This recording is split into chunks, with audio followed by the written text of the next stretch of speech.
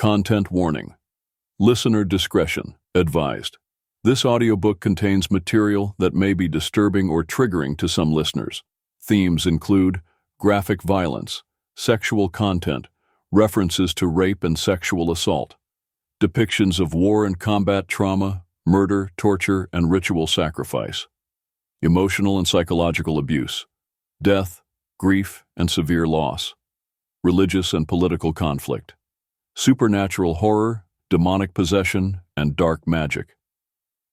This is a work of adult epic fantasy, exploring intense themes through complex characters and morally gray decisions. Listener discretion is strongly advised. If you are sensitive to any of the above topics, please proceed with care. The Saga of ShaHaNon, Book 2, Emperors and Exiles, by Angela MacDonald, copyright 1992, all rights reserved.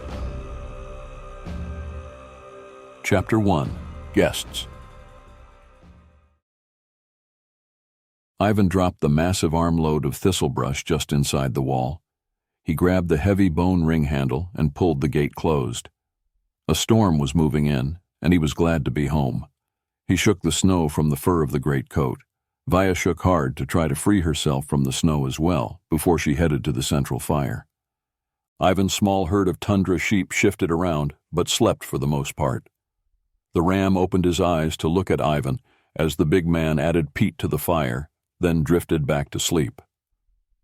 It was safe and warm in the tall, walled yard that Ivan had built in front of his small hut. The sheep tolerated being his herd for the shelter and the food that he provided them over the bitter cold winter. He got milk and wool, and sometimes meat for his care. He did not herd them as humans herded their sheep. These sheep came and went as they wished. All Ivan had needed to do was to steal and raise a few of the lambs, and the herd was his. He moved to the brow that was built into the hill at the back of the yard. Once inside the door, he lifted off the heavy fur cloak. He had taken the hide from the great wild dog that the Ezerans called the Ice Hound. It was the size of a northern troll and was known to stalk and kill entire villages, one soul at a time. Ivan had not wanted to kill the rare and powerful creature, but it had turned its attention to him. He had no choice but to take it down, and it had given him much in way of useful items. The fact that he had found the bones of men in its belly had made him feel much better about killing it. Still, it was a rare creature, both smart and powerful. Now its fur kept him warm and made his bed deep and soft. He picked off a little ice that clung to the deep, thick fur and grabbed up the matching vest that he wore at home. Belting it on, he moved to the hearth to pour himself a little cup of bitter root and rosehip tea before he ducked back outside. Via, who lay by the fire in the enclosure, looked up and grunted. Ivan loved his only companion. She was a massive gray dog, native to Azir. Packs of them were kept to hunt trolls, but Ivan had only the one. He had found her as a starving puppy out on the tundra with no idea how she had gotten there. He had gathered her up in his arms without hesitation and carried her for days before she could even walk. She had healed from her starvation and from her wounds, likely from a bear of some sort, and she had become his second set of eyes. She rarely slept at the fire with the sheep unless Ivan was gone. Tonight, though, she took up her post as guardian. He had been out later than he had wanted and could not shake an unease that she seemed to feel as well. He had gone out only in hope of finding some source of food to add to his dwindling stores, but there had been nothing larger than ice foxes and snow hares. This time of year, the sun did come up over the horizon, but not for long, and it was soon down and gone. He had been forced to leave off his hunt to get back to shelter. It was dark, and Ivan felt like he was being hunted himself. Not only that, but a storm had begun to blast in from the west, off the ice fields of the glacier called Grunda Havenhar, the Deadly Mother. She had been growing the last few centuries, pushing down into the lower hills, spreading her icy fingers out into the silt fields at her foot and beyond, reaching out into the pasture lands. Massive sections fell away, crushing down, smashing into new mountain ranges of ice. Her unrelenting power pushed her own creations forward and under her. Beneath her great weight was a battlefield that haunted Ivan, even today.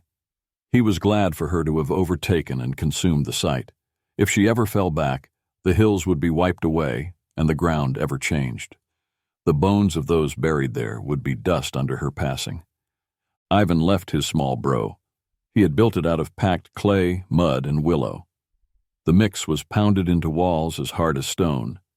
It was not large, but it was solid, and it held the heat of his small hearth well.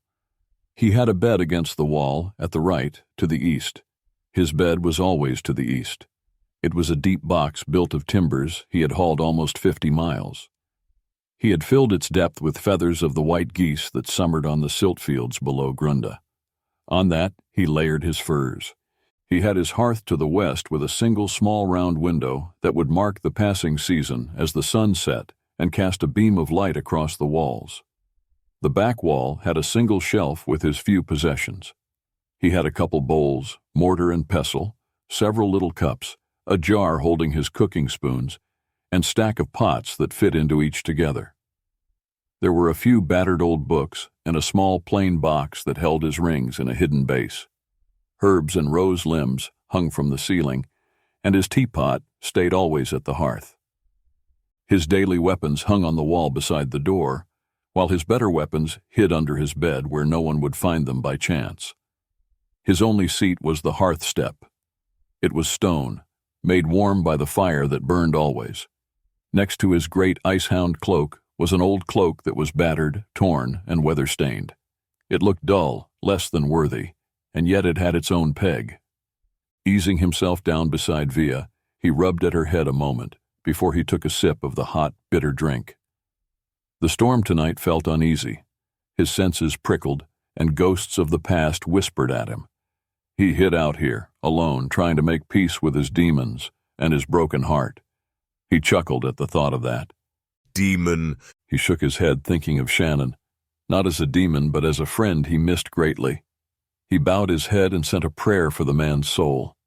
The rate I'm aging, I might well meet him again, you know, he told his hound. He and I have a lot in common, though I'd never say that to him. Don't look at me that way. We do. He sighed sadly and pushed the haunting memories of his life as a young man away. Those memories were buried under Grunda and to history, but to his heart they lingered. He had fled Azir for Dakan, shaved his head in exile, and turned his back to his people. At times he wished someone had been able to wipe those memories away, as Shannon had tried to erase his memory of the time they had spent together. Shannon had tried but had failed. So too would the attempt to wipe away the far past failure, so there was no reason to try. The magic had slipped and memory had been restored. It had driven Ivan to desert the life he had been living and make his way back to the northern ice fields, the home of his youth. Once, Ivan had been a young man with a wife he adored, children that filled his heart, and friends all about him. Once he had sat at the fires on nights like this and drank sweet ale and sang songs, played games, and celebrated all that it was to be an Aziran. Now he sat alone and faced the pain he had fled from all those years ago. If he had not met Shannon and known of Shannon's pain, he would have returned to his life in Dakan. If Shannon could deal with the pain he was in, then Ivan could face his own. That year with Shannon and the group of emperors and exiles had changed Ivan so deeply in his heart, he knew that it had to be the will of the gods to have put him on that ship, on that day, with those others. That thought helped some days, other days it did not. Ivan let his mind slip away to the past, and the so very distant memory of his children. The pain of his loss sadly more vivid than the recollection of their faces. In that respect, he feared that he and Shannon shared a very similar fate. He stirred from distant places and thoughts and went back inside to refill his cup. He lingered at the hearth, debating on cooking a meal or going to bed, when Via made a small woof of a sound. Something was here, not a threat, but too close for her comfort. Ivan shook the last of his thoughts away and went out to check on his dog's warning. In the middle of his yard, just on the other side of his fire pit, sat an old woman. She was filthy. Her hair was snarled with feathers and shells tied into its grimy length. She wore layers of leather, fur, and fabric. She had bits of battered herb bundles tied to her wherever she could, and she sat with her eyes closed. On her eyelids were painted great staring eyes, telling all who saw that she was a seer. Ivan had thought they were all hunted out. The church's persecution of the Azirans had been brutal, to say the least. Yet there she sat. "Come back from the wilds, have you?" she asked without opening her eyes. "Long you have hidden, but I have found you." Bring you meat or thread? He asked in the traditional way. One did not enter another's house without a gift to offer. That would be very rude. Even a seer would be asked to bring a gift of some sort. She grinned, showing she had had most of her teeth shattered into small spears. This woman had been beaten, and badly, at least once. It was more than just age, and he knew it. An Aziran could live 1,000 years, a seer or king even longer, but her scars were inflicted, that much he could see. So deep were they that he had no way to even guess at her true age. "A daughter does not need to bring gifts to her father's fire. She brings her company, and that is enough." She opened her eyes to show that they were scarred over. Ivan had seen such scars from the magic fires used to torture prisoners, burning their eyeballs, inflicting excruciating pain that would linger with them for life. She would be utterly blind. It was a tactic that Jerome favored for those who were family of the powerful, turning them into dependents, often beggars. He shook his head. The pain she had clearly endured was known to drive people insane.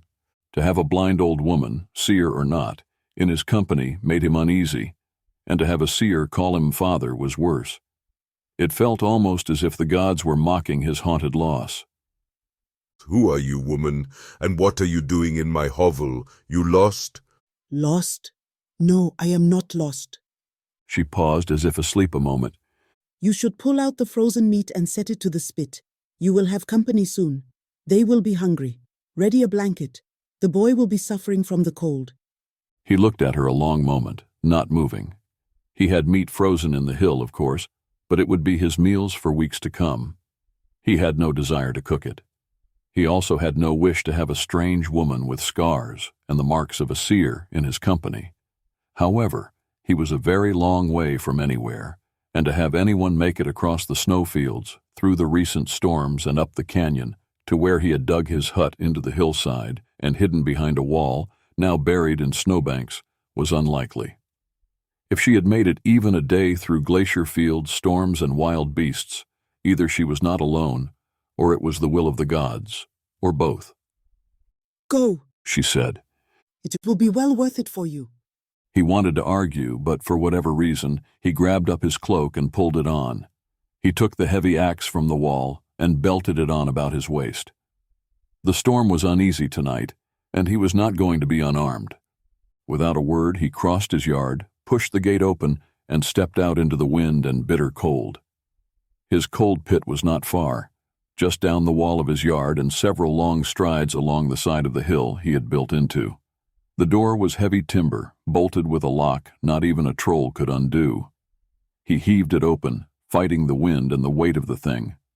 Steep steps ran back and down into the hill. The ground was reinforced only as deep as the thaw went. Once beyond the thaw depth, the permafrost held it cold and solid year-round. He entered the long chamber where he hung his meat store. Once hung inside, meat or anything else stayed frozen, until he pulled it out. There was one caribou cow left before his stores were gone. He unhooked it with a prayer that he was doing the right thing, and packed it back out. It took him all summer to fill this storeroom, and this winter had been long and bitter. This was the last of it. If he was wrong, he might have to kill one of his sheep to make it until the herds and flocks returned in the spring. At the door he paused. There was thunder in that storm. He could feel the ground under his feet shudder in objection to it. The storm was no natural thing, and he knew it. No axe or sword would fight the evil in the darkness tonight. He shouldered the last of his meat and headed back to his yard. As he gripped the heavy bone handle of the gate, he felt Grunda rumble and shudder off mountains of ice, angry at the intrusion of magic and darkness into her realm. She was 100 miles away, yet, like all things of such power in his ear, Ivan felt it as if the ground itself whispered to him. He shoved his gate open and dropped the carcass to pull it closed. He left the frozen meat to lift the great poles that lined the walls of his yard. 25 tall poles, each hauled in from the distant river, Uta, were tucked down along the wall's interior. In time of need for extra shelter or for company, they could be pulled out and set into the holes carved for them around the fire pit. On their tops, they were attached to a great sewn tarp of hides that would make a roof over the entire space, except for the center where the fire pit smoke could escape. He had to kick away at snow, ice, and grass bedding to find each hole, then heave the massive posts upward. It was hard work, but he saw to it in silence and couldn't help but be a little proud of how well the tarp went up and how neatly it stretched out and created a whole new space. This was an ancient design and held magics in it when done correctly. Once that chore was complete, he set up the spit and drove the frozen animal onto it. Tasks done, he dropped down into the grass bed he had laid for the sheep. Via settled down next to him and put her head in his lap. The old woman sat by the fire with her head dropping forward as she fell in and out of sleep.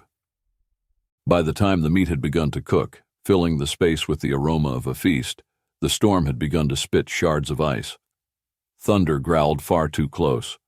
Ivan looked up through the tarp's opening, and as he watched, he could see the darkness in the storm swirl and reach out, seeking something. He had seen such storms before, and he had been part of what it was after. Today he didn't think it was so, but he prayed the magics he had laid on his little home, as dictated by the ways of old, would hold, and he would remain unknown. Wind gusted around, threatening his tarps and poles, causing the sheep to wake into uneasiness and bunch up closer. Via sat up and watched the gate to the yard. The door shuddered a moment in the wind. Ivan sighed. It had been so long since he had spoken to anyone, so long since he had been in a crowd, so long since he had thought of people. He was half afraid the woman was right, and he would have company. He had come here to hide, to mourn, and to try to hear the gods. He stroked the head of the dog. Was it a waste of time, Via? He asked her. She just leaned against his leg. He put his hand on her head, closing his eyes, letting the cold gust and blow against his face. His heart ached. His only friends in the world were people he would never see again. They were people who didn't even know who he was, who would never look for him. The memory of them had been nearly wiped away, but not even Shannon could get past the powers of Azir. Ivan had awakened in Ramdell with a story of him being on a drunken rampage, and yet his heart knew better. Then the magics had slipped, and it had all come back to him. He wasn't positive that the others had also been spelled, but it was likely. The chance they would ever have the magic fail, if they had been spelled, was slim. It would be to them as if it had never happened. Ivan opened his eyes when Via sat up. She made a soft woof in warning to Ivan, a moment before a man pushed in through the gate. He was snow-plastered, the storm outside the walls terrible. He stumbled into the light and warmth of the yard. He caught his breath as he pulled his hood back from his face. His blond beard was as snow-plastered as his furs. He blinked in the light, slowly seeing Ivan. "Who are you?" he asked, clearly not sure if Ivan was even real. I am called Ivan. Who are you? "I am Uthardrik, He said. son of Bullen, line of Kenar." He took a step forward. "Is this your fire?" Yes. "There are others?" He gestured back. "Might we shelter here?" Ivan wanted to laugh at the young man's attempt to remember the words, though clearly he had forgotten them. He struggled to do his best. Ivan sighed. By the laws of Azir, He gestured to the fire. the fire is hot, the walls hold. I'll go get the others." The man-boy turned as he spoke and ran out the gate for his companions. So it begins. The old woman said sagely. Ivan looked over at the crazy old woman who stood in the door of the hut as if she owned the place, and he was just there to honor her. Who are they? Ivan asked her, trying not to grumble about her apparent sense of ownership of his yard and home. She turned her blind eyes to look at Ivan. He tried not to flinch from the look, or from the knowledge of the great pain caused by the magics that had blasted her eyes. He had been in Jerome's prisons more than once. and he had heard the screams of those who suffered such torture. He thanked his gods that he had not been blinded that way. You shall see, She said. She turned her face to the sky, her blind eyes shut. Ivan didn't argue, he just waited. He shifted and draped his great arm around his dog. His mind wandered back to fires and cold nights that seemed almost to be dreams now. He thought of the faces and voices he so missed. If it was they who came, he would welcome them, but otherwise company was undesired. He sighed heavily. You shall see them again, The old woman said, moving to Ivan's side. Afraid she might fall into the fire, he moved quickly to offer his hand to help guide her. Ha ha ha. She chuckled softly. Worry for me, do you? It would not do to have you fall into the fire. He said a bit gruffly. Even a blind woman can feel the heat of the fire and know how close to get or not. The gate swung open, ripped out of the hands of the man who was opening it. Behind him hurried an entire group. The storm outside was black and chill, in a way that made Ivan rise to his feet. He had never thought he would feel such a cold in his ear. Via growled low and softly, her hair standing up. Ivan ignored his guests as he moved to the gate. In the darkness, he could almost hear the screaming wind of the great storm that he had nearly been caught in once, as it howled through mountain passes, seeking the souls of those who were out in it. He grabbed the gate, in defiance of the storm and its evil. With a snarl, he slammed it closed. The icy chill dropped away and left them in an oddly peaceful calm. His magics held. The group that had arrived were all storm-blasted, pulling scarves off their faces as they gathered about the fire. In the mix of it all, several men knelt about a child. They were tearing off his half-frozen clothes to get the heat of the fire to the cold skin. Ivan circled about them, watching the concern and fear in their faces. It had been so long since he had been with other people, and longer since he had seen the faces of his own people, that he had forgotten how grand and powerful they looked. Ivan was a bit shocked when he saw that the child they were all so worried about was not even an Aziran child. He was an adolescent Perton. He had clearly fallen through ice somewhere and gotten soaked to the skin. Ivan watched the men rub at the young man, trying to warm his skin and bring warmth back to his body. He looked to the blind old woman who seemed to be watching them. Who is he? Ivan asked her, as she moved to stand at his side. He is special. She said with a faint smile. He is the only one to escape. He is destined to hold the light of the northern fires in his hands. She looked at Ivan sharply. He, and he alone, has escaped. Escaped what? Ivan asked, afraid the church and its thugs would be hunting the Perton and coming in force against him. He ignored the rest, not so worried about what the young man might or might not hold in his hands in time. Death? She said. He will die without your aid. She still looked at Ivan with unblinking blind eyes. My aid? Ivan shook his head. I have no aid they are not giving. Aid him, She demanded. He saw lightning flicker in her eyes, and for a moment her eyes went utterly black as oil. Her voice reverberated deeply into almost the growl of an aged bear. Now! Ivan did not want to admit it, but he knew the voice of his god when he heard it. He shuddered, knowing once he did this, he would never be able to undo it. To do this was to accept and announce to the powers of the world who he was, if they knew what to look for anyway. Ivan moved. He pushed two men aside to kneel at the boy's side. He drew together hands that felt tiny in his and brought them to his mouth. He almost started to weep, remembering other small sets of hands, those of his children, hands that had hidden in his own. He swallowed the memories and focused on what he was about to do. He had not used such personal magic since the day he had left Azir. He had to push away all thought and emotion to reach into himself for the power to lend aid to the freezing young man. Drawing a deep breath, he sank all his awareness into the core of his chest, to the place inside him that housed a great bear.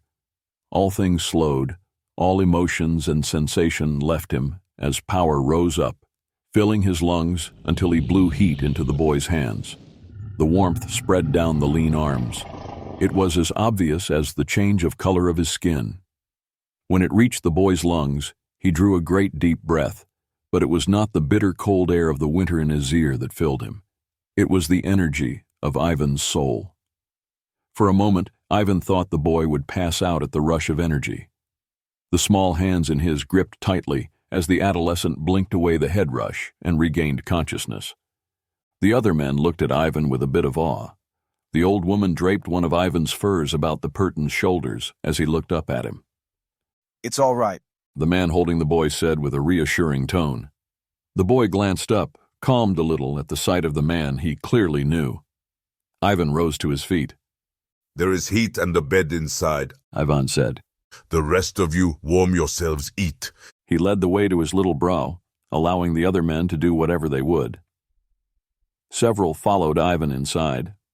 They lay the young man on the bed, tucking him in as if he was a prince. Ivan stood back by the hearth and watched them. When the boy had been tucked in, and the others were assured he'd be all right, they left one man at the bedside while the leader turned to Ivan. He pulled off his hood and unwound his scarves to show he was an old man. His hair had all turned white, the braids falling out from being long in his hood. His beard was knotted and fell to his mid-chest. His face held the lines of a man who has seen a lot and lived a very long time. Steel gray eyes looked at Ivan with a sternness that he found both intriguing and insulting. From outside, a man brought in several folding hunting chairs made of yew wood and leather. They were carved as fine as any Ivan had seen, and all of them with the bear motif. The chairs were quickly set up about the small room. Another man had a table, and a woman had a heavy pack of what Ivan expected would be goods, such as ale, jerky, and other travel supplies. Such a pack meant more had arrived. His yard was going to be very full. "I thought I knew all men of the hills," the old man said, almost accusing Ivan of something. He pulled off his gloves to show his hands wore rings of power, heavy gold, silver, and set stones. Whoever he was, this man held rank, and not in any of the houses of Jerome, but a vizier. "I have been gone, but I am back to the hills of my clan. I was unaware I had to announce myself." "Every member of the clan of these hills is known and accounted for," the old man said, taking a step forward. He was worn, tired, and trying to hide it. He was a commander and did not trust the presence of a man unknown to him. "Clearly not all," Ivan said, not about to back down on this. This was his home, his land, and no chieftain, no matter how old, was going to get him to back down. The old seer entered the dwelling with the aid of a woman who gave her a chair to sit in.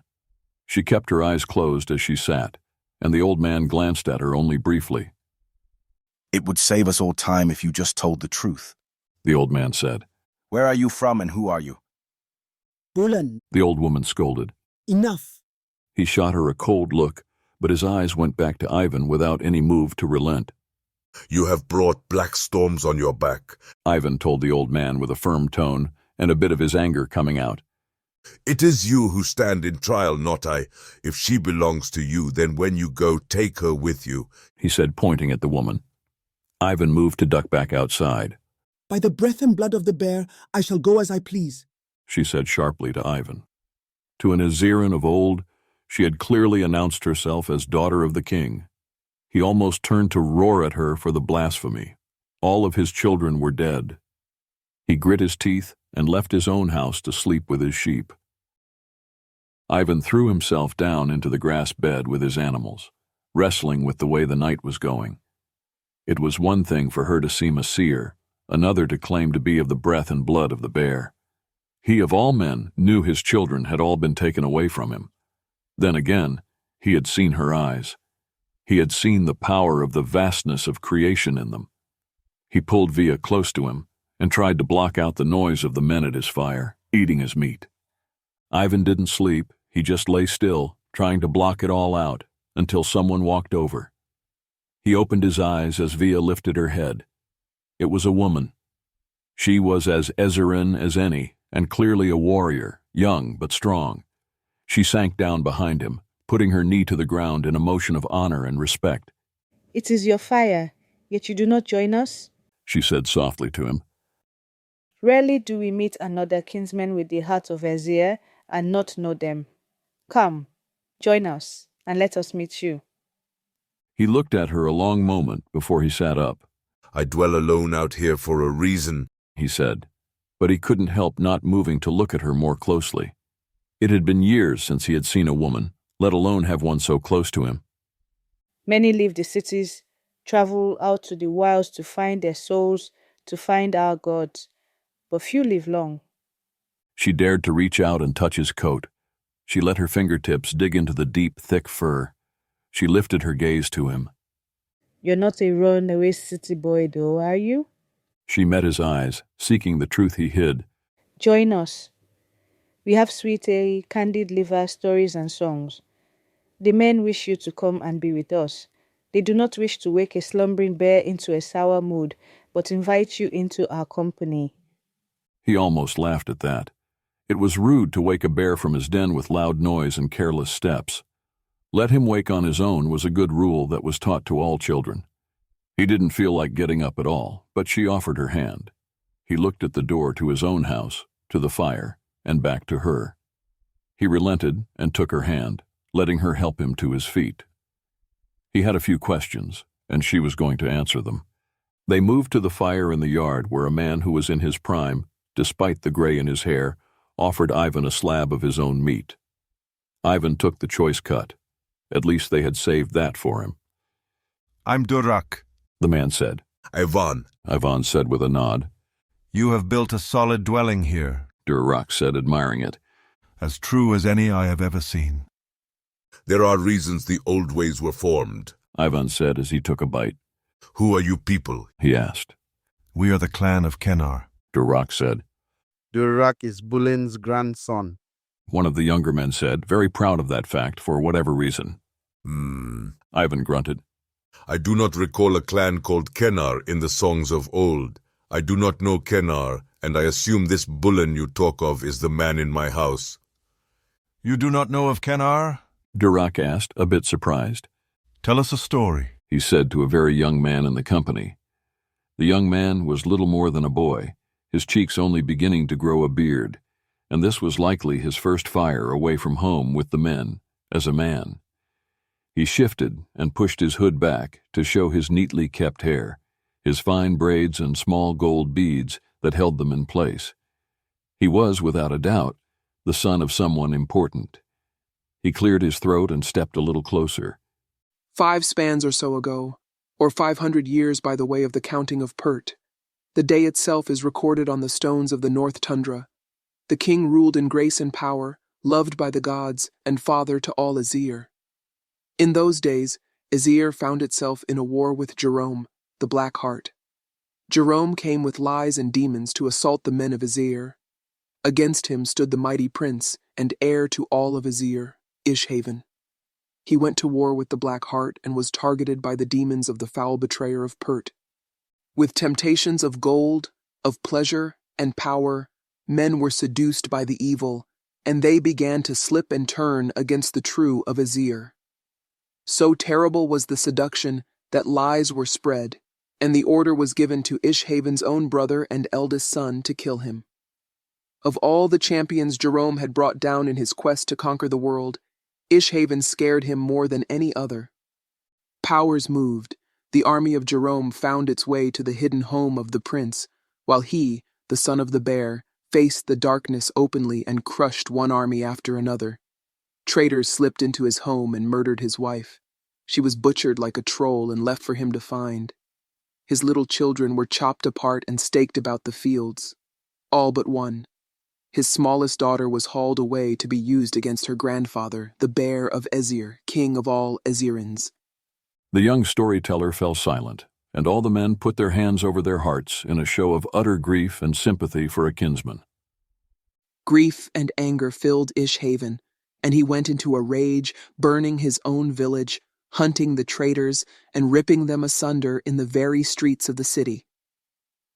Not understanding what had happened, and thinking Ishhaven had gone mad, his brother moved to fulfill the orders he had wished not to obey before.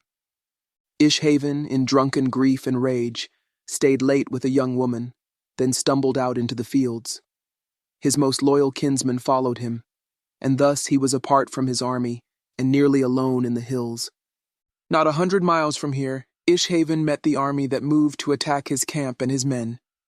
Singled out and driven apart, he found himself face to face with his own brother. He had no choice but to kill him. Again, there was a powerful pause. Ivan felt sickened at hearing this story. ShaHaNon turned then against the commander of this army, the commander who had turned traitor against Azir and had led the king's men under the dark orders of Jerome. They fought, and ShaHaNon won.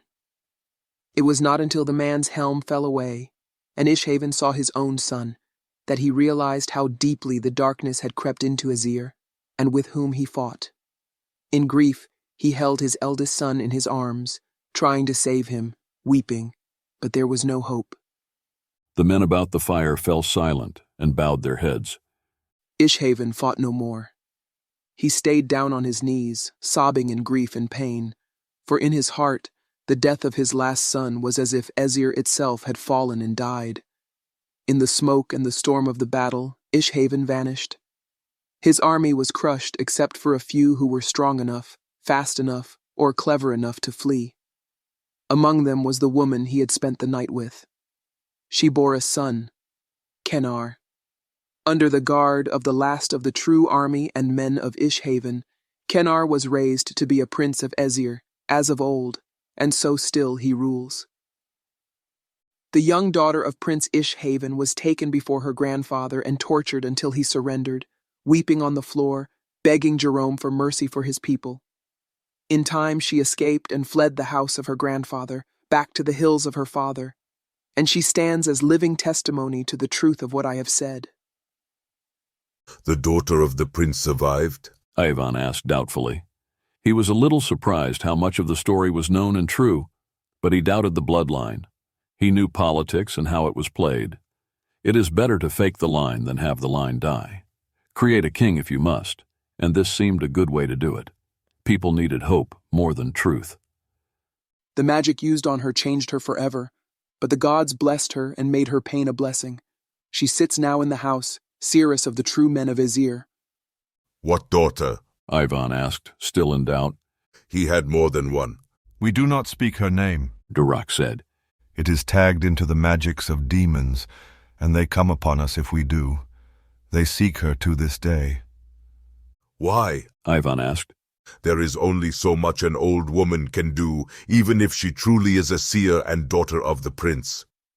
They glanced around at each other a moment. Then the young woman spoke. The Black Heart fears that she will raise ShaHaNon from the dead. It is said he shall crawl forth from the dark tunnels and take flight as the raven. He shall return to us, and she shall call his name, and the ground shall shake. The armies of old shall rise, and ShaHaNon shall march unto his father, and drive the invaders from Azir. Only by ire will the men of the hills know the truth of who is true king. She and she alone will be able to call forth the bear. Ivan almost snorted. These men believed this truly and deeply. They clung to the hope, needing to believe Azir was not dead. He slowly looked around at them. He was surrounded by Azirans, all of them looking as if they had stepped out of his own youth. They were armed against Jerome, and they were looking for their lost prince, him. They were waiting for him, praying for him to return. Even Shannon had gone back to his people of Norwood and retaken his throne. Pressure and sadness filled Ivan's chest. He stared at the fire as the men talked of other things, laughing a little and passing about the ale. Ivan's mind went back to his lost friends, the nights at the fire, talking softly, laughing and hiding against the cold. He drew a shaky breath at the loss of them, faces he recalled at times so clearly, at other times like a dream he could not recapture. He looked down at his hand as the woman slipped hers into his. It had been a long time since he had been touched by an Aziran, and longer since the touch of a woman had been so sincere. Your heart aches, she said softly. Is there someone you wish were here? 10,000. He answered her with scarcely hidden anguish in his voice. At the Battle of Clune there were 10,000 veteran warriors of Azir, and they lost. What hope do a few hundred leaderless, fatherless exiles have against Jerome? Azir fell long ago. They say, in Norwood there is a king. The young storykeeper spoke up over the talking. The others went quiet to hear him. He watched Ivan carefully. They say, a vampire lord escaped the fires of hell and took back the throne of Norwood. They say, he has held that throne for 4,000 years, and that Jerome cannot even make it past the forest into the heart of Norwood. They say, Pert has stopped thinking of Norwood as part of Pert at all. If a single man can crawl out of hell and defy the traitor, why can't our prince come back to us? Why can't he do the same, but with his own sons at his side, and stand in defiance of the darkness? All of Azir calls for him. In secret, even the city people weep for him and beg our gods, Pert's gods, all gods, for mercy. Do you think 4,000 years necessary for us to wait? Are not 5 spans long enough for us to wait for him? Yes or no, we will wait. Azir cannot be Azir without the Golden Bear. We will not rise up until we know there will be no war over who is king. The gods alone decide that. Ivan couldn't argue with the young man. He had nothing to say, but his heart ached. The men had all gone silent and watched him. Tell me, young man, Ivan said. You seem very convinced of things. What would you tell me if I said that I knew Ishhaven lived? I would ask if he knew he had sons in Azir. Do you have any idea how old 500 years is? Do you know what that does to a man? Bullen is nearly as old, and his father is just that. So yes, I see what it looks like. You honestly think a man that old could lead you to some great victory? Ivan asked. Ishhaven was nearly 2 spans when the war came to Azir. He'd be a very old man now. The young man smiled, a suddenly very charming and handsome smile that reminded Ivan at once of Travis, in a rather unsettling and painful way. He felt as if he was being tested by the gods, and this young man was the vessel of it. Do you truly think that it would matter? Our gods are not the mystic swirls of energy the Pertons call God. Our gods are as real as the cold winds, as solid as stone, and as present as the air we breathe. If he came back to us, do you not think our gods would bless him and renew him? Ivan actually chuckled at the young man. No, I do not. I think the gods would demand that the men of Azir free Azir to prove their worthiness of them. If not, the gods will rule this land as they always have and always will, with or without us. Our gods do not need us, nor require worship. They are as solid as stone, as old as the terror under our feet, and they watch Grunda as a child might watch a bubbling stream. They are timeless and powerful. This little war we find ourselves in is as bugs in your ear on a summer day. He chuckled and shook his head. None of us are worthy of their attention. The question that remains, are you, any of you, worthy of the bloodline of the Golden Bear? Like the line of Aummen, our kings hold the blood of a god, and so link their souls beyond the realms of men. Do you have any idea what would happen to such a bloodline if the darkness of Jerome's armies got hold of it? Look to Norwood and the king who has a heart of clay and flesh of a ghoul, the soul of a saint and the power of a demon. You think your line of Kennar could hold itself against the evil that did that to someone so powerful as Tyrell von Aummen? I don't. It is better Ishhaven remain in the darkness, just in case Kennar truly is his. If Jerome knew there was a line, he would march an army into Azir and kill every man, woman, and child as food for the hounds of hell. You talk as a man who knows. Bullen said from where he had come to the fire. You know Jerome, do you? I have stood on the hills of forbidden lands and looked out over his army. Ivan scowled at Bullen and the creeping feeling that he should know the man. I have witnessed magics and warp storms that made the barrier shudder and crack. I have been chained to the floor and been beaten simply for being an Aziran. Oh yes, I know Jerome. And I see no man here who has any hope of standing against his darkness. There you are wrong, Bullen said. For you do not see any one man here. You see Azir before you, and despite all we still stand, and we still defy. We still reject his dark evil. As a great wizard retreats his mind to his sanctuary, we retreat to the hills. I know you not, but I think you have been alone too long and know not the way of the Aziran warrior. Ivan shook his head and slipped his hand from the woman's. You have lived off stories and hopes of a bloodline I see no proof of. You are a bold man, Bullen said.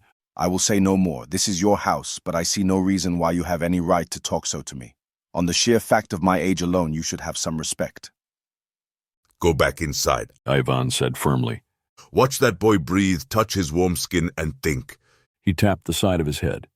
Take your arrogance, and when the storm breaks, get out of my house. Take your arrogance and prideful blindness, and do not wander back into my hills. Indeed, you know me not, and you shall not. He turned from them and went back to his bed of grass. The ram stepped up in a defensive stance to block any from getting to him, and Via sat vigil as Ivan threw himself down to try to sleep. He almost laughed at suddenly understanding how Shannon felt arguing with Oirion, but humor was lost to anger and frustration. End of Chapter 1. Continue with Chapter 2. Brosten. Emperors and Exiles. Chapter 2. Brosten. The ancient city of Brosten and the escape from the snow, crime, and duties of Kos had seemed like a welcome break for Oirion, but what had promised to be a vacation was turning out to be anything but restful. He felt he stood out, that he was watched, even hunted. The crowd and crush of travelers on the street seemed to hide a threat that Oirion couldn't quite name. A quick backstep saved him from getting soaked by a trade carriage that rushed past, far too fast for the crowded city in Orion's mind. A woman nearly stumbled into him in her own attempt to stay dry. She shot him a pretty smile before he could say anything about it, and was back on her way as if nothing had happened. He hated cities, crowds, and the politics that always went with them. But here he was.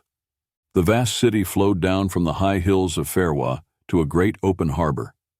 The harbor itself was always a cluster of ships, traders, fishermen, and pearl hunters, their masts clanging with warning bells as they vied for position.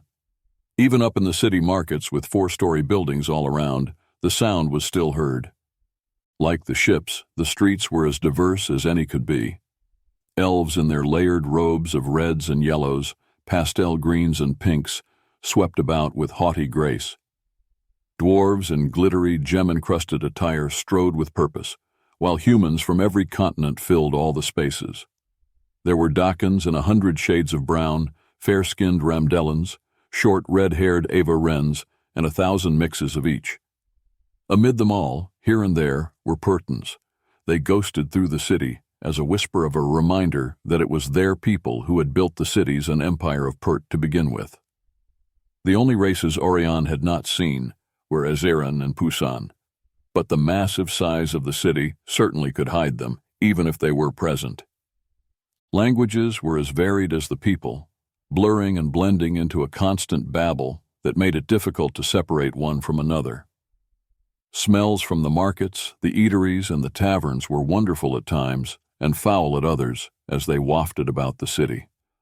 Poverty and wealth walked side by side in the streets that were filled with people almost every hour of the day. The city guard patrolled every street and kept a sense of secure order that was rare in a city so large and diverse. Oirion pulled his hood up over his gray hair and wondered if the young woman had guessed who he was or if she was just polite. She had seemed rather too nice to have not recognized him.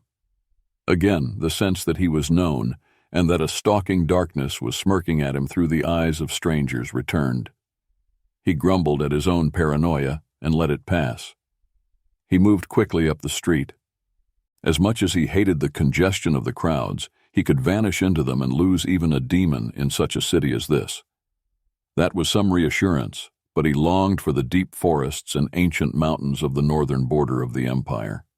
He slipped through the foot traffic, accepting brushing touches to help hide and diffuse his own energy trail.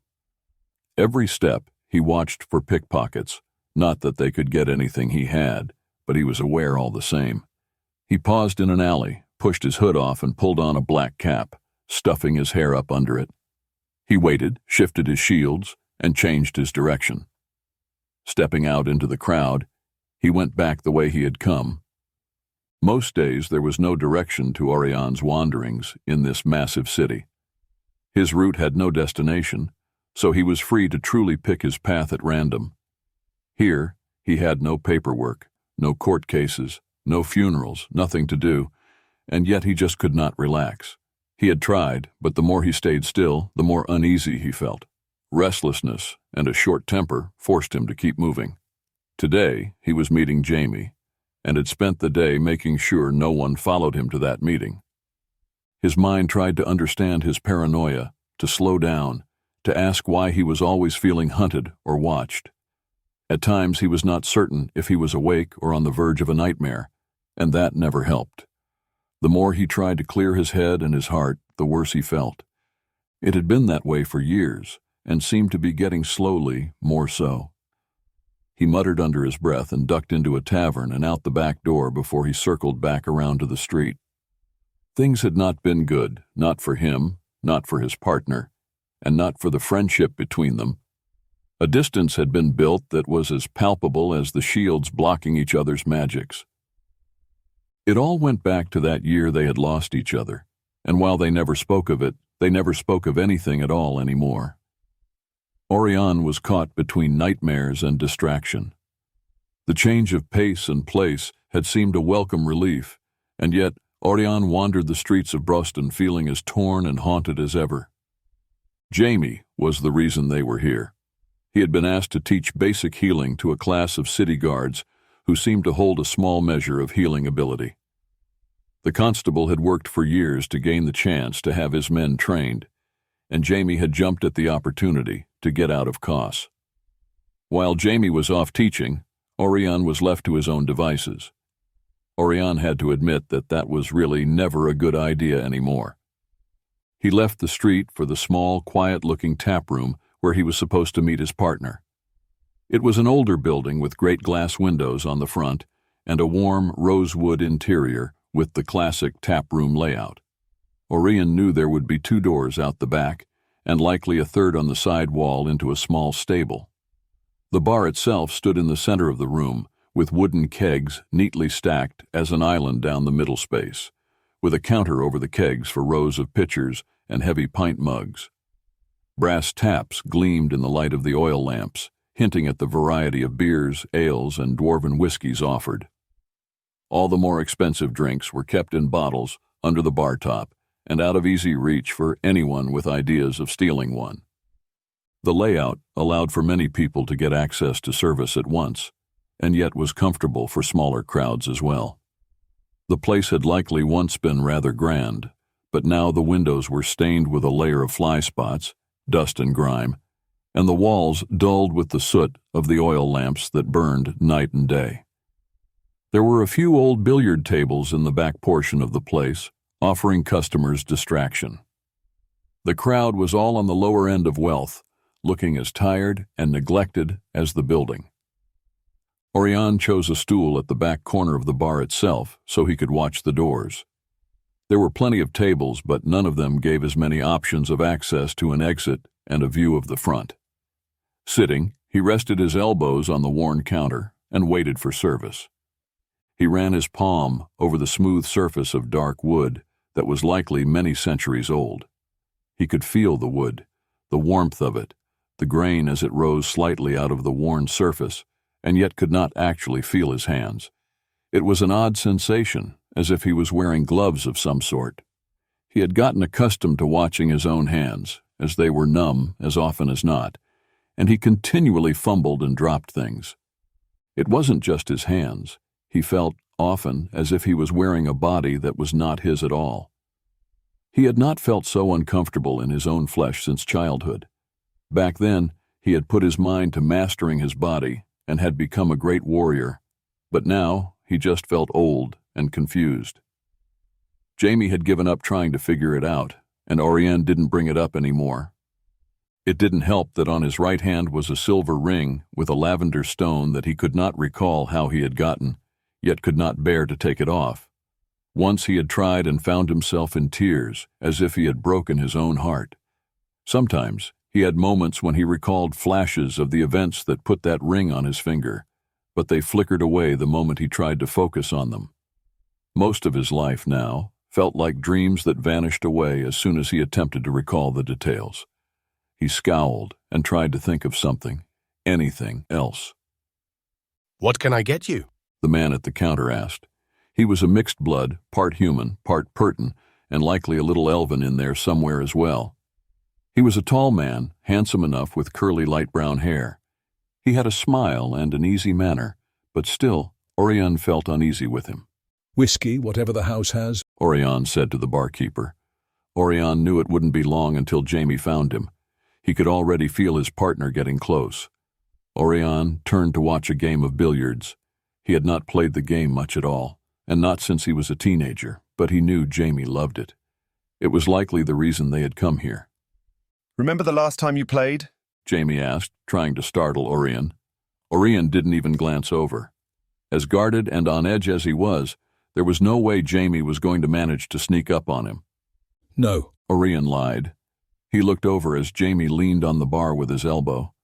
Oirion didn't want to play, and he didn't want to think about the past either.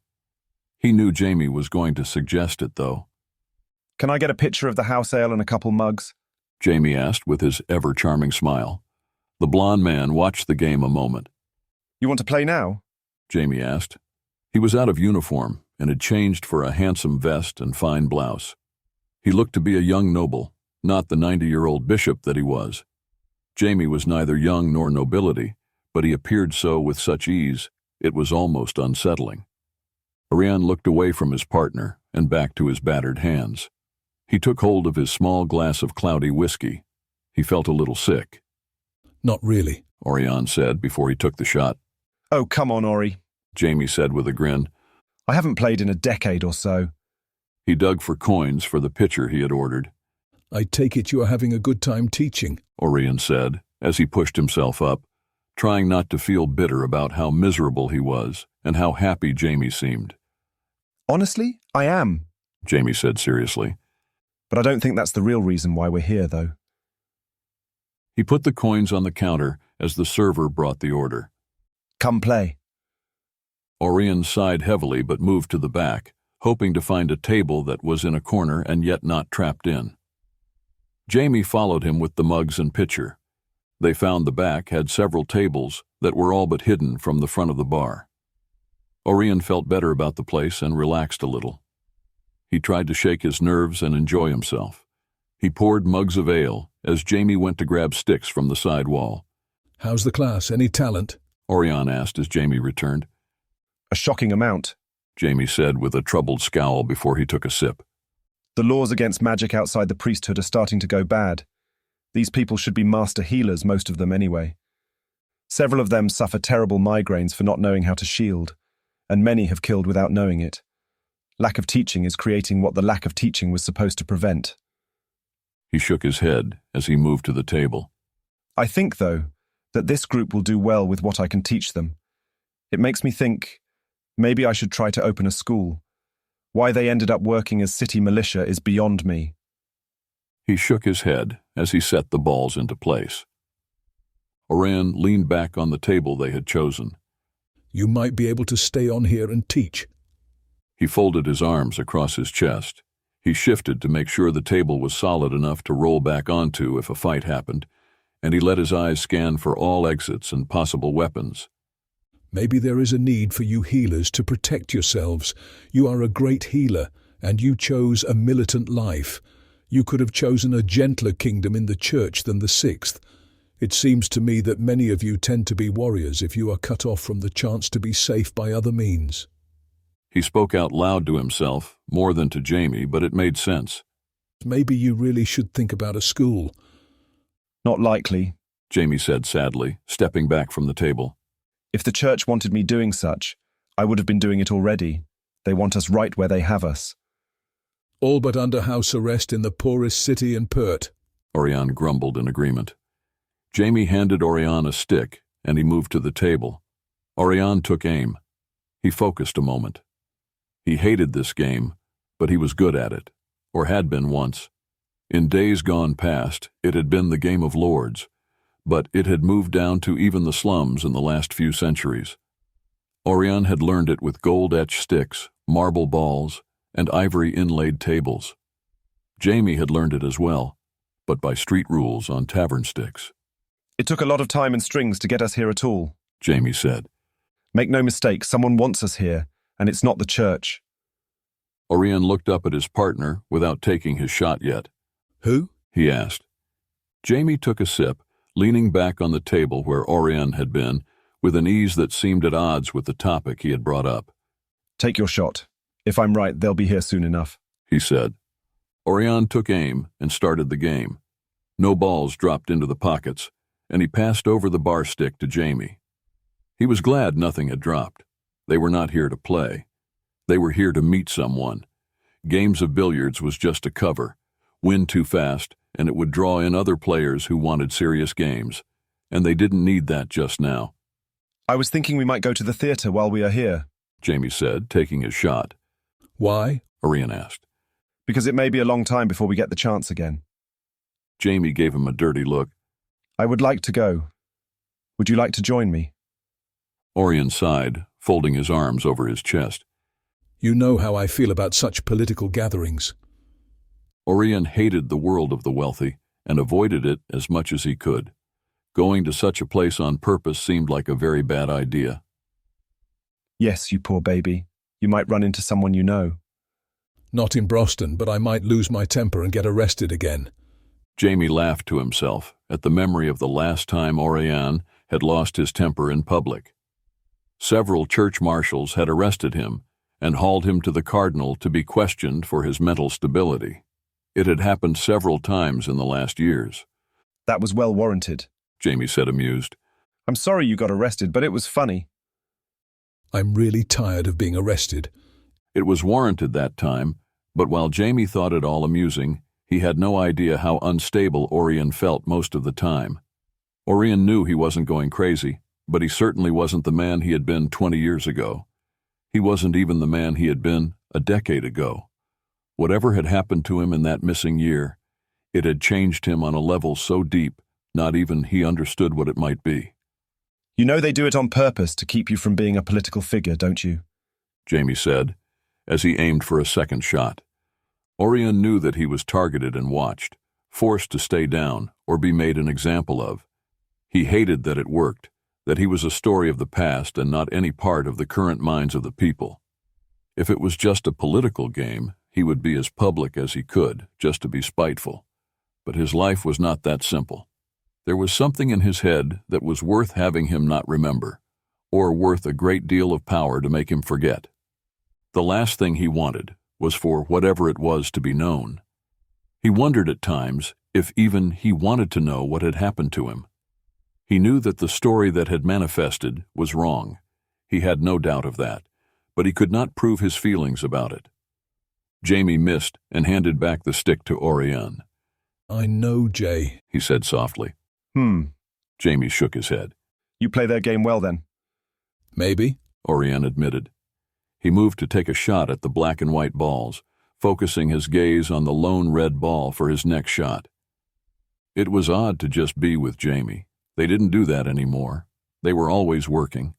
They just passed each other in the halls, rarely if ever talking. After 30 years alone in dangerous territory with no one else to talk to, they had once been unable to be at ease unless the other was close, but now that had changed. Whatever had happened went into the soul and was not just the lack of memory. Something was lost that could not be regained, and Oirion was afraid to face it for fear it would destroy his soul-bound partner. 10 years ago, Oirion had woken up from nightmares in a bed, in a healer's small house with Jamie at his bedside. He had stumbled out of the woods, unkempt and incoherent, before he passed out at the door of a woodcutter who had brought him to the healer. The healer told Oirion that they had no idea who he was when he first arrived at the healing house. It wasn't until Jamie identified him did the healer know. Jamie's search had found him in that bed, in a coma. Oirion had reports in his pack, all of them seemingly perfect and backed up, and yet Oirion knew in his heart that he had not written them, nor walked those paths. Whatever had happened, someone had gone to a lot of trouble to hide the events of that missing year from the church. They didn't talk for the rest of the game, as their own thoughts filled their heads, and they just picked at the balls with only half effort. Oirion kept thinking back to how he had once, not so long ago, been seen as a great hero of the northern border, only to be shunned now by the church and forgotten by the people. The pontiff himself had interrogated Oirion about that year, and though he had studied the reports, he seemed to believe them as little as Oirion did. After that, Oirion and Jamie had been promoted to bishops and sent to Kos, that rat-hole, filthy, disease-infested mining camp of a city. Oirion almost snarled at the thought of it. The game of politics was being played about him, and now he just reacted to it all, letting it happen. Jamie went to refill the pitcher and returned with 2 men. Oirion, this is Constable Tyvan, he said of the Purton man, who nodded politely, and Bishop Gallus, as he nodded to the white-haired, bearded old man who smiled and put out his hand. It's nice to meet you finally. I told James that you are both welcome to stay at my house while in Brosten. The inns can be a bit rowdy at times here. I'd be happy to have you, the bishop said. It is an idea, Oirion said. He took hold of the man's hand in polite manner and felt for a moment as if the world had spun a bit too fast. It seemed as if he should know who this man was, and almost as if he had met him. Somewhere, in the back of his mind, he almost heard someone whisper to him, but it was something he just couldn't catch. The moment passed, and the old man was just a happy, round-bellied man in his later years with sparkling eyes and an easy smile. Oirion blamed his earlier shot of whiskey on the odd feeling. You followed? Tyvan asked Jamie. Sure, Jamie said with a shrug. But I lost them well before I got in the area here. It took us longer, Tyvan said. I had to change clothes and... Anyway, I'm glad you both made it. Let me go get us drinks, the bishop said cheerfully. I'll be right back. He toddled off to get drinks as the constable took a seat at the table. So, what's this about? Jamie asked softly. I wish I knew exactly how to answer that, Tyvan replied. That's why I wanted to get you two here. I'm an officer of the law. I don't study magic or such. I turn to wizards and priests for that. However, when I did last time, the church washed it up. They denied the whole thing happened, and as odd as it seemed, I let it rest, the first time. The second time, they were there just after us, took all the sketches, and sent us off. They cleaned it up, not so much as an energy mark left. The reaction I got trying to get answers was, shall we say, cold. Cold? The bishop chuckled as he rejoined them with a pitcher of cider and one of dark ale. What I got was cold. What you got was something much different. So you figured out how to get us here under other pretenses? Jamie asked. We'd already been trying for the classes. It worked well enough, Tyvan said. Why? Oirion asked as the bishop filled his mug. Because, the bishop said carefully. Because why? Why us and for what? Oirion pressed. Do you have any idea how little it takes for me to get arrested and picked apart? They want me to come off as unstable and crazy. You are, Jamie said with a sweet smile. You're just mean enough to get away with it. Oirion shot his partner a cold look. I am half afraid to even mention the exact details of it. I don't know who might be listening for such key words, Tyvan said as he took a seat. Before you even say another word, I need to know why you would go to the trouble to get us. Oirion pressed. The old bishop sat carefully in the battered chair. Aummen told me to, he said, a bit hesitantly. Oirion might have expected many things, but not that. Aummen? He queried, about ready to get up and leave. The bishop nodded. He comes to me now and then. He said you would think I am lying. You are a priest. You do believe in Aummen, don't you? Tyvan asked, concerned. I believe in Aummen just fine, but he has not so much as whispered a word in 10,000 years. Why now? Why of us? I find it unlikely we are so grand as to warrant such. The bishop shifted a little in his chair. I do not ask questions, he said apologetically. You ask a lot of us, Jamie said. You bring us in to try to figure out something we know the church does not want us looking at, and then ask us to believe that it is Aummen's will we do. That's not easy to accept. I still have nightmares of the scenes, Tyvan said softly. I have been on the streets as constable for over 60 years and seen nothing like it. I have had men go into shock after seeing it. I have had hardened men get sick and have to leave. This is not something simple. This is very ugly and very bad. I fear the church is doing nothing about it, worse, that they are hiding it. Evil has walked in the holy places of this city. I cannot pinpoint it, but it has stood in the churches and hides so well, I fear it wears the face of a priest. the bishop said, with a sadness that could not be faked. The cardinal pretends it is nothing but a vampire, he continued. I fear he is either fooled or is in on it. I had a secretary do sketches of the last event. I hope to show you, but he's not an artist trained and was very short on time. The artists of the earlier ones tried to make the best they could from memory, but they are quick sketches. I also have a map with the places marked. Tyven slid a black folder over to Oirion. Do what you want with them. Ah, good now. Back to the game, shall we? Gallus said happily. I do love a good game. Oirion got up to make a few shots that accidentally dropped Jamie's balls, allowing Jamie to win the game. Oirion took a seat at the table. The constable watched the game and the door while Oirion opened the folder. Inside, on the top, were several requests for different students of art who needed a patron. Oirion was aware that the constable had put them in there to hide what was the true purpose of the folder. Below the funds requests were the details of what they faced. The sketches were flawed and far from image captures, but they were enough to see that there was magic involved, magic of a dark sort that included bodies of the dead. Orion's gut tightened as he looked at them.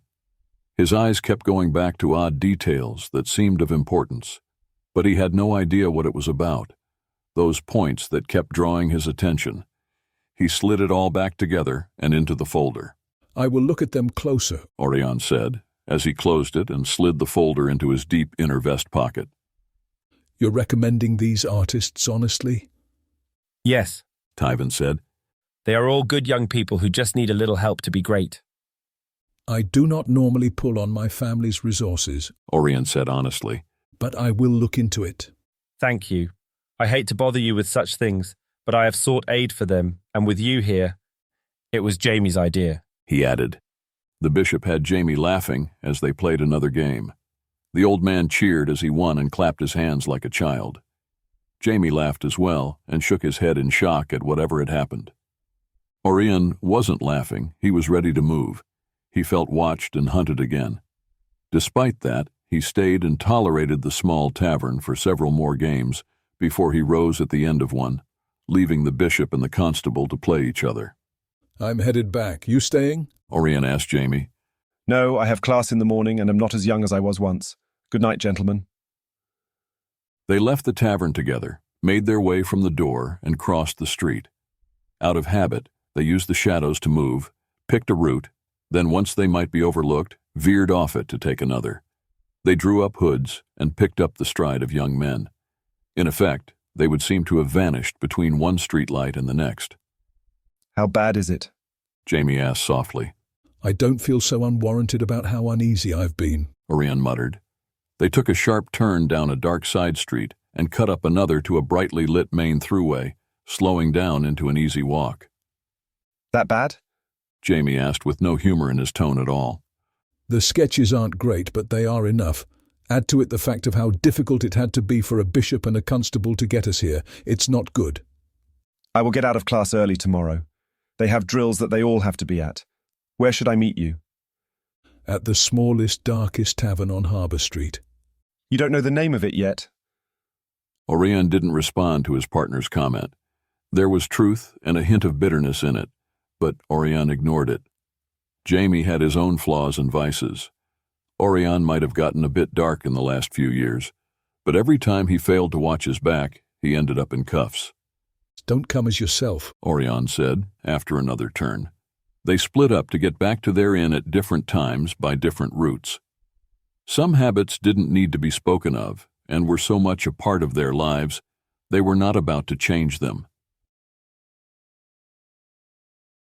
End of Chapter 2. Continue with Chapter 3, Breath and Blood. Emperors and Exiles. Chapter 3, Breath and Blood. Ivan couldn't sleep. When he tried, he woke with nightmares of the things he had seen and the places he had been. He had no wish to talk to the men in his house, and they knew it. He wanted them to leave, but the weather did not let up. It seemed to be searching for them, and Ivan felt it. He sat with his animals and tried not to be bitter about the men eating up his last meat. It was in the last few hours of light, on the third day, when the Persian Ivan had saved walked up to him. They had dressed him in a long fur coat that was more than just leftovers. Whoever the young man was, he was important to these men. He stopped before Ivan and bowed to him a little. You saved my life, and I know that, so I wanted to thank you, the young man said in Imperial Pertan. He looked a little troubled, but bowed again. What's a Persian teenager doing with these men? Ivan asked him in the same language.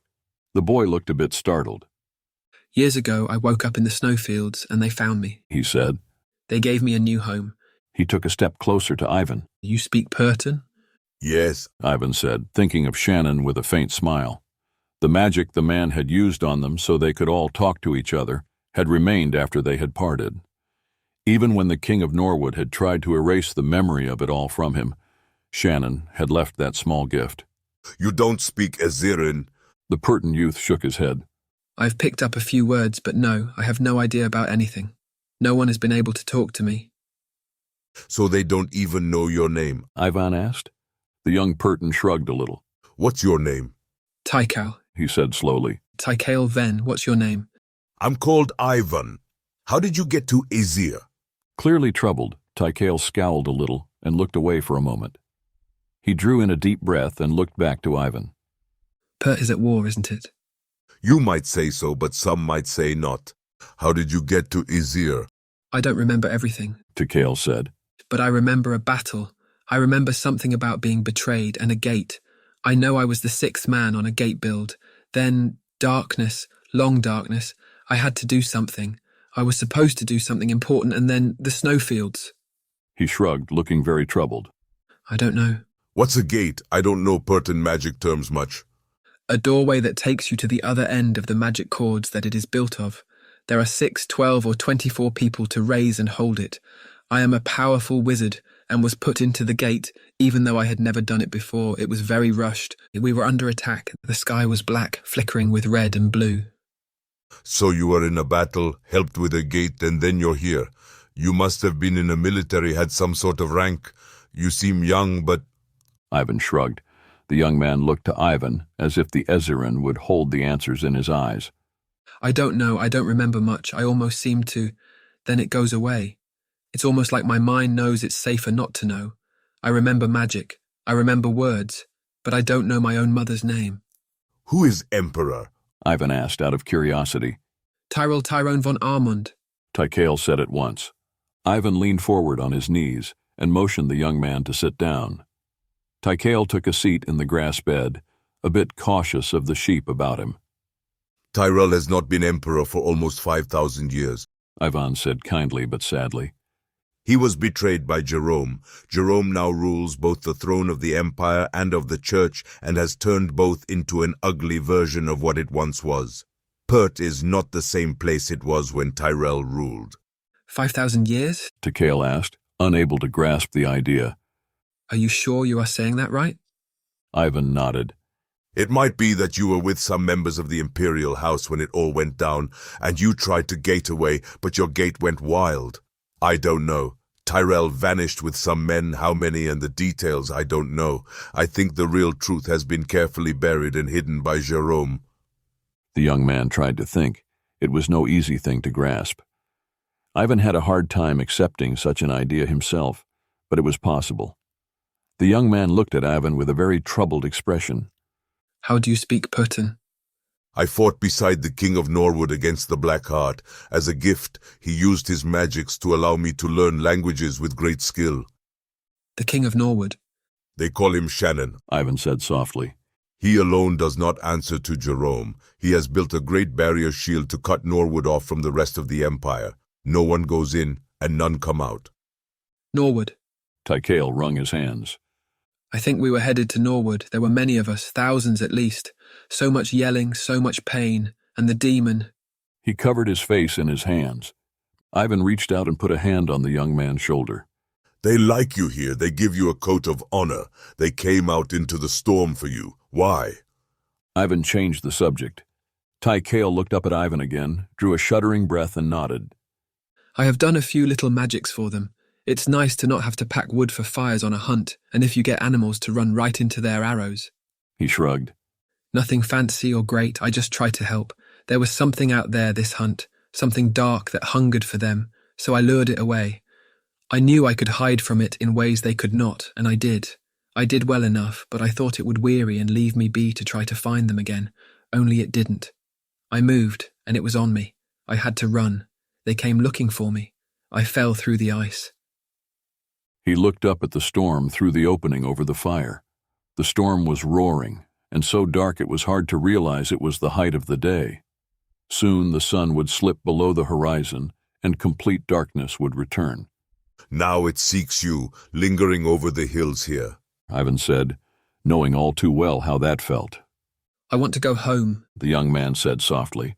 but if the Empire has fallen... He pinched at his eyes and struggled to not break down. Ivan patted the young man on the knee. He was more upset than just this storm. The young Perton clearly needed a friend to open up so quickly. Ivan felt an unlikely camaraderie toward him at once. I know the feeling, I really do. Remember that Norwood still stands, and I have been told the capital city of Aummen still glows. Remember that always. For now, the gods have put you in Ezir for a reason. What do you think that is? I don't know, the world I knew is gone. I am alone and adrift with no one to even talk to. He choked on his words. You are talking to me. I was told the magic of words is complex enough that it takes a bit to begin, but then it runs on its own, more or less.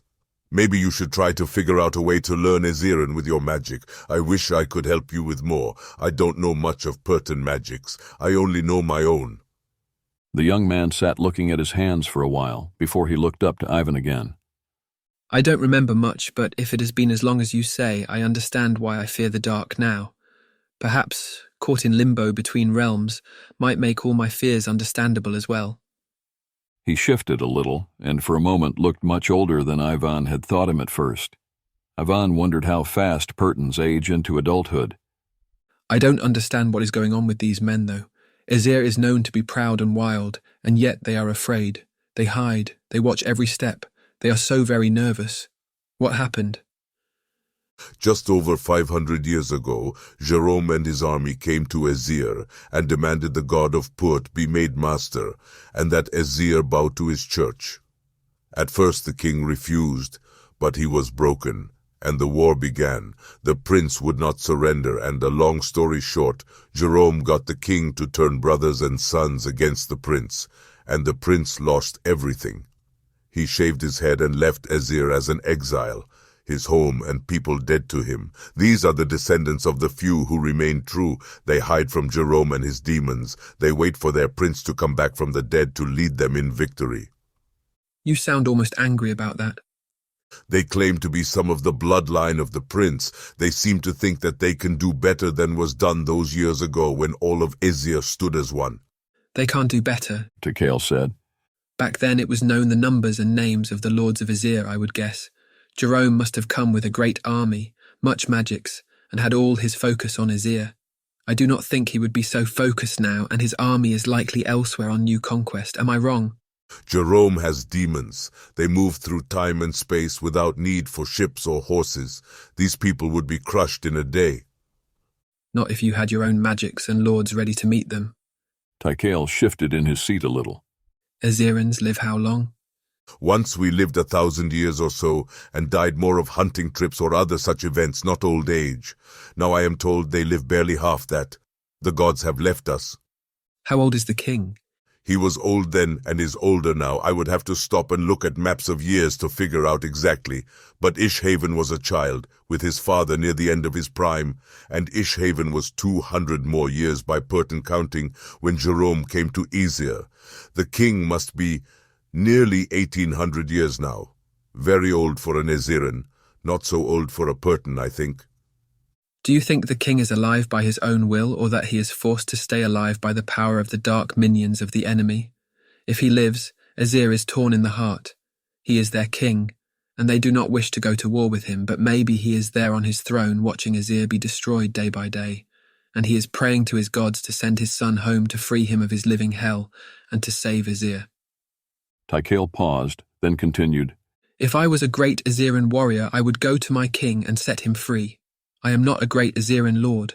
I do not know the ways of your people that well, but I have studied ancient history enough to know how dark adepts behave and just what evils they conspire to create just for amusement. You would murder the king? If he has fallen under the command of a dark lord, he is a traitor to his people and to his gods. If not, he is in hell right now. Either way. Tykael shrugged a little. The motion was almost lost in the massive coat he wore. Your gods seem brutal to me, but you are a very strong people and live in a very brutal land. I guess I'm just trying to think why the angels would send me here at this time. Why now and not 100 years from now or 500 ago? Ivan nodded slowly to the young Purton. The young man was disturbingly right and made good sense, but Ivan didn't have to like it. How old are you? He asked Tykael. You look young to me, but you speak as a man far older than you look. The young man laughed suddenly. I have no idea, he admitted. I think I am young, but young for a Purtan is old for many other races. I don't know what to say. Ivan chuckled and shook his head. I wish I could offer you the language of my people, but I don't have that magic. It has just been nice to talk to someone. It has been a very long time. The young man who was the storyteller brought them both over a slab of meat on freshly made flat bread. Ivan and Tykael took the meal without a word and sat together to eat. Ivan watched the young woman in the group as she combed out and neatly braided the hair of one of the men. He wasn't sure what exact role she played, but she seemed to be both a warrior and a camp woman. Maybe she was the daughter of one of the men, or the widow of one who was no longer. She seemed to be taking care of everyone, but no one more than another. Do you know her story? Ivan asked Tykael. She's family to Bullen, that's all I know. I'm not even sure of her name. She does not normally stay in the village with us. I think she studies with the priestess. The priestess? The crazy lady with the painted eyes. Ah, she claims to be a seeress. Tykael grunted. She has magic, that much I know. She giggles when I try to look too closely and makes herself look like a badger. It's a very good trick. It's rude to press beyond that. They have been good to me. Ivan looked back to the camp woman who laughed with the men. Aziran women did not tend to follow the rules of other races, but were free to go wherever they wanted, with whomever they chose. Because of that, or despite it, Aziran men tended to treat their lovers very well and keep them close. The seeress would see you, a warrior said from the side. Ivan looked up at him a moment in debate if he was going to get up or not. The man was one of the older and more scarred of the men, with a heavy sword across his back as well as a chain mace on his hip. Ivan got to his feet slowly and crossed his yard to the bro. His home no longer even smelled like his own. The smell of oils, other bodies, and smoke had invaded and changed his dwelling into a stranger's abode. He tried to hold in his anger at the intrusion and wondered if this was how Grunda Havenhar felt when spring came to her feet. Inside, the old woman sat at the table with Bullen. Several others stood around. Tykael slipped in behind Ivan. The young Purton gave Ivan a wary smile, but stayed in his place to the side. The old woman had a flat gold dish that Ivan knew at once to be a sky bowl. He had not seen one in a very long time. The work that had to go into such a bowl was very difficult and demanding, from the spells woven into the brass and gold to the bone lining inside it. The sight of it with a surface of oil swirling over the water basin made his heart almost stop. He could feel the magics of the bowl like a swirling spring breeze brushing against his face and in his beard. He could almost hear a whisper in it, but he just couldn't quite catch the words. The magic stirred in his heart like a whispered warning.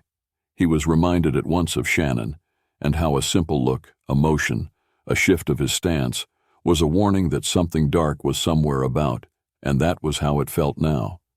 And yet it was distant, building but not looking for him at all. Humans have come to the village, the woman whispered. Sent by the church, they seek us out. She drew her hand over the surface of the bowl, making it mist and swirl under her influence. I seek the passage, the manna to save the people of the village. I seek, she muttered under her breath. And another. She spoke to the magics, to the gods, to the power of Azir. Another, she whispered again. Time and again I see the end. She looked up at Ivan with her blind eyes, as if she could see him as well as any might. Unless you are added to our company. When I see you with us, everything changes. Come back to the village. Walk us home. That is all I ask. Ivan felt sick. This was not what he wanted. His will hardened, and he tensed against it. The warning whispered at him again, but he had nothing to say about it. If she was truly a seer, she should be able to avoid the war. He felt far more certain that she was up to something, and it was not about saving the village. He would not be played by the woman who pretended to be one of his lost children. I most certainly will not, he said. You intrude into my peace, you conjure magics, and you masquerade as one you are not. I will not go. Her eyes narrowed. I've scanned, Tikale said softly, impertinent to Ivan. I'm not sure if this is what she's talking about, but there are men headed toward the village. I didn't dare look too closely. I didn't want to be felt. They are worried, Ivan. That is not like Bullen. I will not be played or moved by the words of a woman who makes claims I do not believe. Ivan held his ground despite Tikale's confirmation of the danger. You know it to be true, she said firmly, her temper beginning to show. You will go with us, or the blood of the line of the bear is on your hands. Do not. His own temper flared, and his voice rose in a near shout. I am Naher, she interrupted, roaring back at him. Daughter of Ishhaven, and you will walk with us to the village of my kin. I will see no more of my family lost because of your denial of what must be done. She slammed her fist to the table as she stood. The bowl on the table flared in a flash of fire, and mist swirled up and about her in a sudden display of her power. The name of his daughter brought Ivan up short, like a blow to the gut. He had not heard that name in a very long time, and for a moment he saw the child he had lost, the little girl with her golden hair, laughing and braiding flowers into his beard. His heart shattered, all fight drained from him. All strength seemed to vanish, and he shook his head. For a moment, he was sobbing on the cell floor of one of Jerome's prisons. His grief at the loss of his younger children, wife, and the betrayal by his father, brother, and elder sons had left Ivan broken.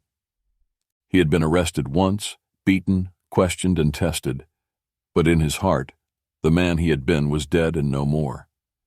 He had no idea how long he had been there before he escaped. He had become Ivan the gladiator, ever seeking death and failing to find it. Memories seemed to be as real as if he was watching them play out before him, the emotions as real as they had been in those moments.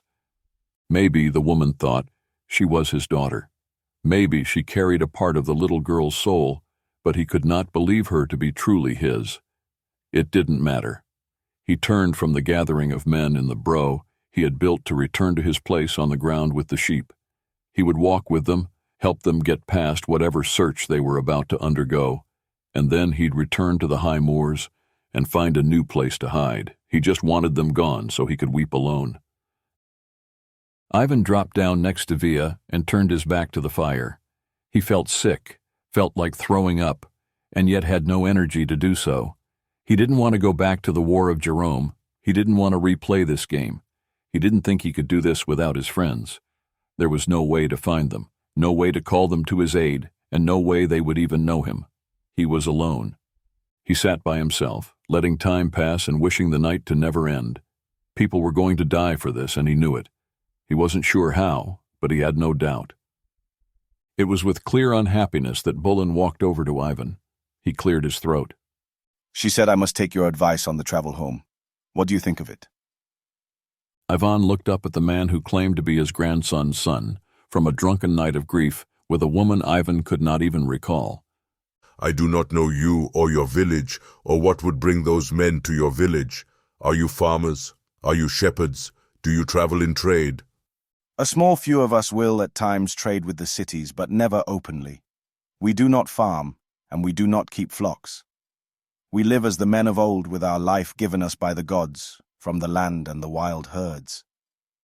It is a small village with just under 1,000 adults there. Ivan watched the fire with a weariness that stemmed from his broken heart.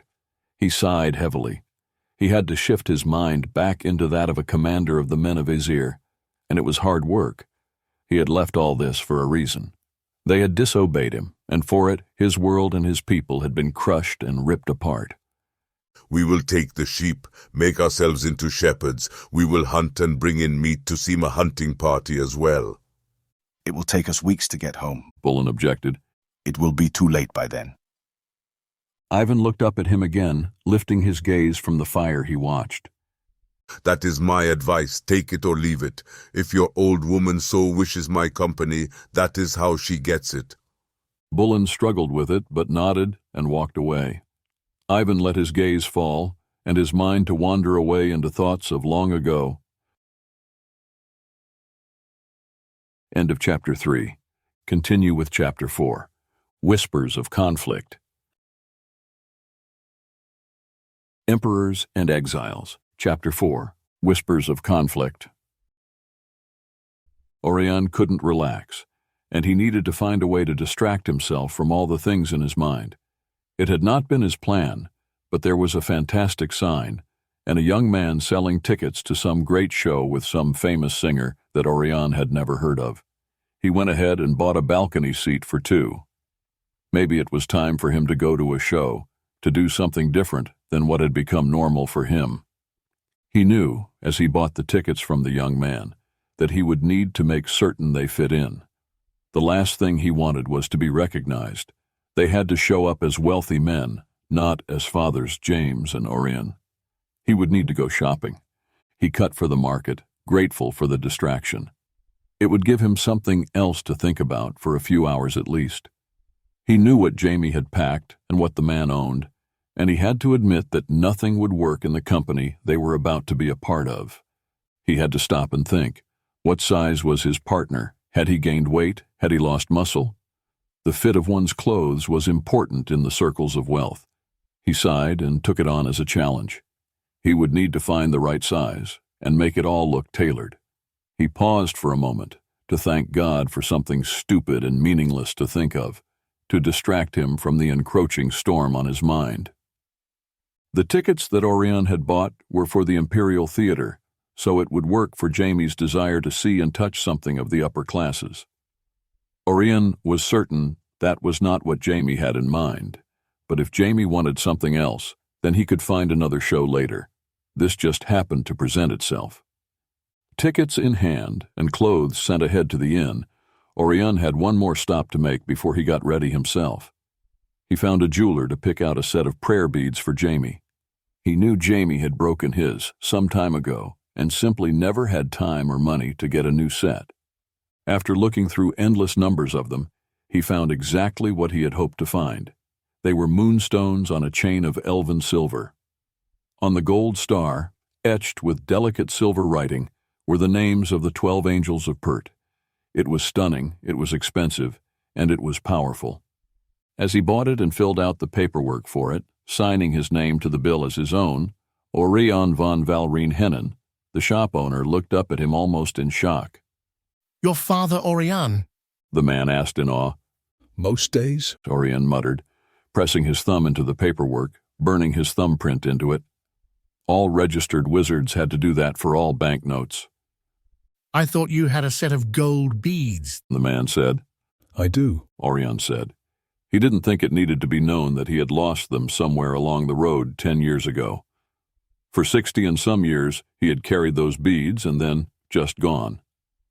"These are for Jamie," he added. "I am honored to know into whose great hands they will go," the shop owner said with a bow of his head. "Why are you here? Brosten is a long way from Norwood's dark border." "Jamie is teaching a few classes. We won't be in the city long." Oirion didn't point out that they no longer patrolled the northern border, but were the bishops of Kos and had been for years. "Might I have a blessing against the dark things that hunt the souls of men?" the man asked carefully, almost fearfully for such a thing. It was a good request, nothing like a blessing for wealth or good luck like so many wished. Oirion reached out his hand and set it softly on the top of the man's bowed head. He closed his eyes and for a moment let himself just breathe. Then he whispered softly to heaven to bless the man, to guide his steps, and to protect him from dark things. As his final breath of the word released, Oirion felt it. A darkness, something that had marked the man, watched and hunted him. It was a flash of something. But even as Oirion saw it, the power of his blessing seemed to jolt through him like a shock of energy. Whatever it was that had marked the man was shattered by the power of Orion's priesthood. It startled Oirion enough that his hand jerked away, but the blessing was done. More often than not, the power of a priest was debatable. Sometimes things shifted and moved for it, but Oirion had felt his faith crumble into mud over the years. But this burst of energy was a powerful way to remind him that he was still a priest, and Aummen was still the angel of Pert. The shopkeeper took a shuddering, gasping breath and began to cry. Oirion took his package, uncertain what to say, and left the man there to feel what it was to be blessed and free of the dark thing that had been after his soul. Once Oirion got back to the inn, he bathed, washing with finer soaps and shampoos than anything available in Kos, or on the roads of a patrol. He dressed in the new clothes and sat with a glass of wine, thinking about what had happened with the jeweler. He was still sitting there thinking with the same glass of wine when Jamie entered the room. Wow, what's this for? Jamie asked of Orion's altered appearance. You even shaved. Go get bathed and dressed, Oirion said vaguely, gesturing to the new clothes on Jamie's bed. Jamie went to do as told, while Oirion kept coming back to the flash of darkness he had seen. His mind wanted to make it into a face, and yet it was just out of his mind's eye, as if he was scanning something with a shield up, so he couldn't quite make it out. Jamie emerged looking like a noble prince in his fine clothes and long curls. He held the beads in his hands and looked up at Oirion, almost afraid to ask. Are these for me? He asked. I put them on your clothes, didn't I? Oirion asked, getting up. Yes, Jamie, those are for you. Yours broke months ago. How did you know that? I found several of the beads on the office floor. We do live in the same space, you know. I was having a bad day, Jamie said uneasily. I know you like moonstones, so... Oirion shrugged. Just put them on and let's go. Jamie strung them through his belt in the manner of a ranking priest who was off duty. They left the inn for the carriage that had been ordered and was waiting in the street. The footman opened the door and offered a hand to help them in. Taking a seat, Jamie watched out the window as the carriage moved forward. It rapidly brought them up into the higher and wealthier part of the city. The crowds were left behind for wider streets with only a few carriages. On the sidewalks were servants at tasks and various errands, but little else. All Oirion could see were the alterations to the ancient city. Buildings as old as Pert itself stood here and should have been honored, but they were defaced with the styles of the empire of the last few thousand years. He sighed and refused to look at the tarnishing mark of current construction and disregard. They came to the restaurant that was said to be the best in Brosten. The carriage door was open to a landing platform, with a number of elegant steps down to the main yard. The walkway to the doors was lit with tall lampposts, with buckets of flowers at the foot of each one. Small parks on either side of the walkway were beautifully maintained, and somewhere, although they couldn't see it, they could hear a fountain. The building itself looked to be a small palace, and the inside proved it. The place was called the King's Hall and was well named. Waiters were like guards in uniforms, the floors polished marble, the walls layered in gold, showing scenes of a fantasy world of beautiful naked people working in the fields and vineyards of Pert. Above it all, the ceiling soared up 100 feet to a barrel dome down the length of the main room. The entire ceiling was covered in a single solid mirror that reflected the room and light back, making it all seem that much larger and wealthier. They were given a table for two, with wine already set out for them. The meal came in courses: seafoods, fresh salads that tended to be as much flower petals as leaves, pastas, rices from as far away as Tuss, dwarven breads, and all of it leading up to a glazed duck with caramelized sugar flakes as new feathers. There were 3 wines, sipping whiskey, little bowls of anything you could think of, and all of it served with a skilled staff. In the corner, a small group of musicians played softly. The entire air of the room was of wealth. To Oirion, it was cold and reminded him of his childhood. Jamie savored every bite, admired every bit of the hall, and soaked it in, almost as if he could not imagine it real. Oirion realized that he had never taken Jamie anywhere of the sort, and the wages they had were far from being able to ever afford this place. They had been to fine cathedrals, but nothing of the wealth of the political power of Pert. The meal took several hours, as Oirion expected. The bill was brought in a neat small folder, and as he had in the jeweler's, he signed his name and burned his print. The man looked at it twice, then cleared his throat. Are you the real Oirion Hennon? You really Father Oirion? Yes, he is, Jamie said. It's just that normally bishops don't pay. The church pays for their meals. This is on the house of Hennon, not the church, Oirion said. The young man bowed and left them for the back. It would explain why so many of the church members here are so fat, Jamie said, picking at a plate of shrimp he just couldn't finish. As Oirion finished the last of his wine, and the time to go had come, the young man returned. He held out the bill. Father, the owner said to give this back. As a bishop, you need not pay. Oirion looked at the young man a long moment. He took the folder as well as the pen and wrote on it before he handed it back. Good night, young man, he said before he turned to go. The waiter opened the folder and looked at it with a stunned expression. Jamie left with his partner and didn't ask until they were in the carriage. What did you write? I left it as a tip for the staff to divide. Why? Jamie asked. I will not take handouts from a church that allows such darkness to walk the streets. We ate there as members of the house of Hennon, and that is how we paid for it. He glanced at his partner, then back out the window. They rode in silence through the city, not back to the inn, but up toward the higher end and the theater. You have never said I was member of the house of Hennon, Jamie said. You and I are more deeply bound together than any marriage might make two people. My life is your life, and your death is my death. If you wish to live like a Hennon, then that is your choice.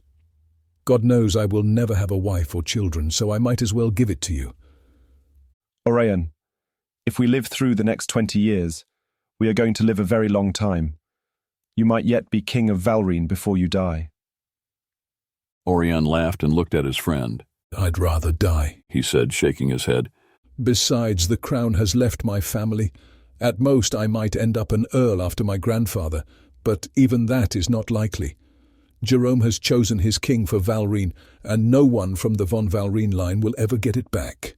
He changed the topic. If you read the small legal print in the ordination and the laws concerning estate between soul-bonded priests, property becomes joint in the same way as someone marrying into a royal family. You just never seemed interested. I don't know how that works, Jamie admitted. You can draw on the family common bank to a certain amount, and if the spouse dies, you inherit an equal share that is split between you and any children. The name is retained for the children and the widow. If a marriage has lasted 50 years, there can be a signing of names. In that action, you become equal owners of the personal wealth and property. He rubbed at his hands. They ached today, and his priest ring seemed to burn as if he had gotten nettles under it. I signed your name to my will decades ago. I just never had you add your print to it. It was sort of done to make my father disown me, but my grandfather forbade him to do so and granted the legal right that allowed the signing. I'm confused, Jamie said. You tried to get disowned. Why would sharing your money with me make your father disown you? Oirion chuckled to himself a little. My father thinks we are married. He always has. He does not understand what the bond is. He thinks of it as a way for men who are that way to get away with it. He hates me. He hates you for making me a freak, and he can't give the estate to his other sons as long as I am alive. Why? I'm the eldest son. I get the family estate by Jeroman law. Even if you have no heirs? Even if. I can adopt my brother's children if I like, but I get it one way or another. I tried to get renounced, disowned, renamed. My grandfather will not do it and thinks it funny that his daughter's husband thinks of the estate as his. So, if I die, you become Lord Hennon after my grandfather. Because of the change of laws, daughters rarely inherit if there is a male heir, and my mother is not high on my grandfather's list of people he cares for. He would rather burn it to the ground than give it to his daughter or her husband. Oirion chuckled. You getting the name and estate would really chafe my brother's asses to no end. It's almost worth death to make it happen. Why didn't you tell me that? I don't like that world, Jamie. I certainly don't like how the laws work now. Before Jerome put new laws in place, the family estates would have passed to whomever the emperor chose of the line, not necessarily me or one of my brothers, but that's not the way it is now. I have been trying to get kicked out of all that since I can recall, but it would have seemed a rather cruel trick to give it to you just to have it taken away. You have enough magics through the bond to burn a print. We just need to add it to the seal next time we are in a Valrine bank. I just realized that in the, 70 years we have been together, you have never gotten to take advantage of having to deal with me. You know I'm a wizard because of you, more powerful than most born with it. I'm a better fighter, I'm still alive, and I have a brother. Not bad benefits, if you ask me. Oirion dropped it and let it be, as they arrived at the great theater. The sheer wealth in the outdoor tile alone was enough to make Oirion clench his teeth. So many people were starving, and the aristocracy was laying tiles that could each feed a family for a year. It made the king's hall seem small in comparison. Oirion had to choke down anger at the state of Pert and what had become of its lords. They walked up a set of wide steps to a great covered park with fountains and raised gardens holding flowers, vines, and trees. The way it was stacked and layered was very much in the manner of the elven empires. The nobles and wealthy of the city gathered in the light of the wizard lamps that burned bright and clean here, not the oil and soot-spewing lamps of the lower city. The court wore bright, bold colors with as many jewel-encrusted and sparkling decorations and trinkets as they could find a place to pin, clip, or stick one. Servants moved through the crowd with trays of drinks and candies. The talk made a babble of sound that was punctuated with laughter now and then. Jamie walked next to Oirion, taking it all in. Security dressed as nobles with swords met them and took the tickets from Oirion. Names, a thin man with heavy glasses asked them. Oirion von Valrine Hennen, Oirion said with a heavy sigh. And Tai Jamel Rachel Shazma, he said. The man recorded it, then looked up at them, blinking. Oirion and James? He asked. So it would seem, Oirion said. Welcome to Brosten, the man said with a nod and a truly pleased smile. Please enjoy the show. He bowed and let them pass. They had not even made it to the door when they were met by a woman with a very low-cut dress, a bit too much human blood to pull off old age well, and far too much perfume. Oirion? She asked, a bit shocked. My good heavens, boy, I have not seen you since you were a teenager. How is it my own nephew can be in the city and not come to call? Oirion took the offered hand with clear tension and unhappiness, but he forced a civil expression for Jamie's sake. Forgive me, I lose track of where everyone is. I have been out of touch.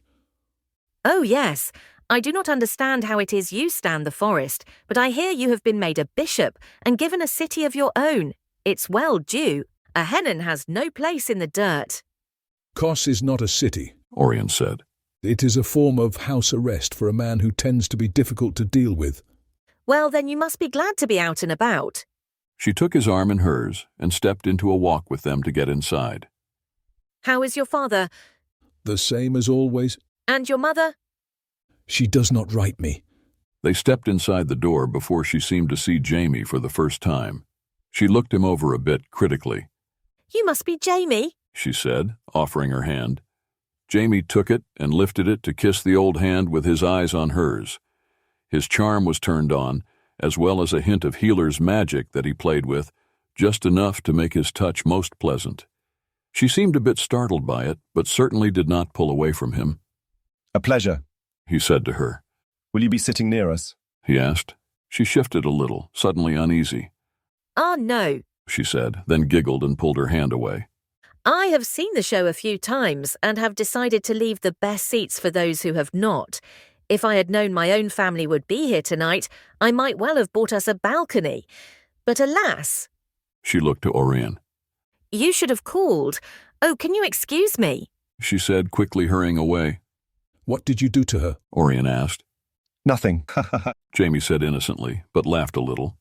Your aunt? I didn't know you had one. She is my father's stepsister. I have no blood in common with her at all. And the last time she was in Valreen, my grandfather threatened to beat her into mash for his dogs to lick up off the floor. That's a bit extreme, Jamie said, folding his hands behind his back as they walked through the crowd toward the staircase that would take them to the upper levels. She hit me with a poleaxe and then kicked his dog. He was a bit drunk and lost his temper. I tell you what, that is one man I would not want mad at me, not even now. She hit you with a poleaxe. Why? I was a weird child. I got hit a lot, Oirion said with a shrug. People didn't like me much. Why did she hit you? Jamie asked, very concerned. I stood up for my father. I told her that at least my father had enough intelligence to fake being a ShaHaNon. She, on the other hand, wasn't even worthy of working in the sewer lines, or something along that line. I think I had just gotten home on some vacation or other and was not in the mental space to be picked on by her. Your grandfather didn't care too much for you being hit then? He cared that day. How old were you? Oh, 13, I suppose, maybe 14.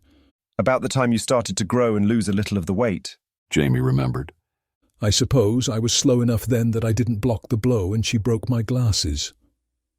Jamie sighed heavily, but didn't say anything more. They brushed through the crowd to get into the balcony seat. It was just 2 chairs with a small table already set with wine and glasses, cheese and crackers, and a bowl of fruit. Oirion took a seat and let Jamie pour the wine. He ran his fingers around the rims of the glasses to make certain they were free of any poison, a trick Oirion had noticed, but wasn't sure just when Jamie had started to do it. Taking a seat, Jamie looked down at the great stage. You ever wonder what sort of man you'd be if you had not gone to the seminary? I'd be dead. I'd have killed myself long before I made manhood, Oirion said seriously. He swirled his wine and took a sip. I wonder what sort of man I might be if the abbot had not put us together.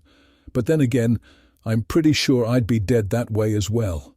I was far too reckless as a young man. If I had not had a skilled healer with me at all times, I would have died. You know, I think about it. Jamie sat watching the crowd fill in below, each to their assigned seats and places. You have no idea how hard it was to find the money to pay tuition. You're right, I don't know. I have no idea what financial lack is like. I have always had the money to get what I needed or wanted. Money does not buy sanity, nor does it buy you friends. The lights began to dim, and the crowd filled the last few seats below. Jamie refilled their glasses and settled in. The play began with a simple melody of a young woman seeking to escape her small village. Oirion didn't watch much, and he didn't follow the story. He tried to relax, but his hand burned, his heart ached, his mind was filled with 1,000 things, and kept going back to that flash of darkness he had seen. He noticed through it all that Jamie had a small cough. His mind surfaced out of his own turmoil to watch, and, sure enough, every few minutes the man stifled a small dry cough. Jamie seemed not to notice as he sat forward watching the performance. The intermission brought up the lights, and behind the curtains, a grand change of scene. Jamie leaned back and hit his chest a few times, thumping himself with a hint of energy that Oirion could just barely feel, but knew was used. You really made me part of the House of ShaHaNon. When? 30 years ago or so, Oirion replied. I thought 30 years ago that we were pretty close. Didn't do anything without talking about it. I'm not a talker, Jamie. I told you I wasn't going to wave it in front of you to have it taken away. Does it matter? I guess. I just thought I knew us better than that. I thought all our secrets were from before the bond was made. It wasn't a secret, Jamie. Money does not spend in the forests of Norwood. It just slipped my mind. I don't talk about my family. You know that. Do you have any idea how upset I was when you vanished? Jamie. Oirion leaned forward on the table and looked at him very seriously. I admit we need to talk, but here and now is not the place. I am sure it bothers me as much as you, but this is not the time. Jamie shifted uneasily, but eventually looked away from his partner, back to the stage below and the crowd that moved about it. Something is about to shift, Oirion. I think we need to fix this before it blows up in our faces and destroys us both. You are going to have to listen to me and hear what I have to say, and soon. This is killing me. Oirion was about to ask what that meant exactly, but the lights began to dim and the crowd to hush. He tried to watch the play but had lost too much of it in the beginning to know what was going on, and ignored it for his own worry and thoughts. The wine was gone well before the end of the show, but they had places to be. Without saying a word, they left at once, slipping out of the bright, wealthy crowd for the carriage to escape. Inside the carriage were long cloaks with which to hide their finery. They changed carriages twice, then walked. Oirion had studied the maps, and it was time to take a look at why they were there. End of Chapter 4. Continue with Chapter 5. The Prince. Emperors and Exiles. Chapter 5. The Prince. Prince Theradon leaned back in his chair, his foot on the ebony and gold low table. His battered boot was rough, still muddy, and leaving marks in the carved edge. Mud was crumbling onto the polished top and into the fine rug below. Fallon Harold shifted in his seat, trying not to notice the damage to his furniture. Forcing a smile, he lifted his gaze to the prince and heir to the kingdom of Aummen. It was hard to imagine that the man across from him was the prince at all. Harold had just come to court before Theradon had vanished for a year. At that time, the prince had been a thin, weak man dressed in lace and fear. Now he looked as uncivilized as his boots. He wore traveling clothes, and not of the noble sort. Layered, weather-stained leather, wool, heavy cotton, and armed with a set of daggers, made him look more like a footman, and not at all a member of the House of Lords. The daggers were not just any daggers, but long, wicked things with ancient-style wooden handles. They hung off his hips on thin brass chains and threatened to damage the fabric of Harold's chair. It was hard for the counselor to take his eyes off them. The past decade had changed the man. There were a few whispered rumors to that end, but to see him in person was astounding. Harold could not help but notice the shift in the prince's build, almost as if he had finally hit puberty in his 70s. He did not look like his image captures at all. Theradon was not normally seen or commented on much, unless it was as a joke. However, with him sitting here, Harold felt something very deep had shifted inside the once sickly prince. There was something in the man's eyes that was wiser, smarter, and more aware than he was given credit for. Something about him was intimidating and powerful.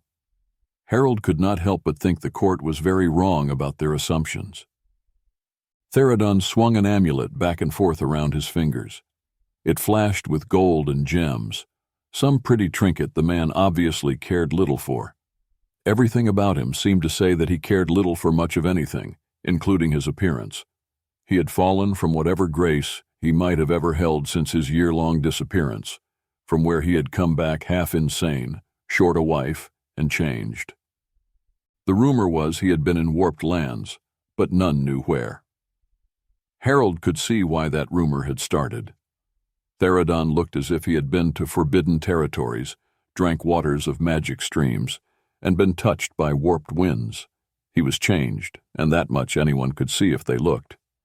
"The wine should be here any moment," Harold said, for lack of anything else to say. He had a hard time admitting that he was a bit afraid of the man across from him. Every time he had ever joked at Theradon's expense seemed to whisper at him. "So what can I do for your highness?" he asked, wishing the man would leave. The long-haired man seemed not to hear him for a moment, but caught the amulet in his hand like some child's game. He teetered his chair on its back legs and added his other foot to the edge of Harold's table. "You know that the laws of the church tell us very clearly what a man is and is not allowed to do," Theradon said, in an almost distracted way. "Yes, that is the way of the church." "Did you know, Counselor?" Theradon looked from the amulet he seemed to study a moment to the man who sat across from him. "That by the laws of Aummen, many things that are called law by Jerome are in contradiction." "The laws of Aummen answer to the church. One set of laws is not separate from the other. Aummen bows to the church as does all the world," Harold countered carefully. "The laws of Aummen are of Aummen. The laws of the church are of the church. It is well known that the laws of the kingdoms are different. We are unlike them even more, as we have become a race very like Purtons, but not the same. You and I, we are very much of that race. Our bloodlines are as ancient as the mountains. What is your point? Harold asked as nicely as he could. You talk dangerously close to heresy. He tried to say lightly, but there was nothing light or amusing about the topic. Harold had to be careful and very aware of such things in his life. There was just no way he could dare to cross that very dangerous line. Theradon laughed. He put his feet on the floor, swung his amulet once around, then caught it in his hand again. He leaned forward on one knee. Heresy depends on your religion, my friend. Now you and I, we are clearly Arwens. Look at you. He gestured at the counselor. Every bit an Arwens, fair and strong, tall and gifted in magics that others do not have. I have titles to use such magic, Harold said, suddenly more than just a little nervous. I am sanctioned to study it. Of course you are, the prince said, as the servant brought wine for them. Thank you, dear. He smiled at the woman as he took the glass. His manner shifted into something very different in front of her, almost shy. But once she was no longer looking at him, Theradon ran his fingertip around the rim of the glass. She set another down for Harold. With a curtsy, she left them with a new bottle on the table. It is a God-given right, he said very firmly as he leaned back in his chair. He lifted his gaze to the man across from him. You seem nervous, Harold? Do I make you nervous? Harold forced a smile. Certainly not, just honored at your presence, the younger man said, trying to seem like it wasn't a lie. He took a sip of his wine, feeling his stomach knot up. Nonsense, Theradon said. You are likely mortified at just about everything I seem to be or say.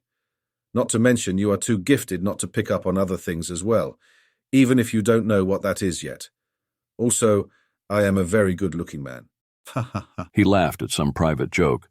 Why are you here? What can I do for you? Harold asked, wishing this was over. He took a sip of his wine, praying that the prince would get to the point and leave. He felt like he was being watched, and that at any moment guards would rush in, accuse him of black magics, haul him away to horrid places, and torture him until his soul was shattered. He began to even wonder if this was truly Theradon, and not some impostor playing to be him, in order to set Harold up and make some fun for the queen. By the laws and ways of Aowens, as recorded in stone and undeniable, and accepted by the angels themselves, it is allowed for a man to love whomever he wishes. Theradon lifted his gaze with a powerful focus. Harold shifted. He met the man's eyes, expecting to see nothing but insanity and drifting thought, but he found something else entirely. It felt as if the world shifted under his feet, and he saw something that few whispered rumor of, the hidden power of the prince. Harold felt as if every secret that he held hidden in his soul was exposed, and that he faced a man as powerful as the tide. Aowens does not have arranged marriages, Harold said carefully. I do not see how that law matters to me. He swallowed hard, wanting to look away, but unable to do so. He felt almost captured, as if he had been drawn into a magic that was far beyond him. He was like an unaware child before a god. His heart was pounding, and he felt like he needed to warn Brian and prepare to run. Theradon leaned back, releasing Harold from the soul-binding look. He swirled his wine, looking almost the age he truly was, and for a moment shockingly noble and handsome under the shaggy beard and wild hair. I have a proposition to make you, he said as if it was nothing. Let me start with saying that I have met your bodyguard. It must be very hard to make him stand at your back when you go to royal parties. It must be very difficult for him to be ignored by you as well. To walk behind you like a well-trained dog must hurt a man like that. I do not know what you are saying, Harold lied, desperately trying to hide his nerves. It was unthinkable to let his secret out in the open, but his mind could not even shift from the magic that seemed to bind him a moment ago. The fear of the politics and religious backlash, if anyone knew his true relationship with Brian, was almost unthinkable. Harold had the terrifying thought that if Theradon asked him about it, he would not be able to deny it directly. Oh, I know that you do, the prince said. That part does not matter. What matters to me is that you are far more than you pretend to be, and have far more power than you let on. He suddenly smiled with a very mischievous twinkle in his eyes. I also know that you hate my mother almost as much as I do, he added, as if commenting on the weather. Harold didn't know what to say. He sat in his chair, gripping his glass of wine. He knew the Queen Mother, and he hated her. She had found him as a child and taken him in, but what once seemed a blessing had become a hellish cycle of abuse so dark that it still made him wake, screaming from nightmares at times. He often wondered if the way he was now was not a result of the things that woman had done to him as a young boy. Part of his political power came from the fact that she owned him on a certain level. When she needed him, there was nothing he could do but obey. He prayed for nothing more than to be rid of her. You stand at my side and you get to hold the hand of whomever you wish. You can openly give the title of consort to your rather handsome bodyguard, Therodan said with a very sane look in his eyes. The prince was very serious and very certain. Harold bit his lip. This was a very odd day. He barely felt that he was able to think. To even say such has gotten men executed, the nervous counselor said. The church punishes the wrong of men. Yet you do it, Therodan said pointedly, and not at all upset. You have wrestled that war already, and you know in your soul that it is right for you. You are Arwen's. It is your right. Not even you have the authority to say such. To do so will have you handed to the church to be punished. The false thoughts of the cults of old are to be purged. Do you truly think the king shall sit in his throne that much longer? He is old, tired, and not in control of his own bowels. The queen will rule in his wake. I pray he lives long, Harold said, feeling a bit ill at the thought of the queen in power. It had to be pointed out to the prince before he got them both sent to the pits. No one had any illusions that the prince would truly follow the king to the throne. No, she won't. Therodan shook his head. If you hate her, if you love Arwen's at all, or any part of Pert as the angels hold it, then you will stand with me. Think about it, Therodan said softly, leaning forward again. If you think for a moment that it would be nice to stand up and say who and what you are, to wear the belts of your rank, not as a social puppet of a corrupt empire, but as the sorcerer that you are, then see to it that the warehouse on Lower 3rd Street and Dock Street 5 is searched. In the back, under a large crate, is a trapdoor. Bring several priests of rank with you and get it open. Make sure you have crystals to record what you find and make sure they get out to the public. You do that, Harold, and you won't have to sleep alone in your bed while he sleeps in the hallway like a dog. Therodan rose to his feet. Oh, and do it tonight. Why? Harold rose. What's down there? Things that should not be, Therodan said, looking suddenly very serious and very troubled. You will gain a great deal of power for discovering it. He took a drink of the wine and smiled. Oh, and this is for you. He tossed Harold the amulet. You should put it on. It will match your outfit rather well. He turned and left the hall, leaving a trail of crumbling mud across Harold's fine Dakin rugs. Harold sat, holding the amulet for a long time, debating what he was going to do with the visit of the prince. Part of him wanted to ignore it and go about his life, but there was something about it all. There was something hidden in Therodan's eyes. There was something deep and powerful about him. Harold took a slow, deep breath and set the chain about his neck, sliding the gold under his robe front. He would go, and he would see. If it was nothing, then it would be nothing. But if the prince was, by chance, the hero Arwen's and all Pert prayed for, then it was worth being there tonight. For the chance to be able to have Brian stand with him, not behind him, would be worth a quick trip to Dock Street. Brian, he called. Can you get a hold of Rylar and Bishop Tenlar and tell him I have something he might be interested in? End of Chapter 5. Continue with Chapter 6, The Riverbank. Emperors and Exiles. Chapter 6, The Riverbank. The darkest little tavern on Harbor Street remained the destination to meet up after both were certain they were not followed. They crossed paths twice to watch the others back up, then circled around to get to the broken door. It was not discussed, just simply done out of habit. Oirion went faster than he normally would have, but he felt he needed a drink before facing whatever evil it was that had brought him to Brosten. He drew a battered hood over his head and kept up the pace of one who knows where he is going and just wants to get there. Even still, he backtracked and confused his trail more than he might have on any other night. Twice he stopped, waited and watched, then moved on again. There was something brewing under the crowds and streets of Brosten, and every instinct told him to go quickly and find support. But he stayed, paused, and watched. There was no support to find. His church was corrupt and had cast him out. Wizards were rogues, and wealth was dirty. Whatever path he took, he had only one friend, and that was Jamie. Folding his arms over his chest, he pulled his cloak tight with a shiver, knowing very well that whatever was stirring in the shadows was a darkness that he and Jamie could not have bested, even when they were at their closest. Now they would be lucky to even understand who their enemy was before they were overtaken. He wondered if Jamie was aware of that truth. Dark thoughts plagued him as he reached the tavern. It was a horrid little wreck of a building.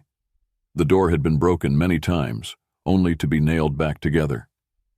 The window was boarded up, and the stink of 100 years of debauchery hung heavy in the air.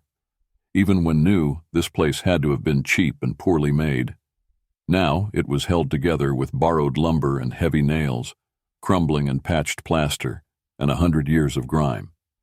He found it a little funny that the name of the place was the Broken Door. There was some humor to that, at least. The people inside were as broken and run down as the building. Oirion made it to the bar and dug a few purposely broken coins out of his pocket. He was overdressed, but not too far from a red light district, so random wealthy lords would not be too uncommon here. He didn't think he looked noble, and he certainly didn't feel it, but perhaps a man like him might be hired to watch the back of a young lord, such as Jamie would appear to be when he got there. "Whiskey," he said. He left the chopped coins on the bar top. By old imperial law, the broken coins were not legal, but the laws of recent had changed that.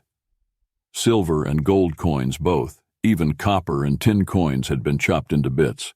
It made the poor able to use coins and maintain a hint of currency rate, but barely.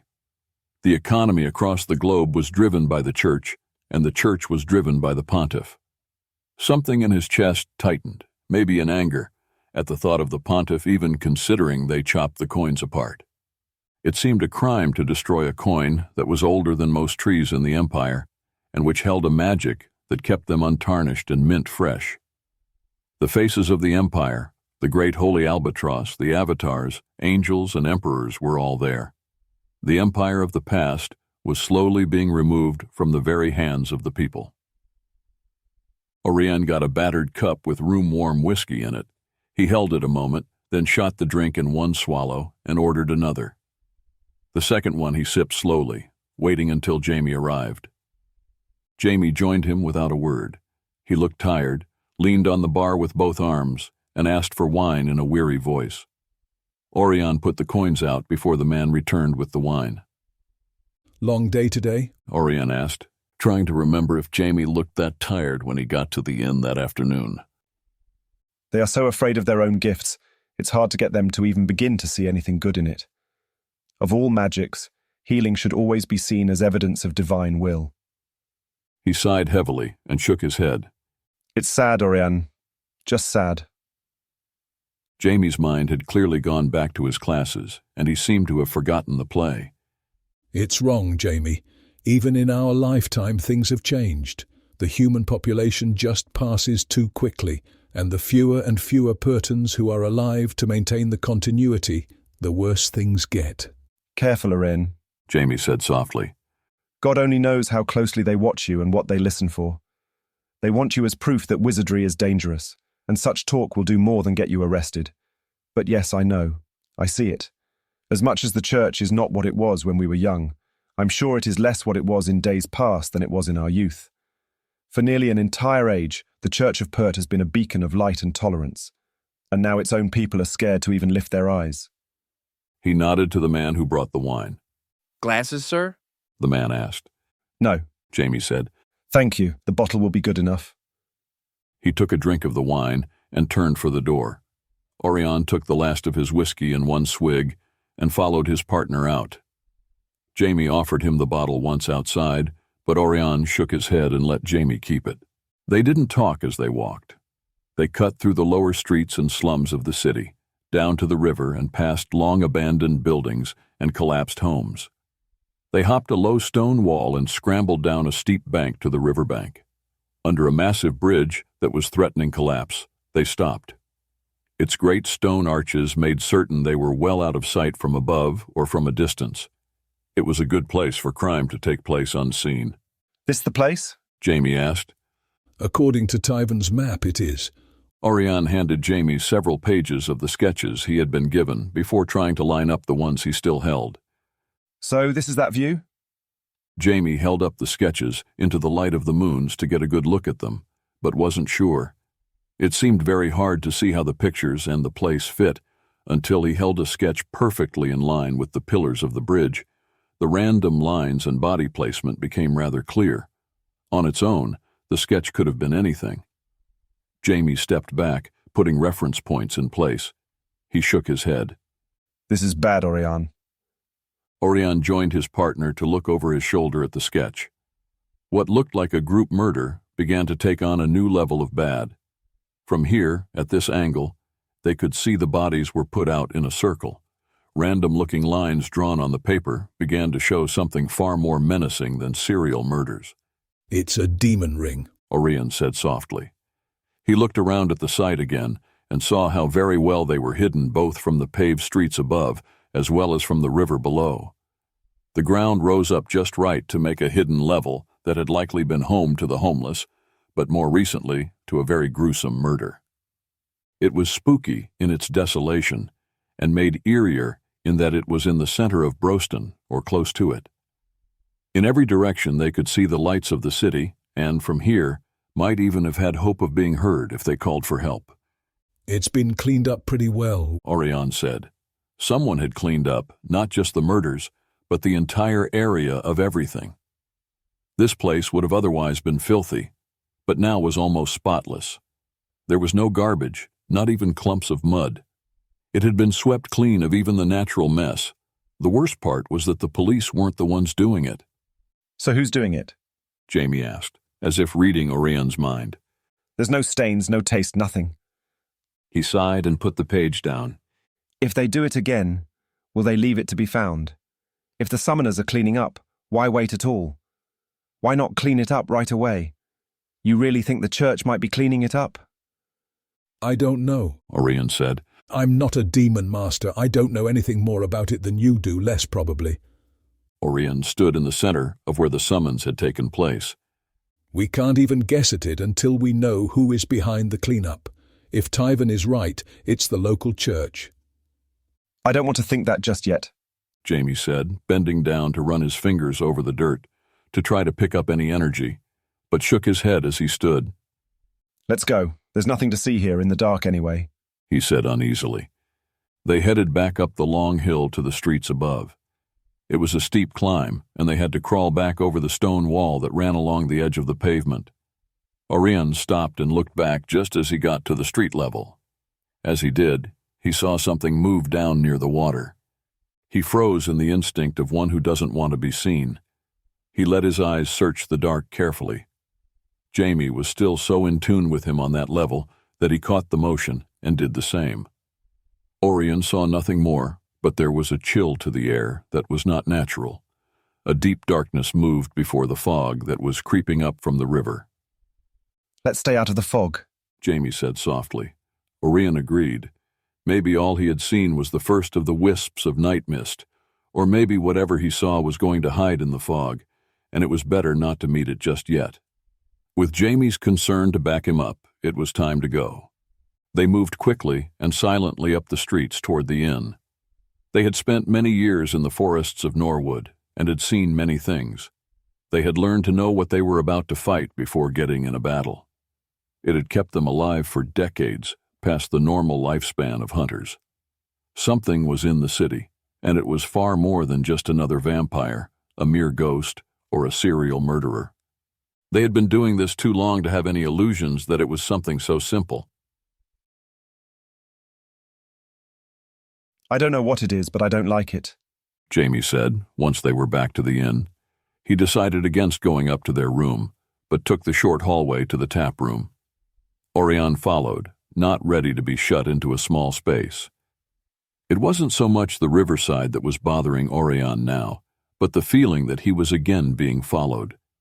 It was almost as if whatever was at the river had caught his scent and was now creeping after him, like a hobgoblin after a child in the woods. He chose a table while Jamie ordered a pitcher and mugs from the bar. The inn was quiet, even with the crowd that had gathered. Like many of the places that still hung on to the Purton feel, the crowd tended to be older travelers and here to relax, not to cause trouble. The tavern still held the decorative wooden detail, lost to the dark and not fully seen with the lamps the owner could afford. Once, this place had been lit with the magic of the city. The king, on his throne, had infused the entire city with light, offering heat and running water for all the buildings built by the imperial design. Now, with the king not chosen by the emperor, and thus not blessed by the angels, the lights had gone out. It was not just in Brosten, but all cities of Pert had fallen dark. Sewers no longer ran, and water did not flow as it had once. The city had become stagnate. For good reason, the older Purtons were right to deny Jerome as ruler of church and state. Jamie set the full mugs down with care. You sure we want to get involved? He asked. Oirion looked up at his partner. They had fallen so far apart that such a statement seemed odd. Had they lost what it was to be hunters? How could they not be involved, and yet Oirion felt it as well. He felt too old, too tired, and too distant to really feel it was his problem at all. Jamie met Orion's eyes as he sat. We escaped once. You really think he's going to let us do it again? Jamie asked him softly. Oirion felt his heart tighten. They had never spoken of that year. Jamie had never mentioned it once the church had stopped asking. Oirion could not remember any of it, but it haunted him. Everything had seemed to be in order, but Oirion had never felt it to be true. With that one question, it seemed Jamie knew it was a lie as well. Oirion wondered if Jamie had lied to him about the validity of the reports. Or had Jamie blindly lied for him to the demanding questions of the church officials? Either way, once they had left the healers, they simply pretended it had never happened. He wondered if Jamie realized that Oirion didn't remember anything but shadows and flickering nightmares. If it's that big, who else can hope to do anything about it? As far as they know, we are unaware of anything, Oirion said. As far as we know, Oirion, that does not mean it's fully true. I just don't want to get into this and then find out you don't want to be in it at all. Of course I don't want to be in it, Oirion said, taking his mug, annoyed at the world and nearly everything in it. Unfortunately, the reality is that we both are in already if we want to be or not. He looked back up to his blonde friend. Do we step aside and ignore it, or do we step up and face it head on? What's the bigger sin? Jamie jerked the tie out of his hair to ruffle up the blonde curls. He then took a drink of his beer, clearly troubled. I'm involved with the classes. There isn't much I can just go do. The best I can do is try to keep their eyes on me and help to figure out the clues you gather. I'm honestly shocked the Archbishop hasn't stepped in and put us under watch yet. I'm sure he will if we are here too long. All I know is there was something out there, and there was someone who went to a lot of work to hide things. Oirion nodded. I know, Jamie, he said. He stopped from saying more as he noticed a man slip into the tap room. The man was doing a good job at hiding his face in his hood, and yet was not so good as to hide the fact that Oirion had seen the hood before. He took a sip of beer as the man sat at the bar. Oirion didn't like it. He had spent too many years living a double life to be so accepting of someone following him. It seemed when they did, it was never for anything good. Relax, Jamie said. You look ready to choke someone. I don't like being followed, Oirion muttered, but he did relax and lean back in the chair. So what are you teaching? He asked, changing the subject. The basics. How to ground and find center. I have been introducing the concepts of shields and transferred energy. It's almost shocking how little they know. Many of them are even afraid to hear what I am saying, let alone do it. You know, I really do not think God intended for us to lose the knowledge of all of this, he said, repeating what he had been thinking earlier that night. You think God intended for the Empire to fall? The Empire didn't fall on its own, Oirion. It was betrayed, he said with a little more force than Oirion expected. Jamie grunted and poured himself more beer. Free will is a powerful thing, Oirion. God will aid those who serve his will, but we have to choose to do so. Oirion watched his partner drink while he slowly sipped at his own mug. Jamie had changed in the last few years. He had actually put on weight. He wasn't fat, but he had developed an unlikely heaviness to him that healers just didn't carry.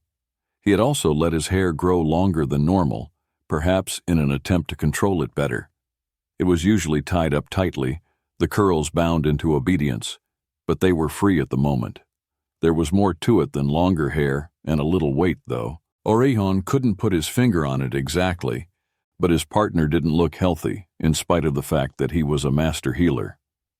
Oirion had to wonder why Jamie would let himself go that much.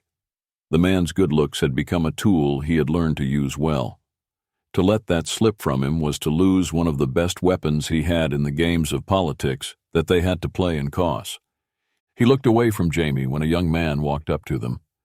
Fathers Oirion and James? The young man asked. Why is Oirion always first? Jamie asked, leaning back and looking up. Why is it not James and Oirion? What do you want? Oirion demanded. The young man faltered over Jamie's question. The Archbishop has requested you to come to the palace. Jamie grunted. Of course he has. He took a long drink. Tonight? Oirion asked. It's late. We were just headed to bed. Tonight. He has rooms ready for you, I am sure. All right. Jamie drained his mug. Shall we then? Let's go get our things. Come along. You can help carry it all. Oirion pushed himself up from the table. Yes, of course, the young man muttered, clearly not having expected to do anything other than deliver a message. Jamie got up, shaking his head. Why do I so not like this? He asked his partner. Because we don't like being put in cages, Oirion said. Come then, young man, let's get up to the Archbishop. We'd hate to make him wait. End of Chapter 6. Continue with Chapter 7, Queen Mother. Emperors and Exiles. Chapter 7, Queen Mother. Theo watched himself in the mirror as he drew the razor down his cheek, removing the scruffy beard he had worn for the last year. It was strange to be back in the city, and for the final motions to be set into play. The last 2 years, Theo had spent every day moving about Aummen, setting magics and people into place for what was about to come. He had the council in his pocket, and not all of it because of good reasons. Harold was one of the few whom Theo wasn't blackmailing. They would make him king by the end of the week, and all he had to do was look the part and convince the populace it was the best thing possible. He would need the people when war came, and war would come. All he could hope was that he would prove to be so much trouble, Jerome would leave him be after a few years. Perhaps when the time came, Shannon would be back on his feet and able to support him, morally, if nothing else. Theo had even sent a letter to Oirion to invite him to visit the court this week, but Oirion and his partner had been sent to Ferrois, and likely the letter sat unopened on his desk. Theo sighed and tried not to think about it. He missed his friends, but understood why Shannon and his men had tried to erase all memory. It was for everyone's own protection. Although Oirion most certainly had been purged of the year they had spent together, Theo's memory fully returned. He had tried unsuccessfully to find Ivan when he was in Dakin several years back. He had heard rumors of the giant, even seen a poster on a wall. Word was Ivan had sold his palaces and taken his wealth on a ship that sank in a storm. Theo didn't want to believe it, but part of him feared it true.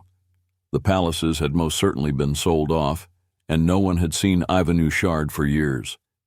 He had heard another rumor that Dave was the captain of a ship called the Firestorm, and yet another rumor that Dave's father, Elliot, had returned to the water on a ship called the Nomad. But rumors were useless unless confirmed truth was found, and Theo had none of that. If Elliot was out of the barrier, that meant that Tavia could be as well. He had found records of Ravan being a very skilled cleric, but one who was paid remarkably low and sent to where he was almost certain to end up dead, or at least where his deeds would remain unknown. But Raven himself had vanished, as had Kelly. Nothing was all Theo could find on either of them. With so much about to shift, he really wished his friends to be there, even if they didn't remember him as Theo anymore. Theo washed the razor in the sink of water, trying to not think of his friends or the places they had been, as his thoughts always went back to Tient and the millions of lives he had taken in a single act. He drew a deep breath and sent them all an apology, praying that they understood why and could forgive him. "My lord," Vin said from the doorway, "Harold has left with 2 bishops and a handful of guards." "Good." In the mirror, Theo looked at the man who stood at the door. To the world, he seemed a normal-looking, half-Purtan, half-human man like a million others in the city, but under the illusions, Vin was neither. He was Pusan. Theo didn't know the man's full story and didn't think he really needed to. Vin had served him with a cold, firm devotion that was born of the fact that Theo had saved him from Jerome's men. Hidden from the world, Vin was terribly scarred. He hated Jerome and his power so strongly that Theo almost feared that Vin would turn into a very dark man to get vengeance if left on his own. Their arrangement worked well for them both. Theo got a very smart man who was devoted to him and hated Jerome as much as he did, and Vin got a way to strike at Jerome in a meaningful way. "And you are certain my mother's guards will not be there?" "Positive," Vin said coldly. "Thank you, Vin." Theo looked back to his face and the last of the beard that needed to come off. Vin bowed and left him to finish getting ready. All that was really left was for him to get dressed. Theo had spent years to make the wardrobe for his life in court. Every thread was spun with magic. Spells were in every stitch and embroidered detail, every button, buckle, and cord. He had layered his magic into his clothes and into his skin, cutting into his flesh, which healed over with the magics embedded. He wore his magics in layers upon layers. It would not do for him to have to pull out a wand and wave it about shouting spells. That image would not sit well with the people, but if he came across as no different than a wizard, then his use of magic would be accepted far more easily. The layering was a simple idea, hard to actually make hold, but once he had figured it out, he had taken it even beyond the magics that Shannon wore. Theo rinsed his face and reached for his garments. He would make a show of having just arrived. Even now, his luggage was being hauled up to his rarely used chambers, and the staff that was employed to serve him would be warned that the prince would be home soon. He settled his mind, ran through breathing exercises to calm himself even more, and steadied himself. He closed his eyes and waited, letting the night settle over the city. Things were about to happen. He drew on his cloak and left the small apartment that Vin had just outside the palace. At the door, an unmarked carriage waited with a driver ready.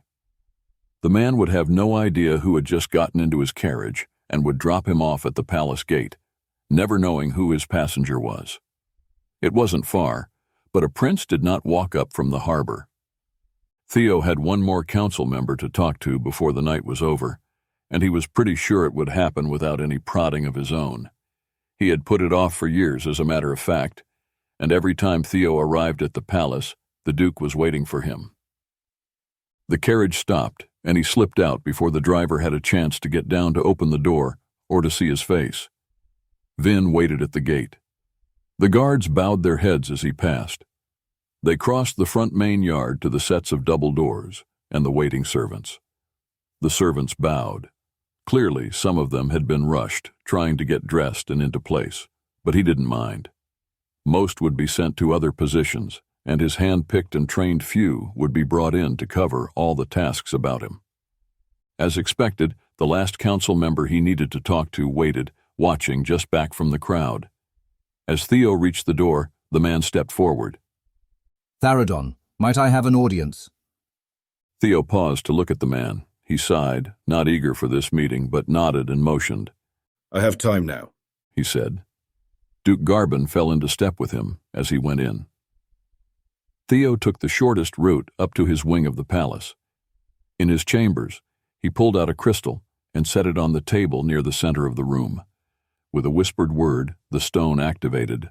All magics that would seek to watch or listen to what happened in his room would be blocked and absorbed. The stone went a dull green color, indicating without a doubt that such magics were present.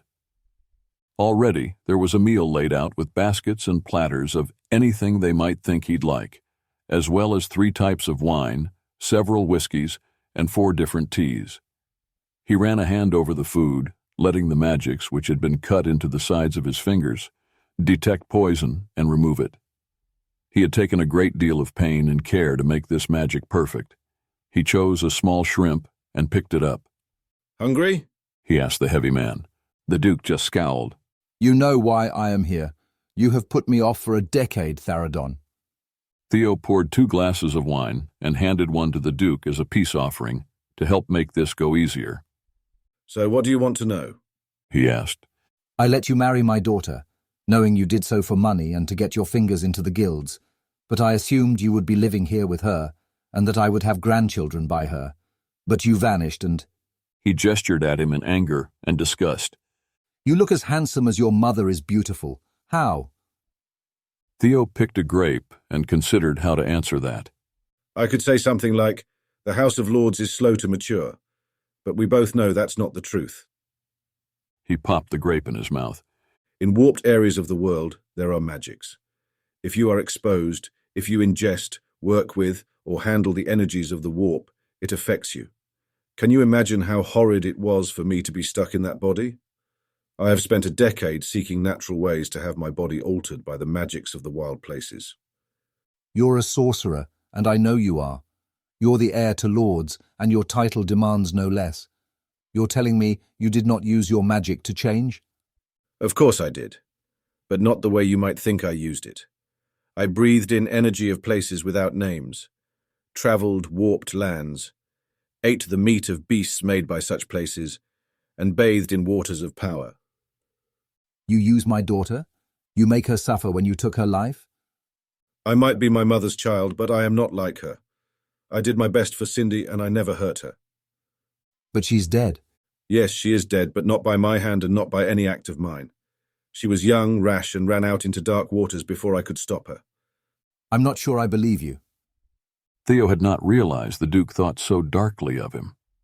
"To think so of me would mean you know what sort of creature my mother is, and yet you sit there and do nothing.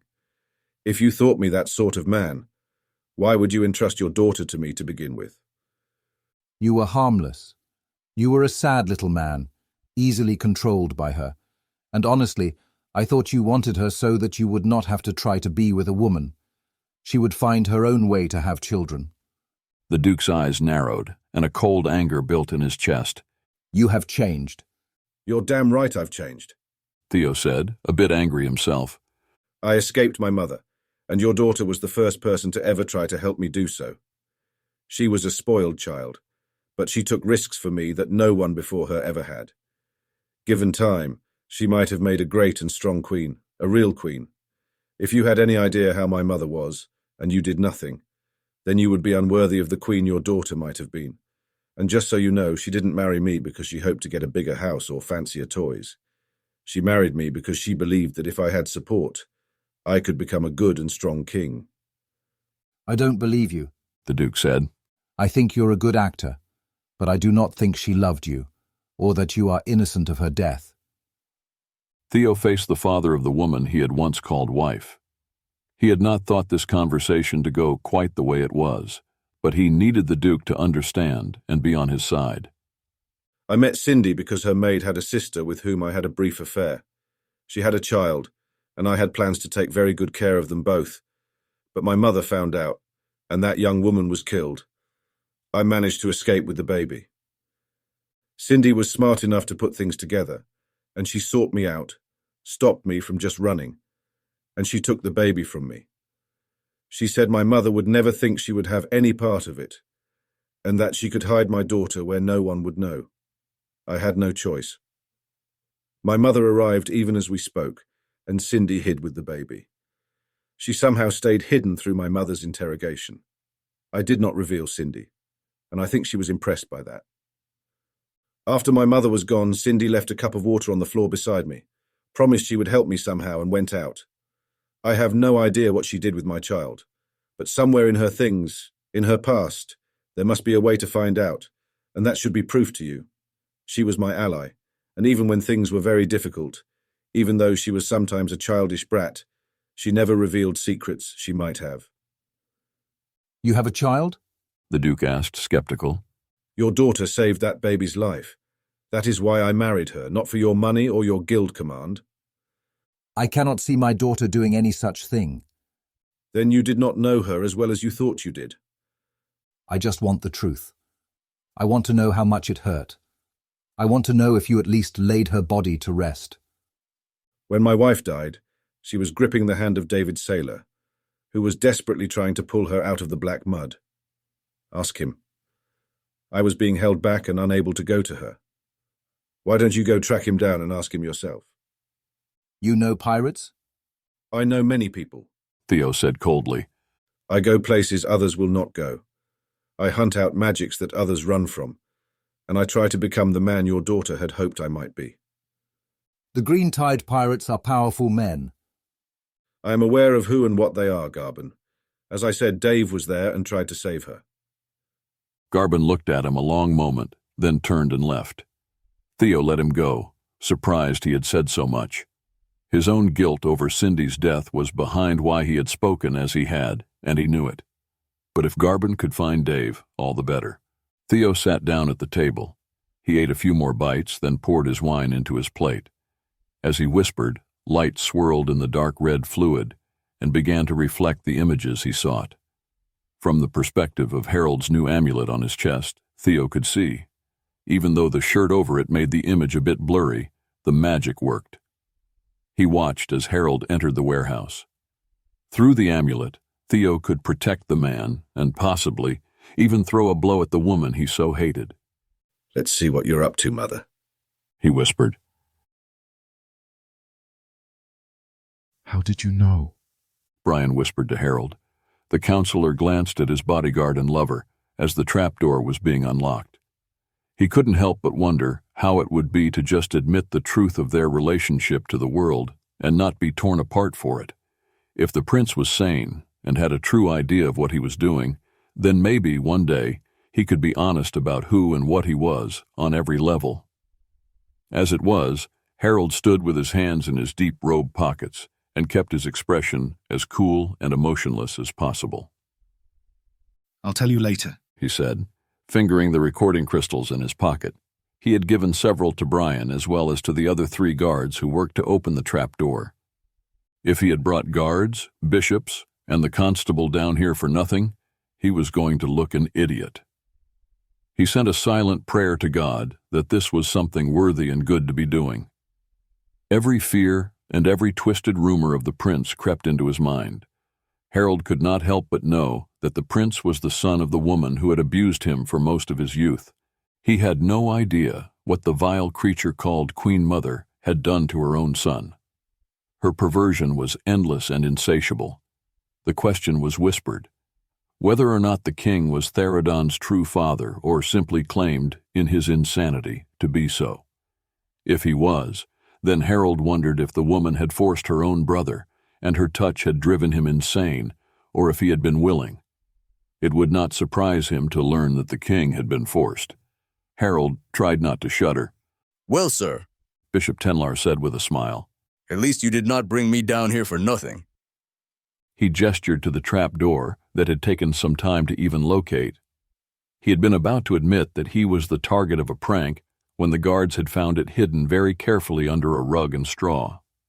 So, what's down there? I am not certain, Your Grace, Harold said truthfully. I fear it is not of good order, though. The bishop chuckled and patted his fat stomach. As long as it is interesting, or of value to know of it, I shall never doubt a hunch of yours. It cost me nothing but dinner being hot to be here. Harold bowed slightly to the man. He had asked the bishop because he was not corrupt in magic, just in money. If it served him to make financial gain, he would do just about anything, but he was not a bad man. The thought of black market goods gained for the church, and possibly ownership of a warehouse, was enough to get him to leave his dinner. The other bishop, however, was not so jolly. He was a firm fanatic, who was harsh-handed and firm-voiced.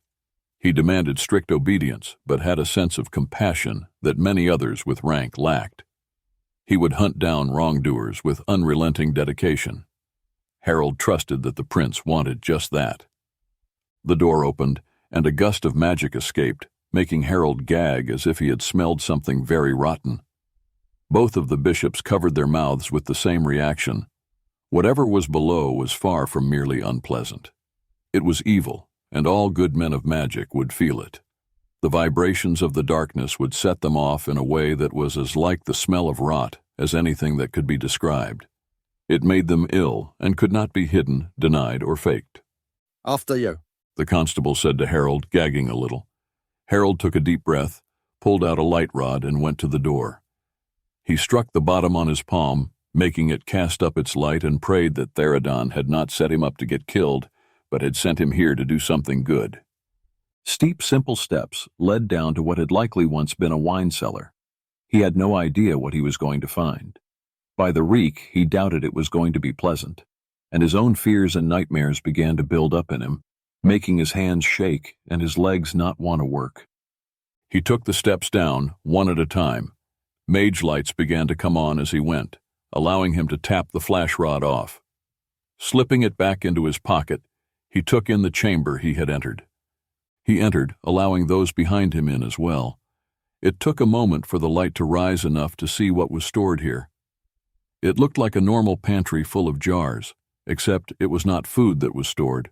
The jars held pickled heads. The heads were from men, women, and even children, all gap-mouthed and floating with their hair waving, as if there was a current in the fluids that held them. Sick dreams that Harold had thought his mind had made up began to flood back. He couldn't breathe. He put his hand over his heart to calm himself. Not what I expected, he said to Brian, trying not to gag. He could not imagine the purpose of such a collection, but he was certain she had a reason. The stink was terrible, but made no sense with the pickling. He wandered through the shelves, rather expecting to find a half-rotten corpse. There's a door back here, Brian called to Harold. Harold and the two priests moved to the door while the others with them spread out to investigate. The magic on the door was not very powerful, but it was sorcery. It would be very hard for anyone besides a sorcerer to open it. Brian nodded and stepped in the way of the bishops to hide what Harold was doing. The counselor unlocked the door without more work than a simple key in the lock would have been. The lock spell was almost crude for a work of sorcery, but so few knew the magic anymore that it would seem an almost impossible task to most. He opened the door and felt as if he had been hit by a wind. He stumbled back, his stomach rolling and head spinning. The amulet the prince had given him was suddenly fire-hot. It burned, but it also held back whatever was pushing at Harold. He choked on the magic and looked up. The wind that hit him burned his eyes, threatened to rip the air from his lungs and to peel his skin off, but the amulet fought back. In the room, he saw the last thing he expected, and yet he knew at once he had seen it before. In the center of the chamber, on an altar, was the queen. She was naked and blood-soaked, writhing in pleasure in a cloud of blackness that was more than mere vapors or mist. It seemed half living oil and half smoke. It twined about her, in her, with her. In her state of ecstasy, she did not even notice the open door. Somehow, Harold fumbled with the stones in his pocket.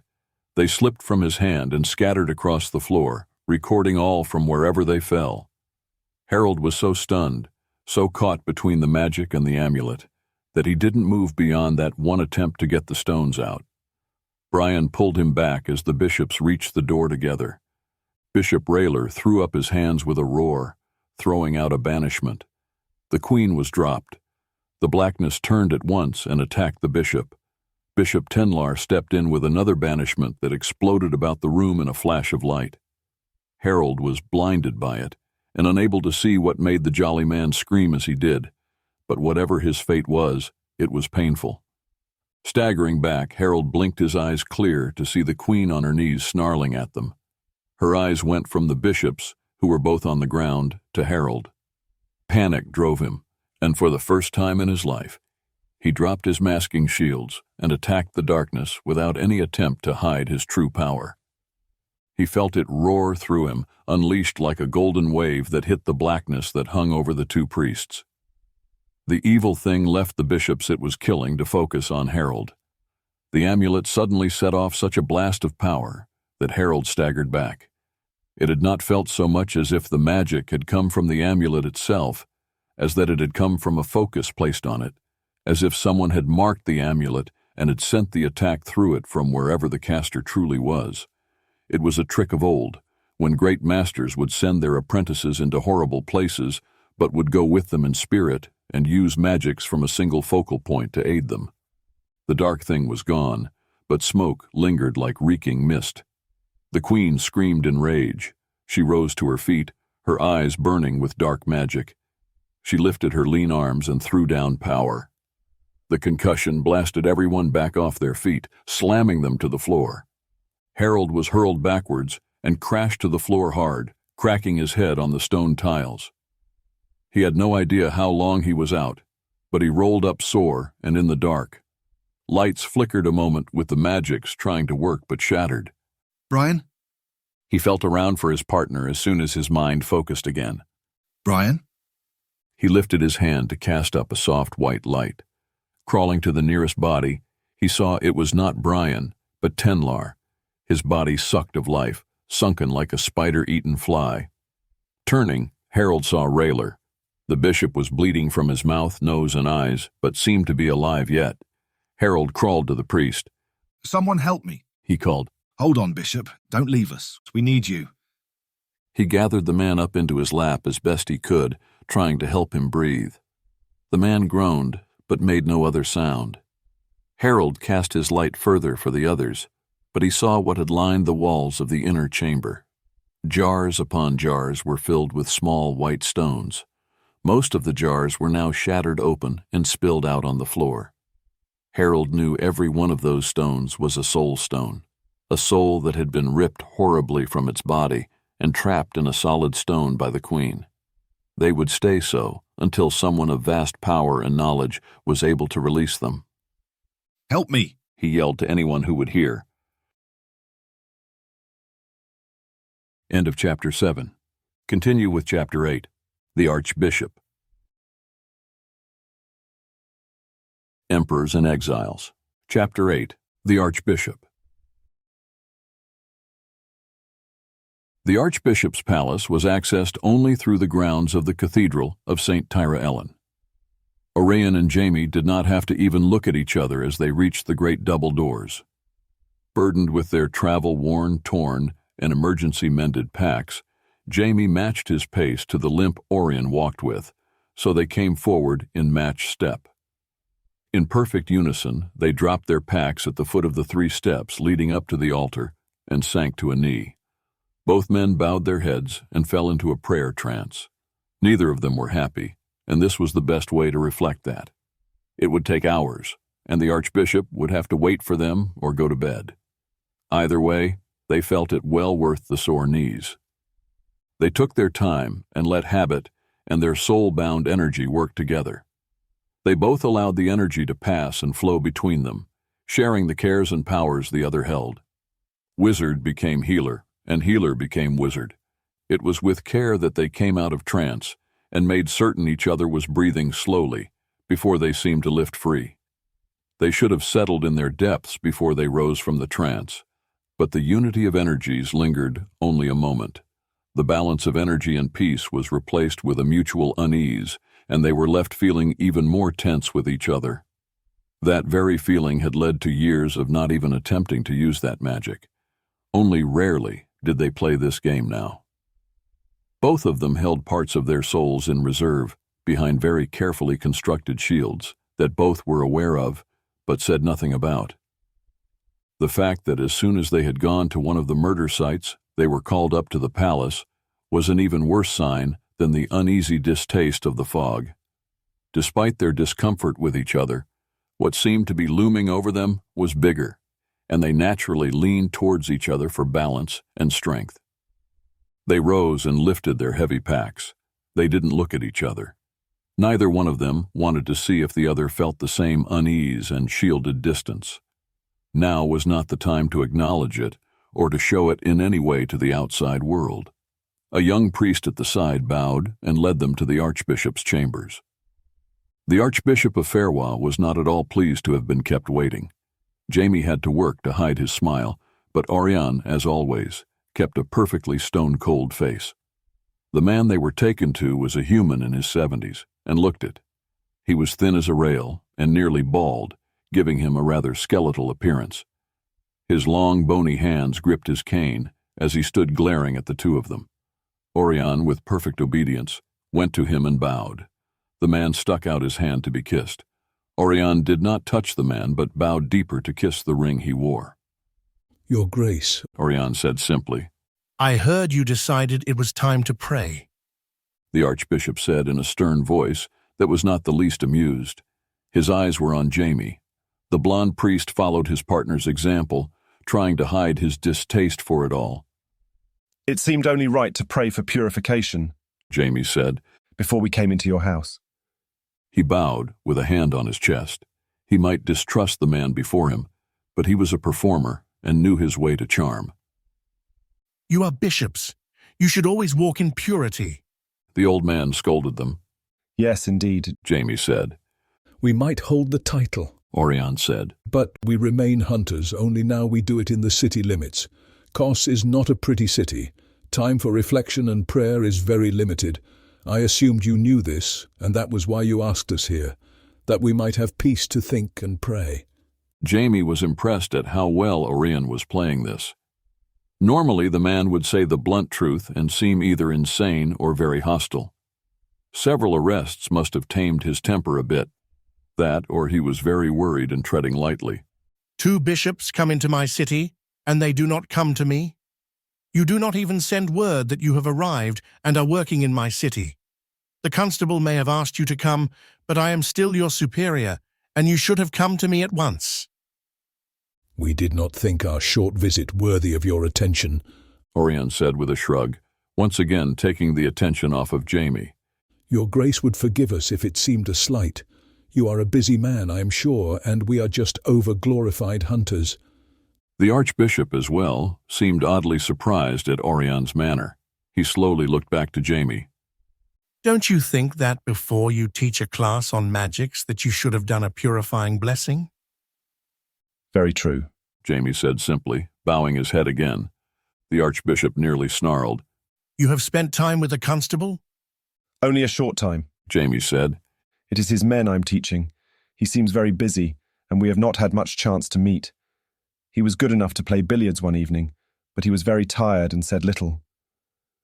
He has not asked for your aid on any cases. Why would he? Jamie asked.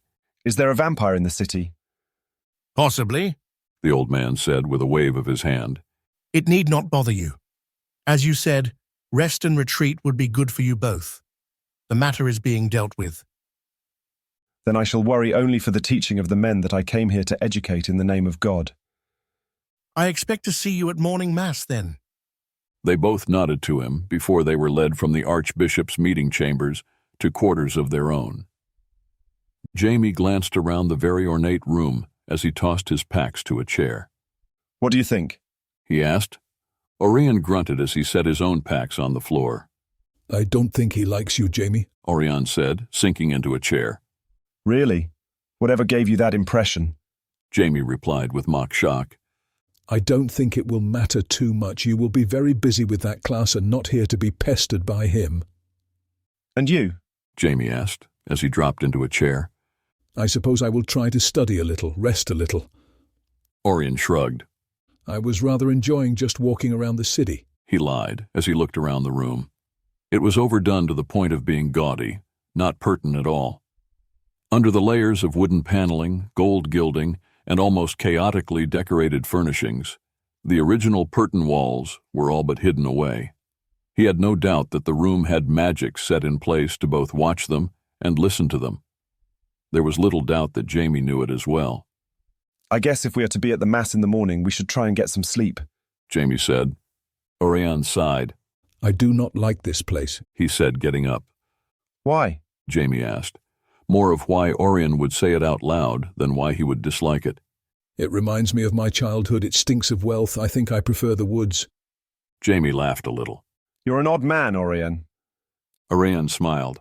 That I am, he agreed. You care what bed you have? No, Jamie said, glancing at the set of beds that stood on the back wall with just a side table between them. Is that normal? 2 beds in a room like this? It is a guest room. Oirion shrugged. Does it matter? No. Just odd we are sharing a room and didn't get separate chambers. If the Archbishop wants to house us for the stay, then why would he be expected to give us separate chambers? We aren't that important. Just odd, I guess. Jamie shrugged it off and got up to unpack so he could get into bed. It was odd, and they both knew it. At least there were 2 beds this time. Several times they had been put into places with just one small bed. One or the other of them always made a point of making a bed on the floor or in a chair. They had enough roomers and trouble, and didn't need to be set up for more. Intimacy of the bedroom sort, between men, was forbidden in the Empire these days, even between soul-bound partners. The last thing they needed was false accusation. Oirion tried to sleep, but his mind kept coming back to his worries, to the darkness that had hunted the jeweler, and now the movement in the fog. He did not sleep at all, but watched the sky beyond the window slowly turn pink as morning drew closer. The city of Brosten, like all of the old Perton designs, was a mix of lines and balance. Grace was found in smooth, flowing energy and the paths it followed. Simplicity was an art of stone and magic. The smallest detail was seen to and became far more powerful than all the ornate boldness of humanity. The basilica had once been an example of that, but in the last 1,000 years it had been built around.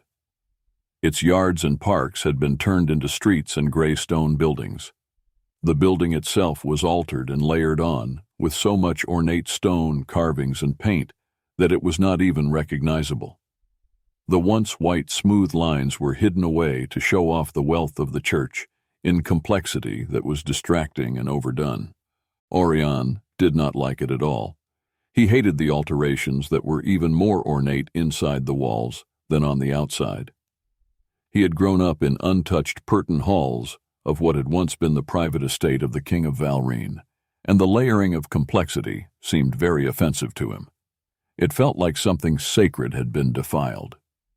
Where carefully laid-out gardens and waterways once calmed the soul on the way to the basilica, there now was a narrow pathway and side streets from the Archbishop's palace to the private side doors, all lined with tall stone walls. On the outside of the walls, gardens were no more, but had become walled-up walkways connecting shops on the street level to apartments above them. To make it worse, the fountains were no longer flowing. They were seeping up just enough water or holding enough rain to be waterholes for horses and other domestic animals, but nothing of grace or beauty. The collapse of the water system did not help the city with smell or cleanliness, not even here on the palace grounds. Oirion tried not to be annoyed by it all, but focused on walking to the place he and Jamie were headed toward. Once again, the lack of a true king had turned beauty into ruin, and that knowledge, along with the stink of the city, made him angry and short-tempered. Those in power did not even try to fix it, but built around it, as it was too difficult and expensive to find other ways to see to the water needs of the city. They had to pass through an indoor garden gate to a courtyard that ran along the front and sides of the building. Here, candles burned.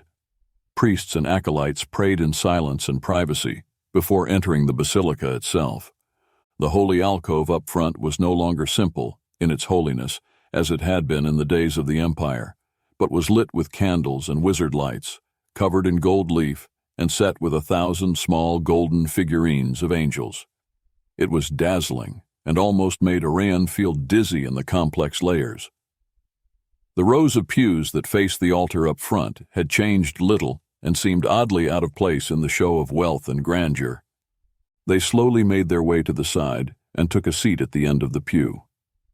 It was there that the altar boys sat. The boys tried not to stare at the 2 famous men, but failed. One wide-eyed boy who looked at Oirion was so in awe he wasn't about to pay attention to the Mass.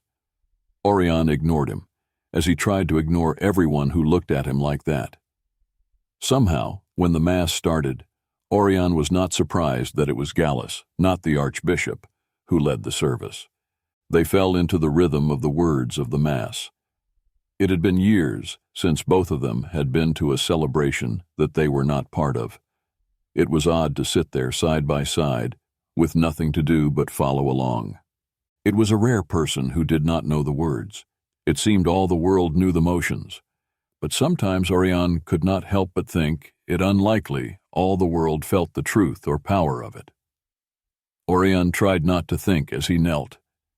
His knees ached with the changing weather and the length of time he had spent on them last night. His back was starting to ache as well. There would definitely be a weather change. Jamie cleared his throat softly as the people filed up to be blessed and to get a pinch of bread and a sip of wine. Oirion looked over just enough to see his partner. He followed Jamie's line of sight to the balcony above. There was a man up there, back in the shadow, trying not to be seen.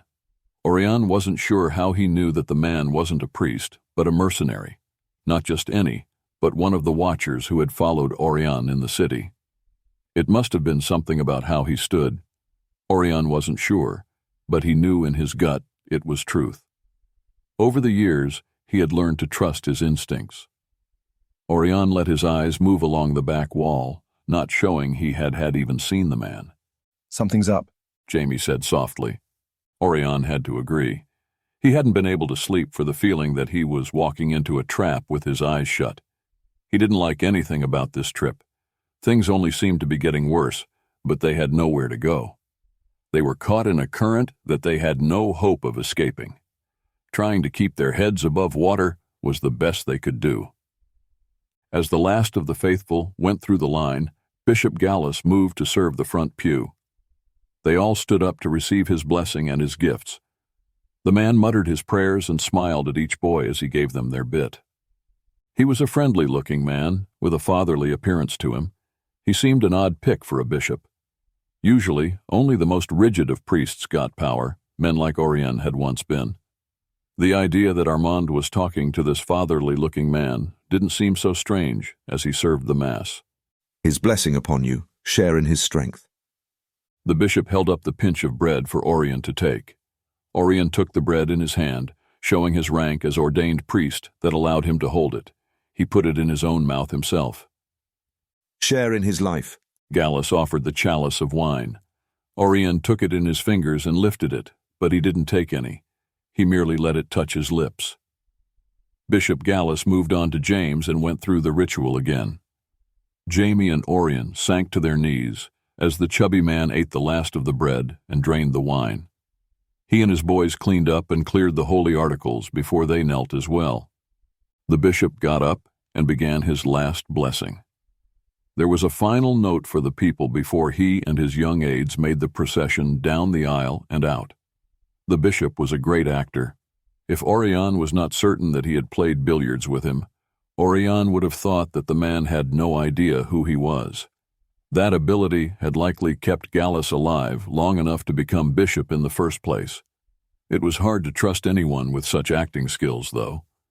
I have to get to the barracks, Jamie said, getting up with a wince. My knees are not so happy about the stone steps. He smiled. But it was worth it. I'll see you later.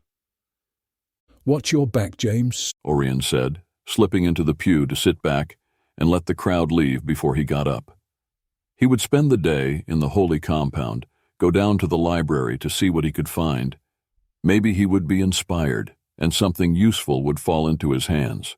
He would play the game, and his watchers would see him as just an old hobbling priest, too battered and tired to be of any threat. End of Chapter 8. Continue with Chapter 9, Prophecy of Dawn. Emperors and Exiles. Chapter 9, Prophecy of Dawn. There was little to be said.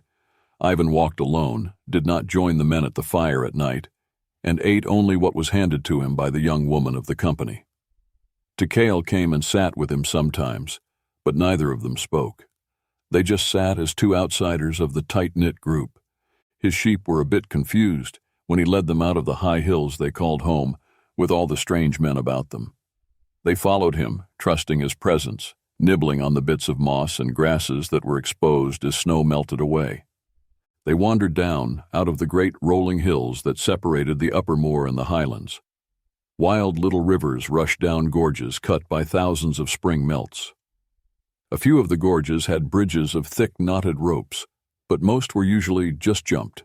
Moving with the herds, the gorges that could be jumped were crossed, but the sheep could not walk along the little rope bridges of the wider ones, so long miles around had to be taken.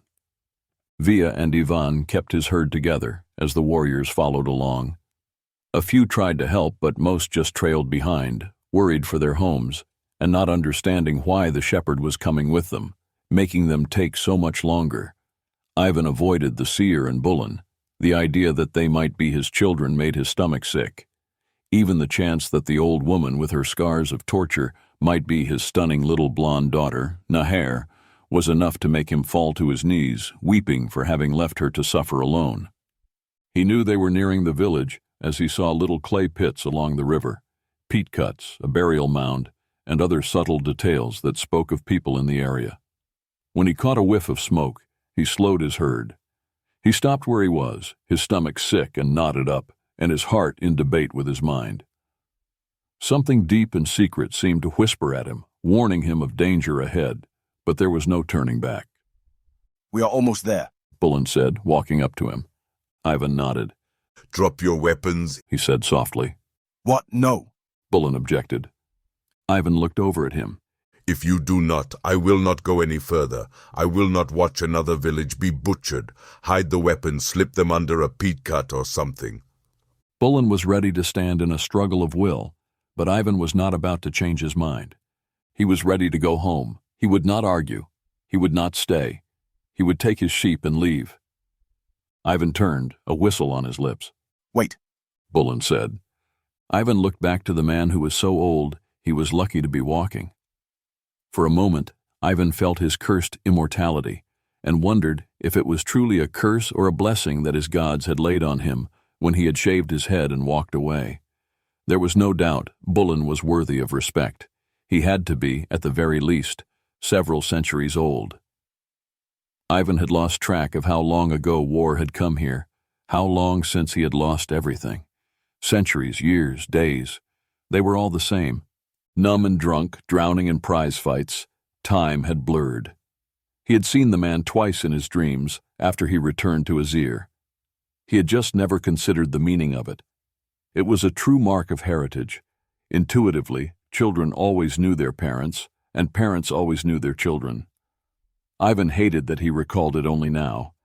It was rarely of Bullen he had dreamed, but of another Aziran he now knew was named Kenar.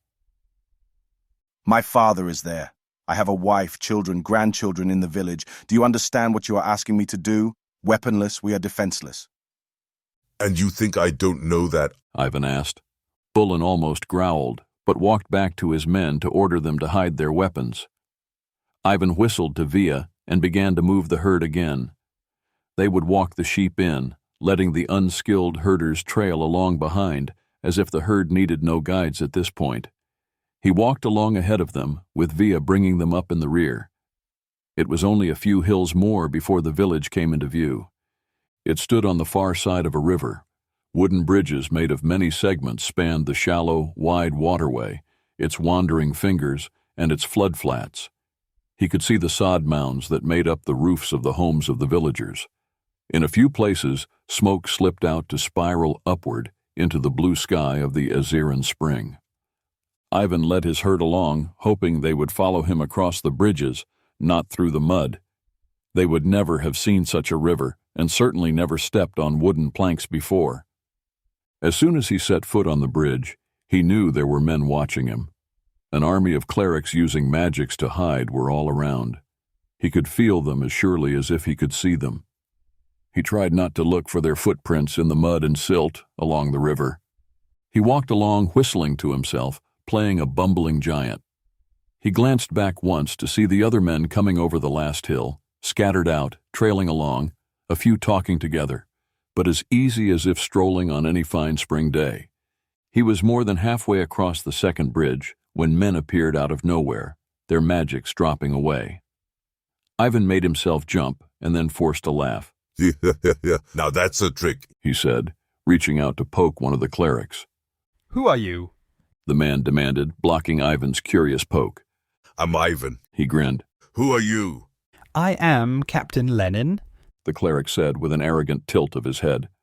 Ivan wanted to rip the man's head off. I am here to see to the matter of a rumor of magics in this village. Magics? Ivan asked as if afraid. Is there a demon in the hills? He looked back fearfully. You will hunt it down, won't you? He stepped in close, as if trying to be sheltered by the far smaller man. Ivan towered over the human. He was a good 4 feet taller, and as heavy as 3 of them put together.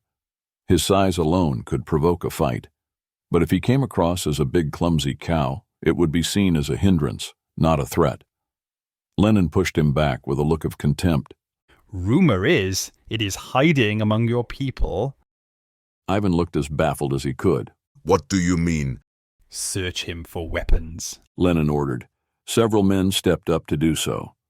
Ivan allowed them to search him. All he had was a small knife for work and another for meals. With obvious disappointment, they had to wave him through. Ivan whistled and led his bunching up herd across the river, on toward the village. He prayed that the others had all left their weapons and that no trouble would happen. He had to be in the village if there was any hope to defend the children, if it did go bad, and he could not just run. He had not considered Tykael, he realized, and almost felt a little ill. He prayed the young Perton thought of something quickly, as his presence was nothing that could be explained without magic. As he neared the village, he knew more men were there, hidden with the same magics and illusions that the captain had worn.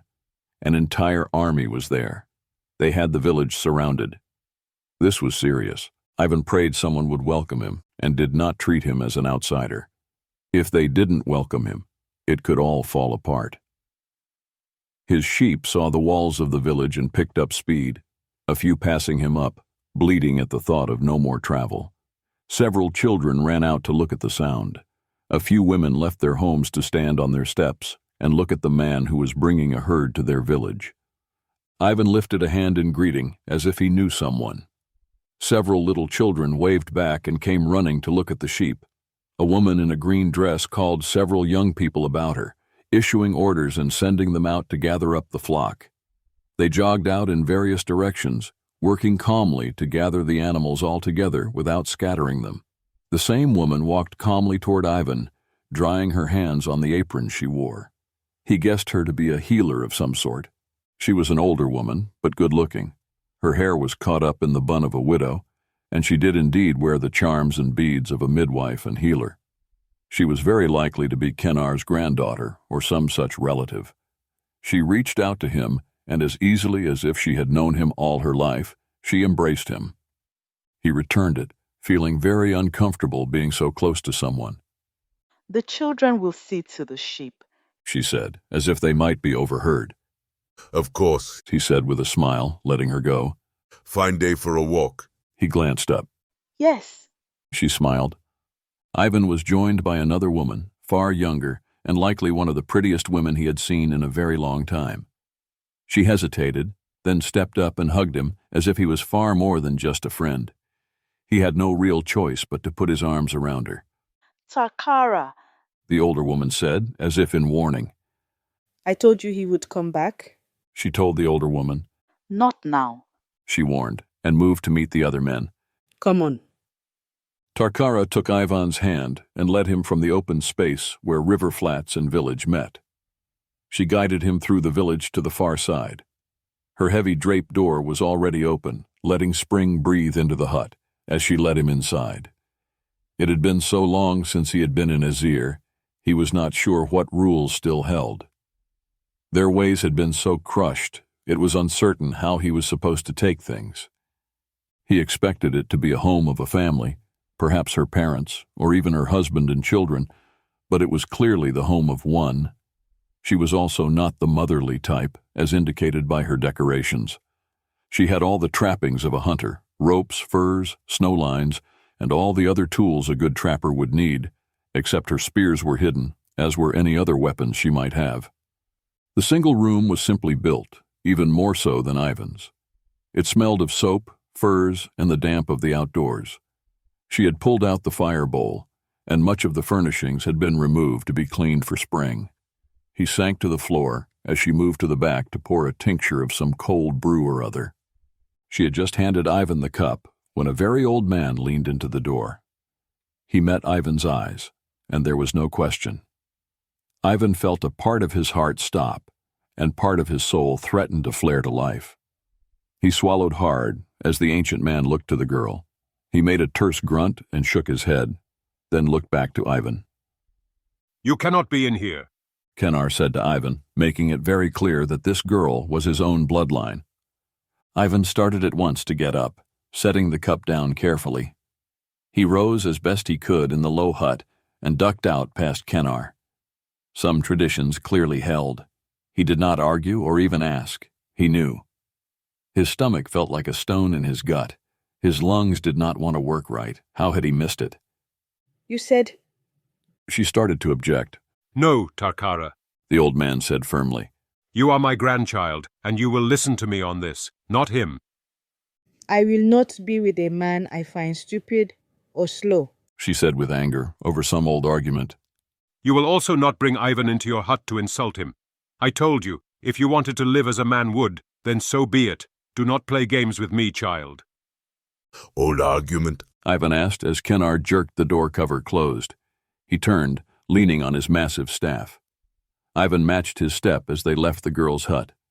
"Tarkara has denied the offers of every man who is an option. She wants the rights of an adult, but plays games.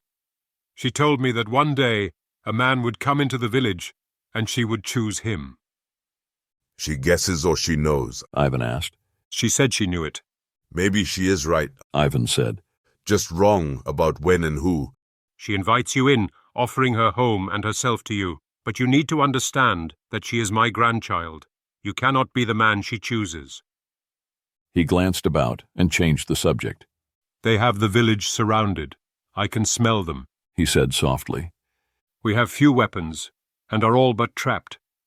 Most of the men are out." "They will turn away. We have nothing worth a fight." "They have killed villages for nothing but amusement." He looked at Ivan sharply. Ivan grunted. "You fear humans when your men can fight trolls. Keep your men calm and keep them playing shepherds, and it will pass." "What if it does not?" Kennar asked, stopping Ivan in the middle of the village center. Ivan faced him. "As long as your men do nothing stupid, it will not come to that." "If it does?" Kennar demanded. "You ready to take the blood on your head?" "If it does," Ivan said a bit low and cold, "I will drown the idiot who picked a fight in the blood of the dead." "You think you will survive this?" Kennar laughed bitterly. "There are several thousand against a few dozen unarmed men. The rest are out on other tasks, and we have no way to fight." Ivan scowled at the man. How could he, in one moment, seem to understand who Ivan was, and then talk to him so disrespectfully? Kennar had to know. He had to feel it as surely as Ivan did. Ivan wanted to choke him, wanted to go find the seeress, and roar at her for bringing him here. Tykael walked up to them, a bit tense, chewing his lip, stopping Ivan from snarling out words he might regret later. "Something is wrong," he said softly in Norwood. He looked up to Ivan. "Some sort of scan was triggered. You triggered something when you crossed the river. I think they just realized." "What?" Ivan asked. "You set off something very old. I'd guess it's a scan for the bloodlines of the old lords. I felt the same thing in Spisen. Just trust me, this is about to get bad." "What did he say?" Kennar asked. Ivan ran a hand over his head. "You certain it was me?" he asked Tykael. The young Purton nodded. "If it's any help, I think it's so old that they have no idea what it means yet. They will, though, once word of it gets back to Pert." "Where is the seer?" Ivan asked as calmly as he could. Kennar slowly led the way to a hut near the center of the village. The inside was simple, with a very small fire bowl and clean earth floors to help the blind woman not burn herself. She sat across from the door.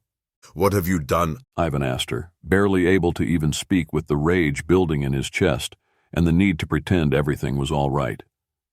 She didn't move. He is coming, she said softly. just as he promised. She bowed her head. Ivan turned from her, furious, stepping back outside. He closed his eyes, feeling betrayed, and all too much like he felt so long ago when he learned that his orders had not been honored. It had cost him everything. He wanted to punch something, to tear something apart. He wanted to run away, and yet he just stood there. He could not do this alone.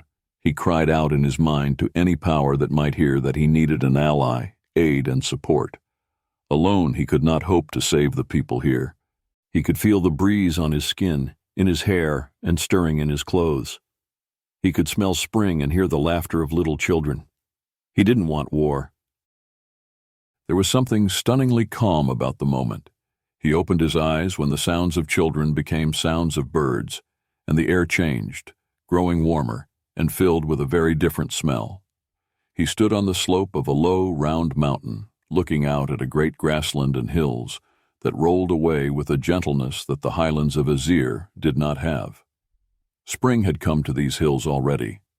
Mud showed through the receding snow, and ice clung to the banks of a little stream.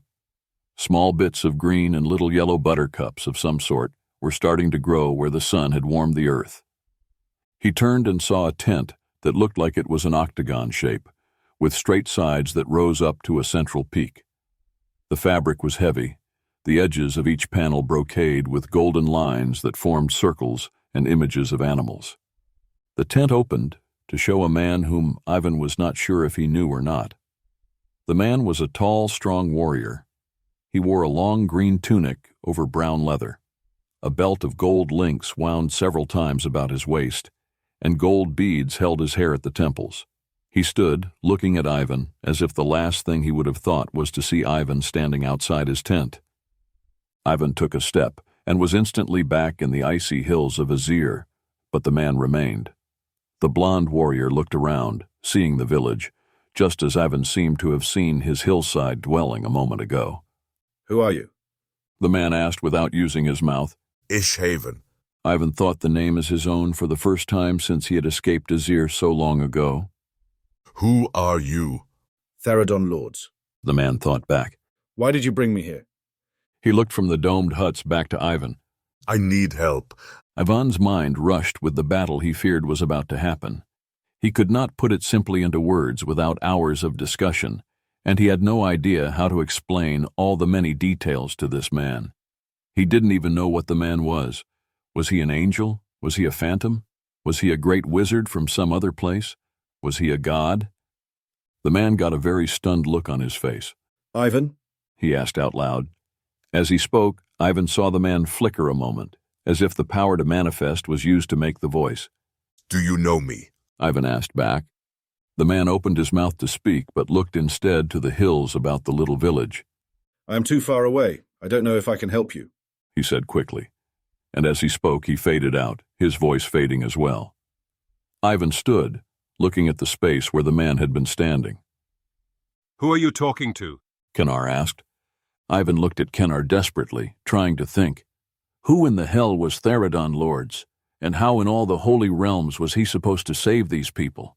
What cruel joke was it to give him back a bloodline, only to have it taken away? He hated Jerome more than words could ever express. Ivan looked down to a child who took his hand, and looked up at him with the same eyes his own sons had once looked at him with. Ivan didn't know what to say. He wasn't sure. I can lay magics about the village, Tykael said. But I will need a reason to move about the camp's edge. We do not want them to know that we know they plan to attack. Ivan looked at the young man. How did you get past the gods? Tykael smiled. Magic, he said with a sparkle in his eyes. For some reason, the humor and lift of the young man's eyebrow suddenly reminded Ivan of Shannon very much. He wished the quiet king of Norwood to be there with him now. How very different this battle would be. Tag with the children, Ivan said softly to him. Hide and seek, perhaps. He looked back to the little child. Can you find some other children and play hide and seek with Tykael? He asked him. The child smiled and nodded. He took Tykael's hand and led him away. Ivan looked back to the village. It was small, crude, and lacking most everything a good village would have. These men lived as if they were nomadic shepherds indeed. Perhaps they did have other villages to move to. Somehow, he doubted that, as the ground was too packed. How did they not have the things that made being set in a single place worthwhile? They had so little here, just the huts, not even a central fire pit. Do you have meat cellars? Ivan asked Kennar. Yes, of course, Kennar said. One that is large enough to fit the non-combatants? Yes, it is under my bro. Slowly start to get them into it, a group in and out, leaving a few every time. If you have to pull the food out, do so. Better yet, start to cook it. Make it look like we are about to have a celebration for our return. We have no weapons, Kennar whispered back at Ivan. What is the point?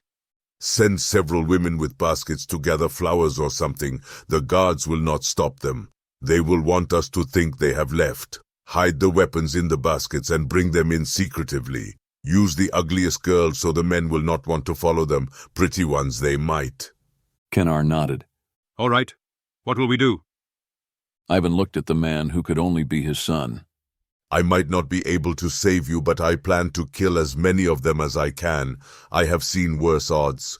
We have a few hours to get ready. I expect they will attack just before dawn. If you have musicians, have them play tonight. We will want them to really think we are totally unaware of them. Kennar nodded. You know nothing of the prophecy of dawn? He asked. No, Ivan said. What is that? Kennar grunted. Nothing. I will go see to making ready. Ivan was left standing in the sun of the Aziran spring, not sure what he was going to do. There was no point of worry or fear. What would be, would be. Theradon Lords. He whispered the name. What? The woman healer asked at his side. Who is that? Crown Prince of Arwens. Ivan remembered, trying to recall how he knew that. He must have learned it from Theo, the little Arwen sorcerer with the heart of a giant, a friend Ivan wished someday he might see again. Why do you say his name? Halfway around the world he stands on his own hills, in a spring just as ours, and as helpless to rule his people as we are. He might still have his palaces, but he has no more power than we do. He looked back to the hills. Are these all your people? Are there other villages such as this, those who try to hold to the old ways? There are 12 villages, she said softly. We started out as one. The few who survived the last battles grouped up to guard the children. As we grew in numbers, each of us made a new village. This one is Kenna. She looked over at Ivan. The first. Is there any way to call to the others? No, she said.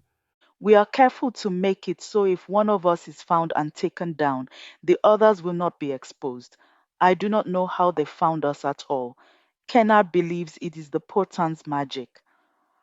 Likely, Ivan agreed. But now it is something far more. We may be very glad he is with us by the end of the day. End of Chapter 9. Continue with Chapter 10. Books of Summons. Emperors and Exiles. Chapter 10. Books of Summons. The library of Brosten, like most ancient buildings, was old and expansive. Tall bookshelves stood in lines that gave a person just room to walk through them. Shelf after shelf ran in rows, with arched passages to allow one to move from one aisle to another. It made it feel almost like a labyrinth of knowledge. In the back of the great hall was a reading area with a number of long, narrow tables. Here, a few mage lamps were glowing, giving light to read by around the clock. Oil lamps and candles simply could not be risked. It was likely that eventually, even in libraries, Jerome would ban mage lamps, simply to burn them down easier. The smell of the library reminded Oirion of his childhood at the monastery. He had feared the room but loved it. Once upon a time, he had loved study. He'd hide up on the balcony to read, waiting until dark to slip out when no one would be around. He'd try to get to his room without incident. Too often, he would study and write his reports with great care, only to see those reports in the mud. After so many times, he lost the desire. Most often, those reports were knocked out of his hands by Jamie. He sighed, shaking the past away. He had hated those years, and most all of it due to Jamie.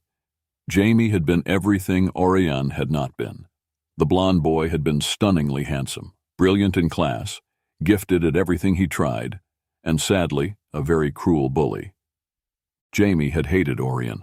Oirion had been the rich, fat, red-headed boy with glasses that the poverty-stricken bully took all his anger out on. Most of Orion's adolescent years had been spent bruised, suicidal, and hiding from Jamie and his friends. Oirion had forgiven him a long time ago, but it had not been easy. Oirion walked the aisle of the library, not really looking for anything exactly, just letting his mind wander. He and Jamie never spoke of those years or of family. It was rather like the year that was lost. They just never spoke of it and put it behind them. Maybe if he understood what had happened, he might have talked to Jamie about it, but he just didn't remember. Oirion still looked through crowds for faces of people he could not remember clearly. He woke from dreams, missing people without names. If only he could recall those names and faces, it might be so much easier. Reaching the end of the aisle, he went to a table with a book already there. It was a great tome, leather-bound and dusty. Clearly, the table was its home. It was massive, and it was spell-locked. Curious for a moment, he slipped the lock open with barely a thought, careful to hide that he had done it, and opened the book. He nearly laughed. It was a book of stories, standard childhood stories, yet the pages were stunningly painted in fantastic detail. Each had the well-known lore, followed by facts and true events, often with references to historical tomes.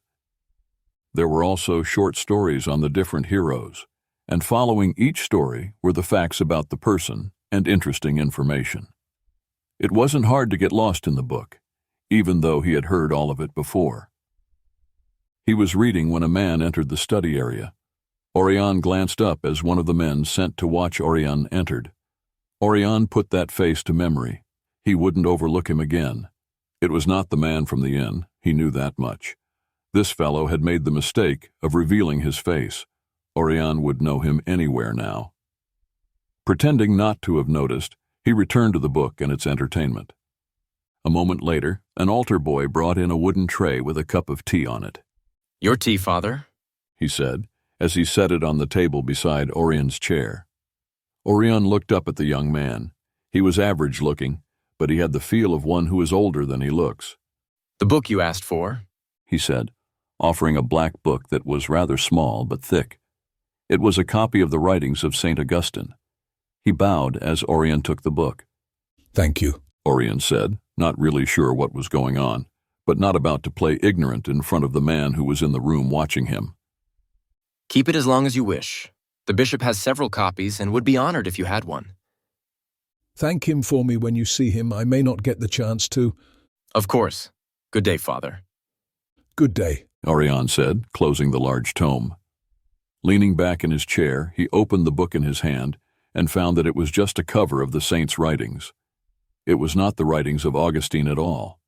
He flipped through the pages, slowly turning them, as if looking for a passage that he would have taken into interest. It was a book of summons, a very illegal book of summons. The book was so old the pages were yellowed, and the writing was in Imperial Pertan. The language was once the common language of the people of Pert. Now it was all but dead and lost. Only priests and wizards still spoke it, and fewer could read it. He felt uneasy even holding the thing, but someone wanted him to have it, and he suspected it was Gallus. He closed the book and sat a while with it in his hand. He took a few sips of tea, then rose and left the library. He walked slowly back to the palace, letting himself take on the limp that was natural to him. His spine and left hip had a stitch to them that he hid well most of the time, but now he let it show and allowed himself to look older and more helpless than he truly was. His back ached, his bones ached in places he could not recall injuries happening, and today he felt old. He knew that he had been seriously injured in that missing year, but even with the help of Jamie, there was nothing to be said or learned or eased. He was stuck with it. He was met at the gate by a young woman in men's clothing. She wore a sash across her chest that marked her as a letter carrier. "Father Oirion?" she asked. Yes? This is for you. Would you sign, please? She held out a book as well as several letters for him to sign for. They were in a bundle that had been forwarded from his chapter house to here. He thanked her and turned toward the palace with the bundle under his arm. He didn't open any letters until he was in his room. He took a seat at the table and untied the string. He began to go through the letters and to quickly read them. Most were long overdue invitations to events, some as the grandson of Lord ShaHaNon, and some as the famous hunter, Father Oirion. He scribbled out a few apologies for politics' sake. He just wished people would stop inviting him places. One was a letter from his brother, saying that he was engaged to be married again, and he would like Oirion to perform the marriage. It was 2 years old. Another was telling him that his cousin had died. There was a letter from his father that was, as always, lecturing and complaining about Oirion having abandoned his family and his home, that it wasn't natural, and this and that. It was all the same things for all of Orion's life. Only one letter caught his eye. It was beautifully written, an invitation to Aummen from the Crown Prince himself, ShaHaNon Lords. The letter wasn't old, but the date to come was several days past, and for whatever reason he felt a pang of loss and regret.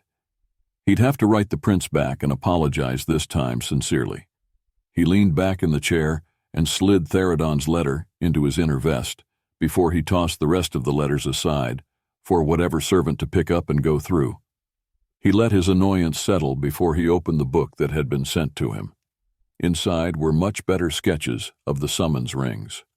Oirion assumed it was from the constable. He took out the sketches and looked for details, then began to flip through the book from the bishop to find anything that might line up. He was halfway through the book when he came to a folded letter. I need to talk to you. Meet me at the Goblin's Pot, after dark as soon as possible, and hide this book. Touching the letter, Oirion knew the book was not from whom he had thought, but someone else who had a good idea what was going on. This book was from someone who risked a great deal to own it. He set the 2 books aside and looked at them. How had he gained 2 different books of summons from different sources in one day? He felt very uneasy, and as if someone was setting him up. Those 2 books would need to disappear and be kept far away from him. Should the church catch him with them, he'd be excommunicated and put to death, or worse. Oirion swore under his breath, got up from the table, pocketed the books, and left his room. He would miss dinner, but that would be all right. He could explain well enough, he supposed. It was almost dark, and if someone needed to talk to him, he was not going to miss it for a formal dinner that he did not want to go to anyway. He could feel his followers as soon as he left his room. He took a slow, limping pace out of the halls, into the church proper, stopped to pray a moment, then went out the main doors.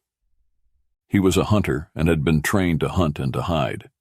He had been hunted by vampires and demons, and this game was little more than child's play.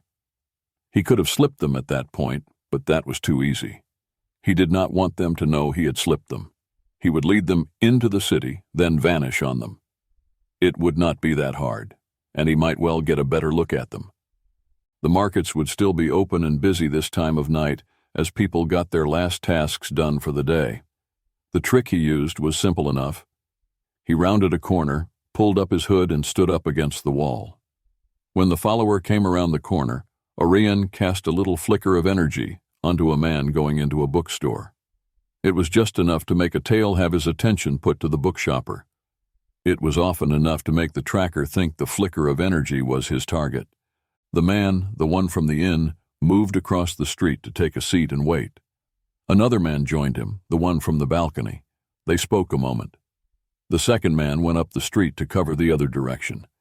Oirion turned, going back the way he had come. He had seen them, but not much better than he had before. He was known to be a great hunter, and yet few noted he was also a wizard. Even if he wanted to deny it, he knew he was a powerful one. He also knew things he could not recall learning, and had found himself using magic often in small things, ever since that year. Everything seemed to go back to then. He pushed it out of his head and focused on the moment. He knew where the Goblin's Pot was. It was down near the port and overlooked the harbor.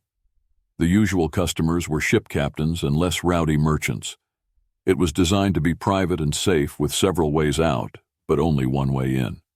An old place dating back into the imperial days, the Goblin's Pot was well taken care of, had a menu of food options, and a wall of drink choices.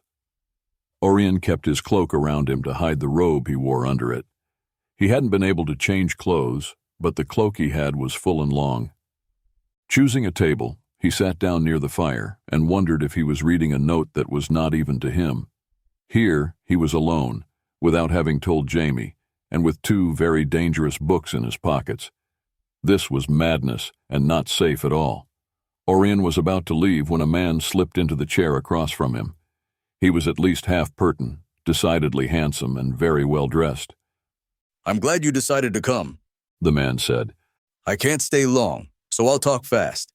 The things that are going on are far bigger than you have any idea. What I know is that it is a master summoner. The bodies are not what are being used to summon, but are a blood price. There is something that is being prepared for, and the bodies found are the energy that will be used. When that much power is released, it will be very, very bad. The Archbishop has been working hard to frame me, and I know that it is only a matter of time. I have done all I can to learn what I could. And I am very scared for what they are doing. I have never heard of any as strong as what these seem to be. They are shielding at a level that hides everything as it happens, and have this city shielded as well. It is like nothing else I have ever seen. I cannot even begin to get word out, and I cannot hope to escape. All I can do is this." He smiled warily. "The best I can do is get word to you that it is not me. I swear to every power above and below that it is not me. There is an evil that is building here. I do not know why or who, but it is big." He looked at the door. "Put your hood up and leave as soon as you can." He rose and slipped toward the back door, darting for it as the front door opened and guards moved in. Oirion bowed his head, let them pass, and went out the front door. He was far more troubled now than he had been before. He had no idea who the man was or why he would talk to him, but there had seemed to be no hint of deception in him.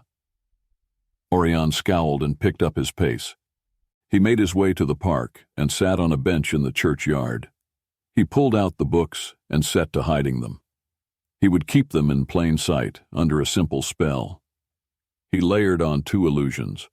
If the first spell was broken, the illusion of it being a book of prayers, it would suddenly change to being pornography.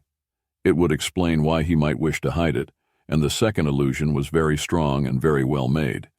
He figured that would make the searcher stop searching. He just hoped the illusions he created for it were not obviously made by a prude priest instead of a worldly pirate. He was still on the bench when the Archbishop walked up with an annoyed look. "You missed dinner." Oirion looked up as if startled. He squinted at the old man in the near dark of the yard. He reminded Oirion of something, but he couldn't put his finger on it. "What?" "Dinner. You missed it." "Oh, Your Grace, I am so sorry.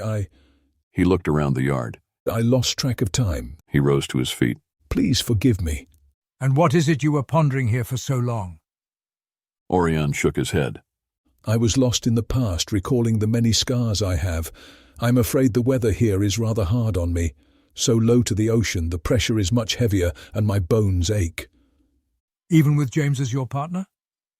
"If not for James, I would be dead." Oirion half laughed. "I am, however, very scarred." He made himself take a step with clear pain, putting his hand on his hip with a wince. "I was going to ask you on a little vampire hunt. Seems we found a man who has been in hiding, but I would not have you worry of it now. I would not endanger your health." Oirion smiled a little. He wanted this man to see him as weak and not a threat in any way. "I am sorry. I truly feel my age these days. I'm afraid I am a constant drain on James at this point. He suffers for that drain, and both of us feel the years on the borders. If you need any advice on the matter, though, my mind works well enough, I suppose."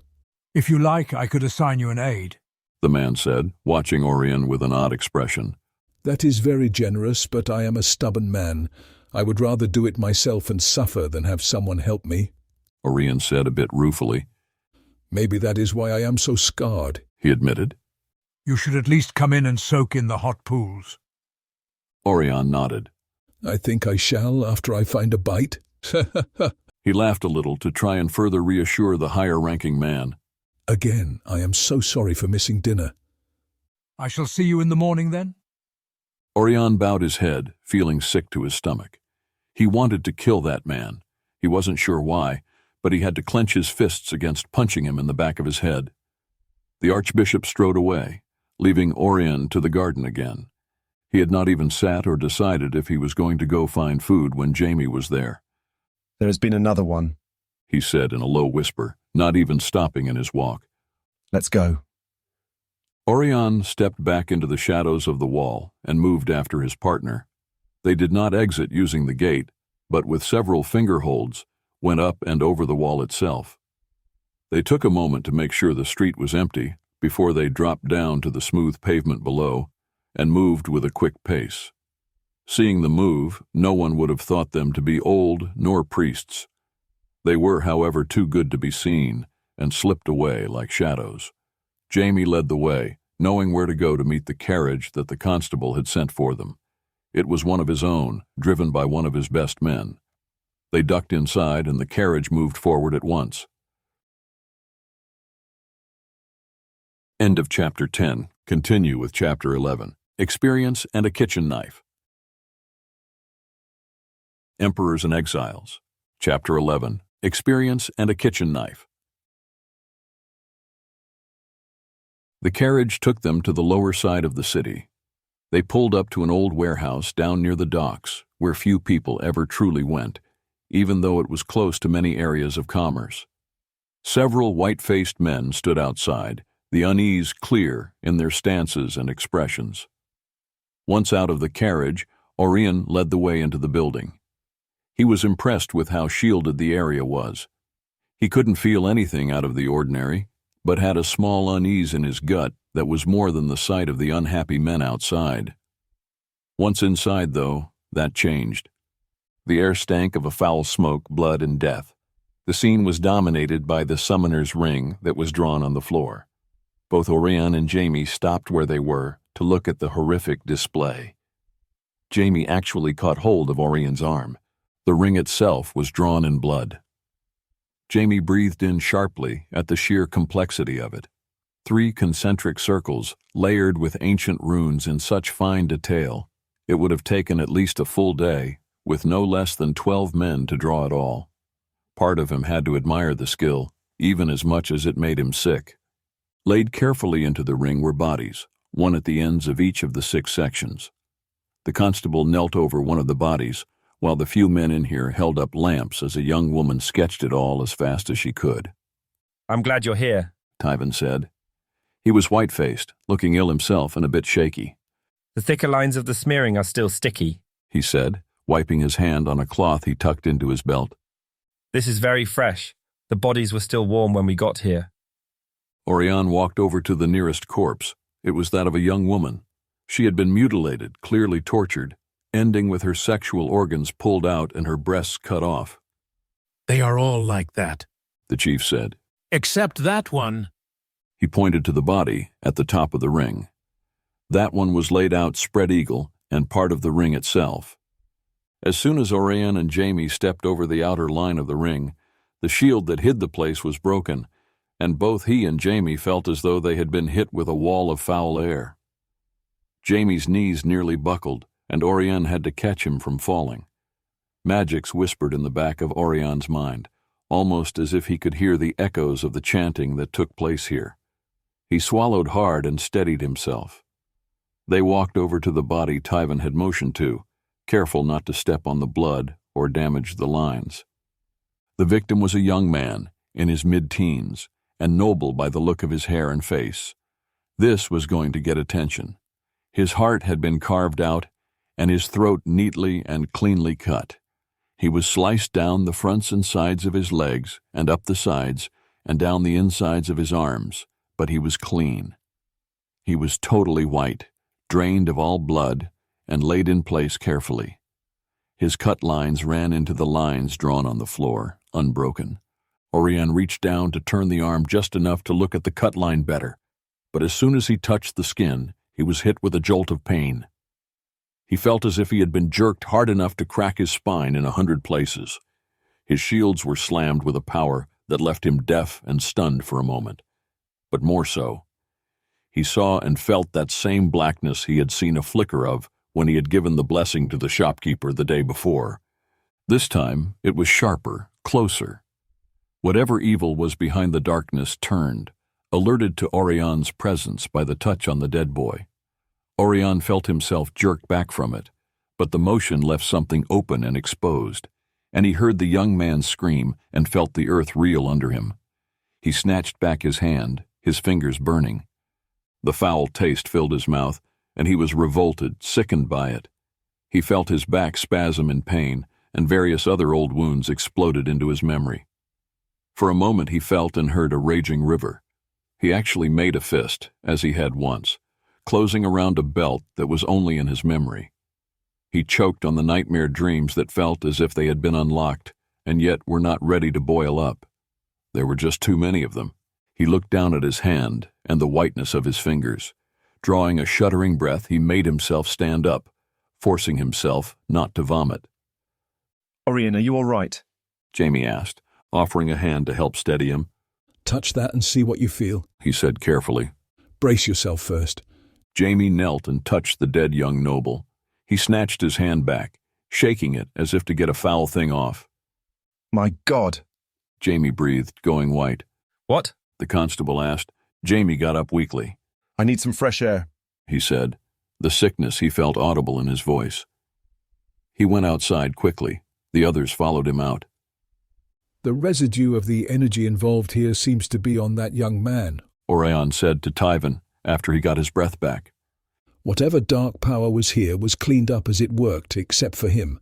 Something about him left him different. He is separate from the others. How? Why? He asked himself, trying to get as much information and insight as he could as fast as possible.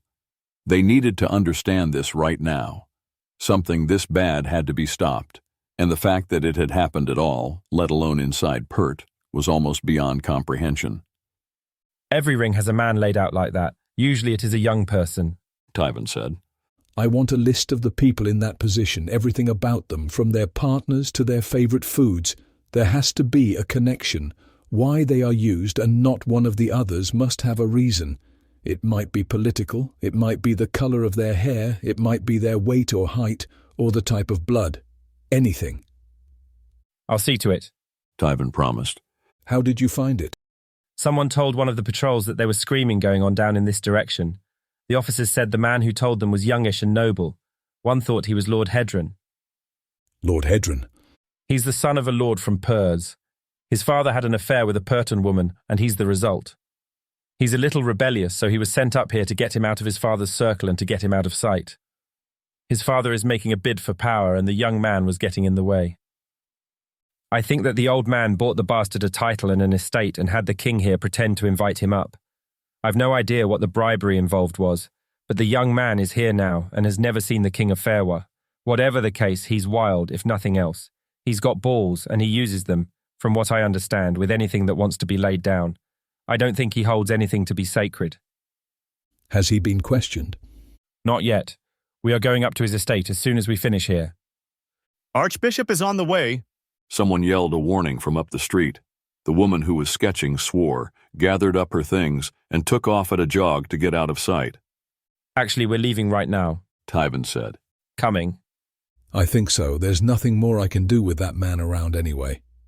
Oirion didn't want to admit that he didn't know what to do, and wanted to get as far from that energy as he could. The three of them went to the front and loaded into the constable's carriage. They were already moving as the Archbishop's elaborate carriage pulled up. A moment later, and they would have been noticed as not just another bit of traffic, but as it was, they escaped unnoticed. They were around the corner and well up the next street before the old man stepped out of his carriage. After a short visit to the estate of the young Purtan in question, they were sent on to a party across the city. Tyven muttered under his breath about the unlikelihood that the young man, being at such a party, actually had information on the crimes committed miles from his home and further from where he was at. Tyven grumbled all the way until they stepped out of the carriage. You expect the young man is here? Jamie asked of the lights, music, and loud bursts of youthful shrieks and laughter from the open windows of the grand house. I fully expect so, Tyven said. And if you two don't want to come, I won't blame you. I'm certain it will be most shameless. We'll be fine, Jamie said. We're hunters, not village monks. The party was one of those that seemed to always be going on, whose purpose was debauchery of all sorts for that reason alone. They were told to wait at the door, and the servant of the house went to find the man they wanted to talk to. After several minutes, a young woman wearing next to nothing came and got them. She led them through a grand hall where the wild party was going on. It seemed nothing but immorality and fun. The room was full of music, laughter, and drunkenness. Several swings were hung from the ceiling with naked young people swinging in long arcs through the crowds, sometimes not going back up, but provoking delighted cheering either way. Many in the crowd wore nothing but paint, a mask, and their hair.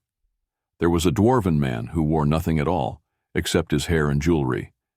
He was running about biting women anywhere they might have bare skin showing. They were brought to a man in a side chamber that was far more subdued, but no less obscene. He dug in his coat pocket looking for something.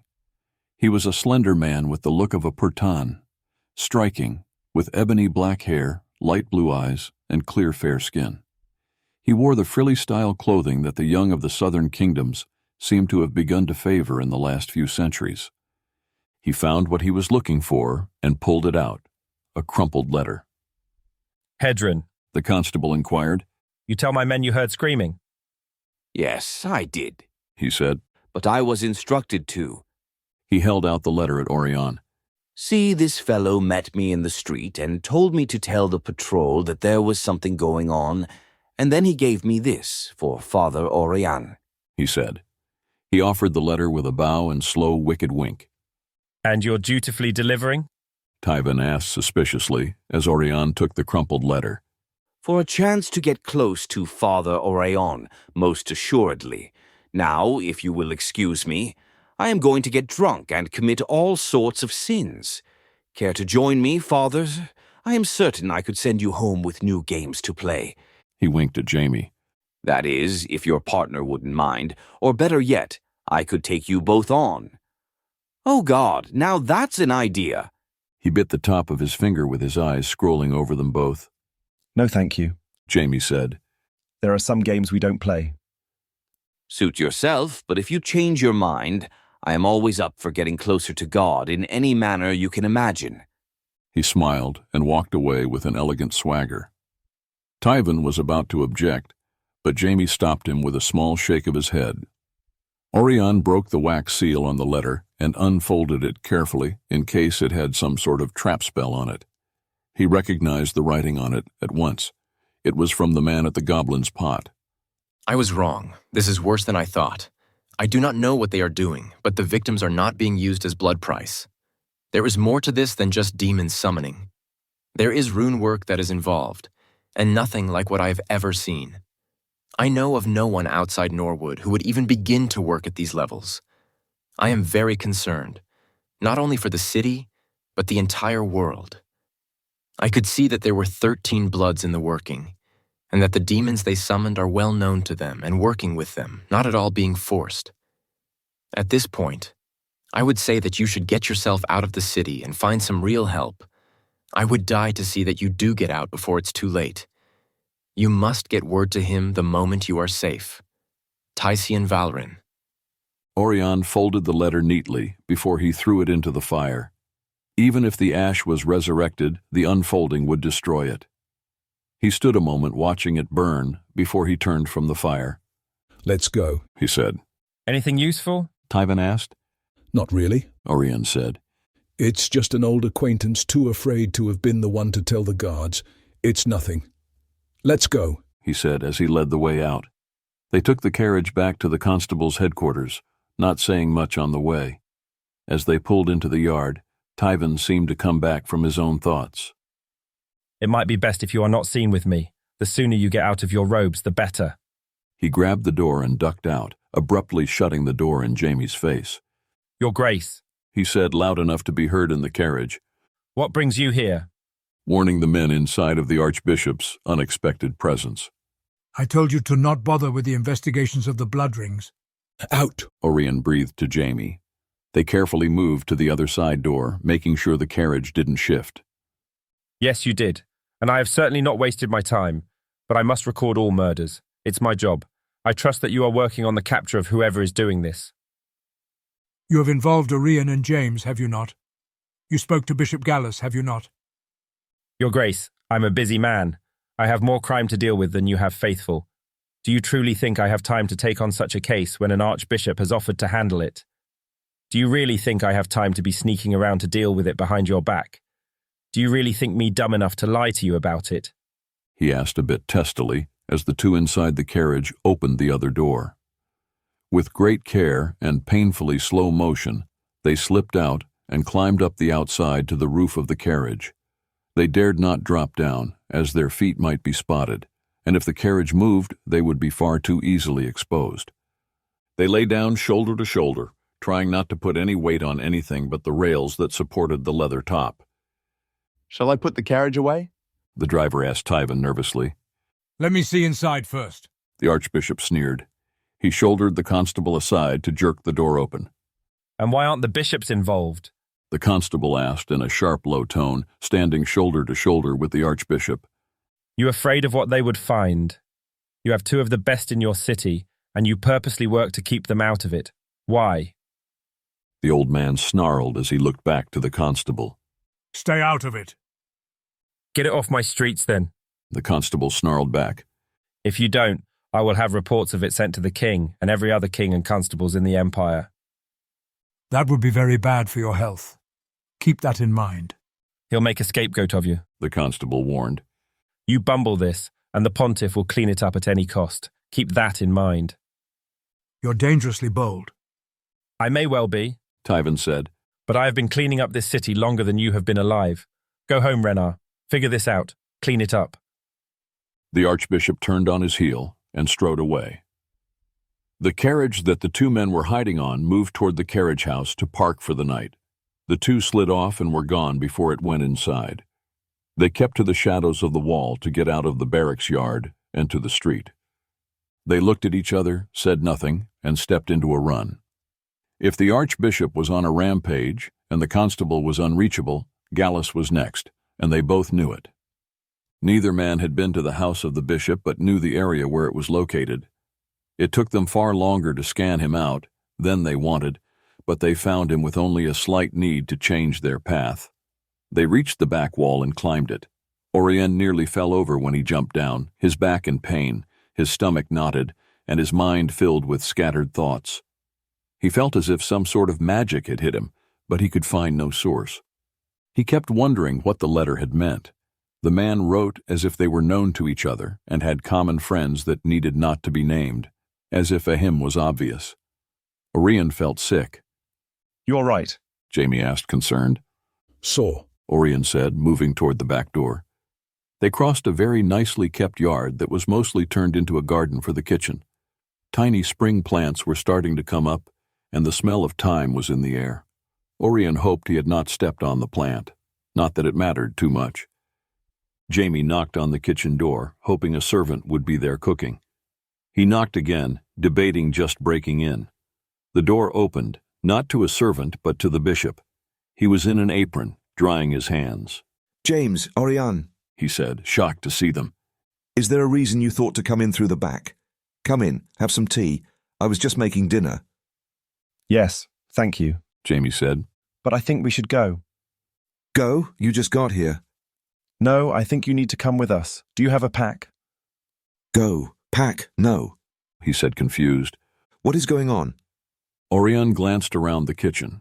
It was warm, old, worn wood, copper pots, ancient clay crockery. It was not the normal kitchen of a wealthy man. It looked like it had not been altered in thousands of years. There wasn't a single servant either. It did, however, smell wonderfully of food. Oirion recalled he had missed dinner. The Archbishop is not in a good mood, Jaime said. Oirion opened a pot that was simmering away on the stove. A wonderful-looking stew was just getting done. You hungry? Gallus asked hopefully. I rarely have company for dinner. Oirion caught motion out of the corner of his eye and dove aside. He grabbed Gallus, falling to the floor between the stove and the center island.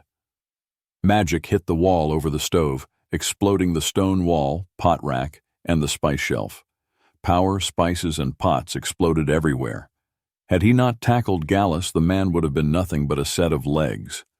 Jamie grabbed a handful of kitchen knives as he leapt. One foot hit the island, and the blond man was over it and at the kitchen door.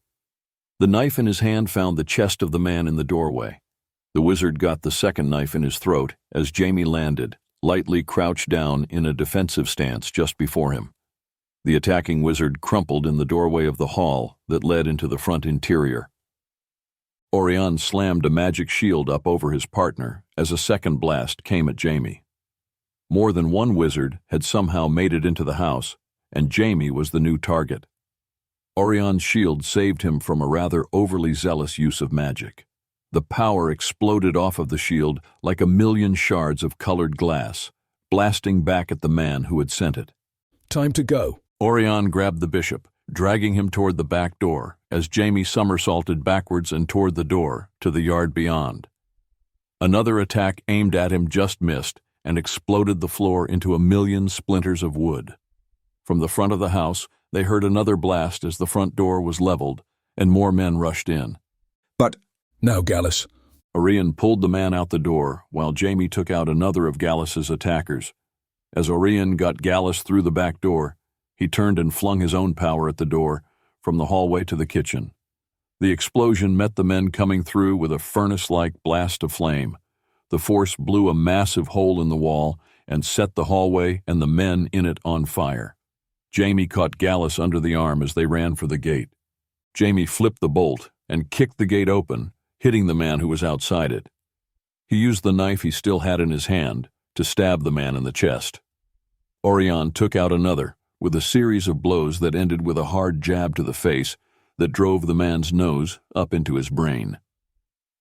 They didn't wait to find out if there were more attackers coming and pulled the bishop into a run. They both had lived too long in danger to think for a moment that this was going to stop or blow over. This was about to explode into a full war, and they were a long way from home territory. All they had was a single kitchen knife and experience.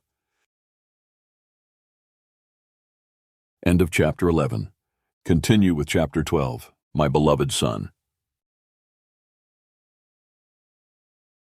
Emperors and Exiles. Chapter 12, My Beloved Son. How do you feel? Harold took a moment to focus on the man who had spoken to him. He blinked, forcing his eyes to work through the screaming headache. The man before him seemed a moment to be an angel made of light and mist, but his eyes slowly came into focus, and the angel materialized into a transformed version of the prince. Therodon had shaved the shaggy beard off his cheeks, but left a neat goatee. Oddly, it was sort of impressive that way. It really made his eyes stand out. More than that, the normally wild hair was as soft and smooth as a child's. For a moment, Harold was unable to think. He could not shake the first image of the prince as somehow divine. You washed your hair? He said out loud, a bit shocked at how golden and handsome his prince was. It seemed almost impossible the prince was the same man who had been in the office with crumbling mud on his boots and threadbare cloak. Therodon smiled. I'm flattered you noticed, he said, amused. Oh, I'm sorry. Forgive me, Highness, You're still a bit dazed, I'm sure. The prince took a sip of whatever drink he had in his hand. It seems you found something rather dark and ugly. It all rushed back to Harold, shaking him to the core. The image of the queen and what she had been doing. The jars of soulstone shattered and spilled on the floor. Tenlar's face. He looked back to the prince, horrified at the truth of what he had seen. You knew, he whispered. Knew what? The prince asked. The warehouse. What, the queen. You knew. You told me. Told you? No. I only just arrived in the city, but I have seen the recording crystals you had the foresight to carry with you, he said sadly. So I know now. No. Harold pushed himself up on his elbow. You told me to go there. No. Theradon said carefully. I only now just got here. I came to check on you as soon as I had been filled in. Harold felt sick. Of course, though, if the prince was connected, then it would complicate things terribly. He lay back down, his mind in a jumble. I must have dreamed it, he said softly. Brian, the bishops? Your bodyguard will be all right. He will need a great deal of magic cleansing. Unlike you, he did not have an amulet to protect him. You are very lucky you thought to wear such an old and powerful token. It may well have saved your soul and those of all others in there with you. Harold swallowed hard. The Queen? Bishop Rayla woke some time ago and has denounced her. She is on the run. She gated out and they have not found her yet. I agreed with him once I saw what you had recorded and have sent men to all her estates to try to arrest her. She is an evil woman with great magics. She will kill them. Perhaps, Theradon said sadly. In doing so, she will confirm her exile. It was sick to think, but it was true. The more men she killed now, the more the army of Awans would learn to hate her. Her once loyal and loving servants would attack her at any chance. But such power as the Queen held, it would take an entire kingdom to drive her out, and more to take her down. She was no easy target, and Theradon had to know it. How long until all of Awans knows of her evil? Harold asked. Theradon shrugged. Soon enough. It would seem she has been slowly driving the king insane, poisoning him as well. He rubbed his eyes. I can only imagine such pain. Harold pushed himself up. It all began to suddenly become very clear. Theradon had removed his mother in one act and had done it without seeming to, and now, showing the king's illness as inflicted, could be used to move him from the throne and put Theradon in it. Then should not Awans be merciful and let him leave his throne to rest and be mended? Harold asked carefully to test his thought. Theradon lifted his eyes to the counselor. I cannot suggest such a thing. A nephew can, Harold said. Only the blood son of a king cannot. He stopped as Theradon shook his head. I cannot suggest such a thing, the prince said again carefully. You must be very tired, counselor. You should rest. I am certain you will be well rewarded, as you should be, for your uncovering of such evil and for saving the bishop. He rose from the seat. I will come see you again. Can I see Brian? Is he going to be all right? Soon, Theradon said softly. Sleep is needed for him. No one could have known the power of the one she would be with. All my attention is now on the recovery of your good guard. Please trust me on that. Rest. He nodded his head and left Harold to lie awake, running it all through his mind. It was not chance that Harold was very versed in law, ancient and modern, or that he was a sorcerer. Theradon knew Harold would understand quickly. It was just an added layer to the prince's use of the fact that Harold held his bodyguard as more than just friend. Harold closed his eyes. Things had just changed in Awans, and he was somehow in the center of it. That was the place he had tried very hard to not be. He smiled to himself a little. If he played this right, he could end up at the king's right hand and be holding the hand of the man he loved with the other. Maybe, just maybe, the angels were real and did hear prayers. Now, if only it could happen, and Theradon could be a good king, then Harold would be beyond happy. Counselor Phelan Harold made himself rise to his feet.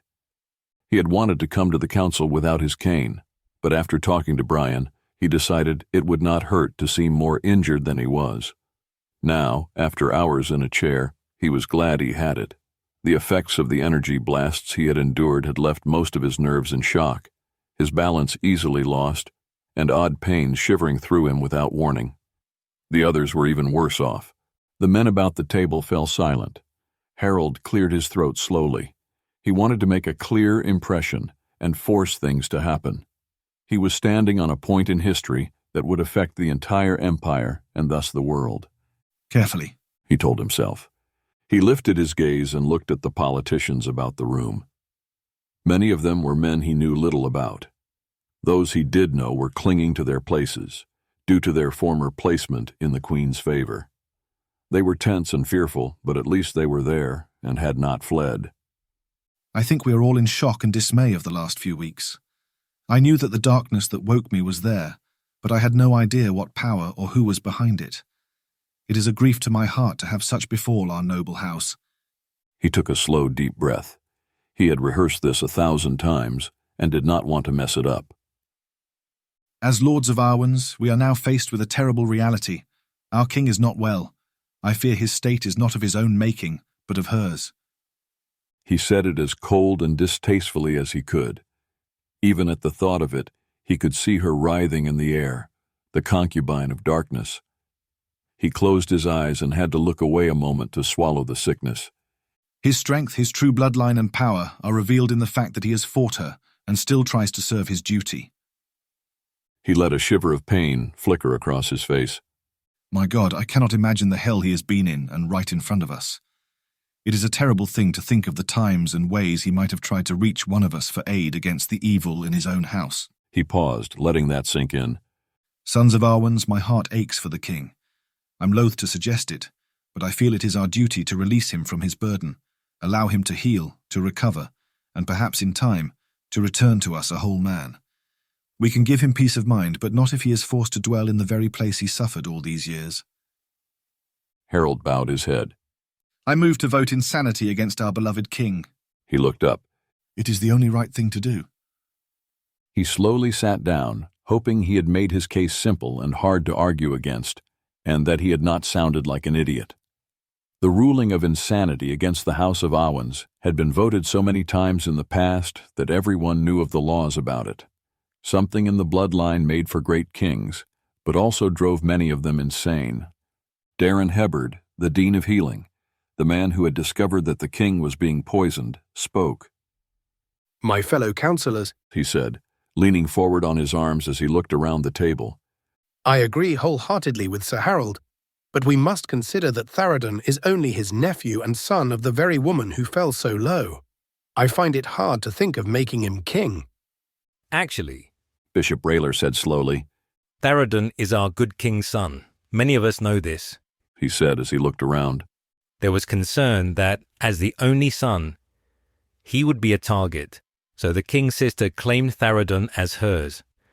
I assure you, he is the true line of Arwens. If you look at him closely, Dean, you will see that for yourself. I am surprised you have not already done so. The magics of Arwens will confirm it so, even if the good healer cannot, Harold assured the bishop, as if it was a fact many knew. We all know she is his mother, Councillor Danish said. Many of us watched him grow up under her. He is hardly a great leader. The man is barely here at all. He tramps off to go God only knows where, shows up to playboy about, and then is gone again. If, and I stress if, Tharadon is the son of Taihanar, then the law is clear, and good king or not, he is heir, Duke Burlow said carefully. The old Purton remained leaning back in his chair, his fingertips pressed together before his chest. He looked over his glasses at the men he sat at the table with. I would also point out to all of you that if he is not a good ruler and chooses to run about, it will leave the state of Arwens to us to oversee. If he proves to be a good ruler and decides to grow up a bit, then we might well find that the state of things change a great deal. I, for one, have the suspicion that Tharadon is far more than we suspect. He shifted to lean forward on the table. Can you imagine if we had a true king? We alone have the rightful bloodline in power. Can you for one moment imagine the wealth of visitors alone if our high halls lit up? Can you imagine having a warrior on the throne again? Make no mistake, our prince is no fool, and he knows how to make money. I would love to make him king just to see what he does. They paused to think of it on the level of money. The magic of the halls is gone, Rayler said sadly. The line of Aummen is dead, and only the blessing of the imperial line can open the key to the vaults of the angels.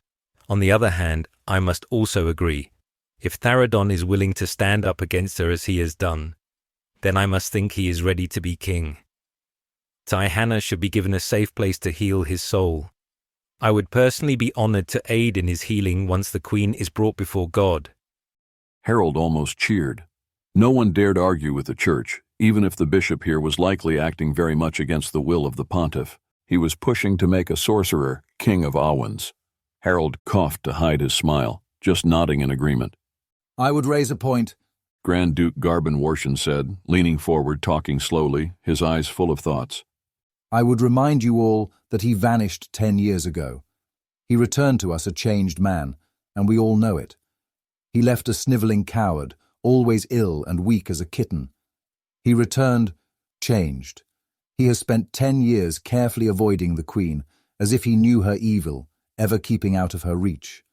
I have seen it. I have watched him. He took my dear Cindy with him and lost her. He may dress a fool, but I do not think it so. He may pretend to not care, but I do not believe that either.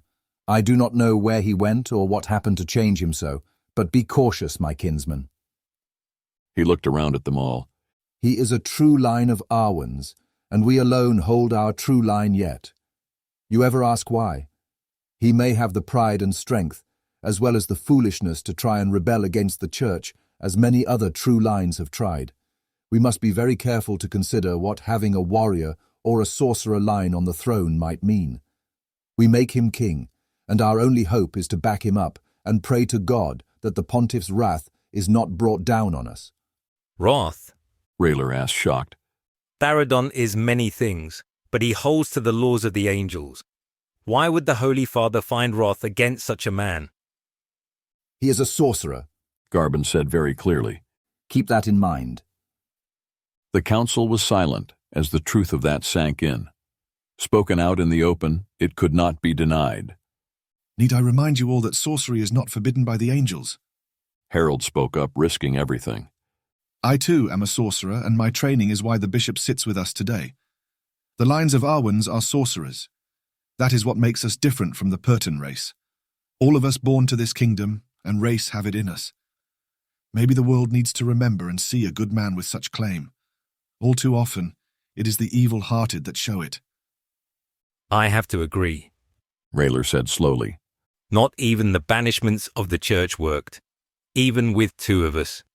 The evil would have taken us all and be set free without the good counselor's powers. The Church denounces sorcerers, Warshan said. The law says abuse of said magic, its accumulation and seeking of it, is denounced, Rayler corrected. Not the birthright or inborn power itself.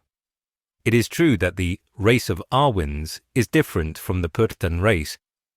The angels said it was for the magic in them, and their blessed choice to retain it. I cannot claim any wrong or evil in the counselor, and not in the prince.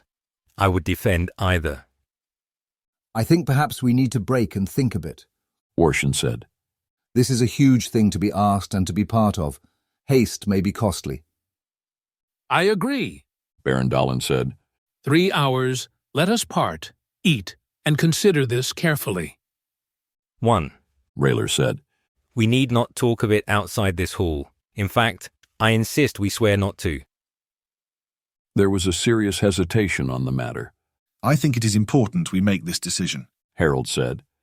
I think we should stay until it is done. I must admit I would love to lie down and rest, but this is why we are lords, and if we cannot do this, then we must not be needed or worthy of our place. Agreed, Galler said. Too many times, too many of us ask the advice of those who have no place to give it. Stay we shall. End of chapter 12. Continue with chapter 13, Memories. Emperors and Exiles, chapter 13, Memories. Gallus sighed as he looked in the mirror. He didn't even look like himself. He felt rather naked, in fact. Oirion had insisted that he ditch all his clothes and change into the worn travel gear the fellow bishop had picked up from some low-end street store. Oirion had assured him that the clothes had been cleaned, but it felt very odd to wear someone else's clothing. Worse, Gallus had custom clothes that came with built-in padding to make him look heavier and less capable. His charming grandfather appearance and cheerful roundness had made him seem no threat to the other ranks in the church. He had been left alone when others might not have been. If the change of clothes wasn't enough, Oirion had made him shave off his white beard. His face was exposed for the first time in over 150 years. His Purton heritage was more obvious now. He had grown the beard to hide his mother's blood as the prejudice against Pertons had grown. He wiped his face with the towel and sighed. He hated to admit it, but he was still handsome despite his age. At least he looked older now than when he had started to grow the beard. He had lines about his eyes, and his hair was totally white. He looked just enough human at a glance to be ignored. He hoped the tan line from the beard would fade quickly. Drawing a deep breath, he pushed open the door and stepped out to the train passageway, to where Oirion waited as guard at the doorway. Oirion looked him over. I feel rather naked, Gallus admitted. It is better you feel naked than dead, Oirion said. He led the way up the passage back to the car, where Jamie waited, sleeping on the bench. Oirion pushed his partner's feet off the worn leather seat, making room. Jamie groaned but sat up. He looked at Gallus a moment before he lay back over to rest against the wall. Where are we going? Gallus asked. I don't know yet, Oirion said. I am not even sure who is chasing us. Are we being followed? Oh, yes. Jamie muttered, his eyes still shut. They have scanned for us a number of times. Have they found us? Not yet, Jamie said. They know we got on a train and are following the tracks. We need to get off soon. Why? Gallus asked. What did I do? Does it matter? Oirion asked. Sometimes all it takes to get hunted is to be in the wrong place at the wrong time. Or to be a good man doing his job, Jamie added, getting more comfortable. Is it the people who were doing the murders? Gallus asked with concern. Summons, Oirion corrected. They were not mere murders. He sighed. It's likely that whoever is after us is involved one way or another. They rode in silence as the train rattled and rumbled along, rushing past landscapes that were hidden in the dark. Gallus dozed in and out, but didn't sleep well. He gave up trying when Jamie sat up, wiped his eyes, and stood. Time to get off, Jamie said. Get off? Gallus looked out the window at the night outside and the utter lack of city. We are miles from a city. About 10 from Caris, Jamie agreed. Time to go. Oirion got up, waiting for Gallus to do the same. Really? They just tagged our train, Jamie said. Time to get off. He pushed them out to the aisle and led the way to the back of the train car. They slipped through the service car into the luggage car in the rear of the train. Gallus had the sneaking suspicion the two men had chosen to be so far back in the train for a reason. It took Oirion only a moment to unlock the back door. They stepped out onto the platform at the back of the luggage car and into the cool night. The track rushed under them as it rattled and rumbled through birches and willows that made up the forests here. Just beyond the trees, hills slid by, lit by the light of the double moons. Jamie grabbed one of Gallus's hands while Oirion grabbed the other. Gallus gave one shocked shout as the men jumped with him. They let go of him as they passed over the track. The impact on the ground hurt. Gallus felt pain jolt up his ankle as he landed. Not by choice, he rolled down the steep embankment of the rail track to a damp ditch at the bottom. For a moment he lay there on his side, trying to get his breath back. A stab of pain shot through his ankle as he pushed himself up off the muddy ground. He was filthy and soaked from the shallow standing water where he had ended up. Jamie knelt at Gallus's feet, took the ankle, and held it a moment, the pain going away at his touch. You might have warned me, Gallus said. It would have taken too long, Oirion replied. We need to get off the track, Jamie said, pulling the bishop up to his feet. Where are we? Gallus asked, looking around. I don't even see any farms out here. Caris is this way, Jamie said, starting for the far side of the bank toward the trees. Watch out for water, he said, just as Gallus lost his footing in the mud and fell on his back. Oirion took Gallus's hand, helping him up. Thank you, Gallus said, trying to shake the mud off. Don't get out of the city much, do you? Not since I was a child, he said a bit sadly. I grew up pretty isolated. I left that lifestyle to be where I could make a difference. I hate cities, Oirion said. Too much noise, too many people. They waded through the water that stood cold and still at the base of the track embankment. Wet to their knees, they hiked up the next hill and away from the track. Spring rains had turned the hills to mud and made walking difficult. The leaves of the year before were damp beneath their feet and smelled of decay as they hiked under the canopy of yet naked tree limbs around them.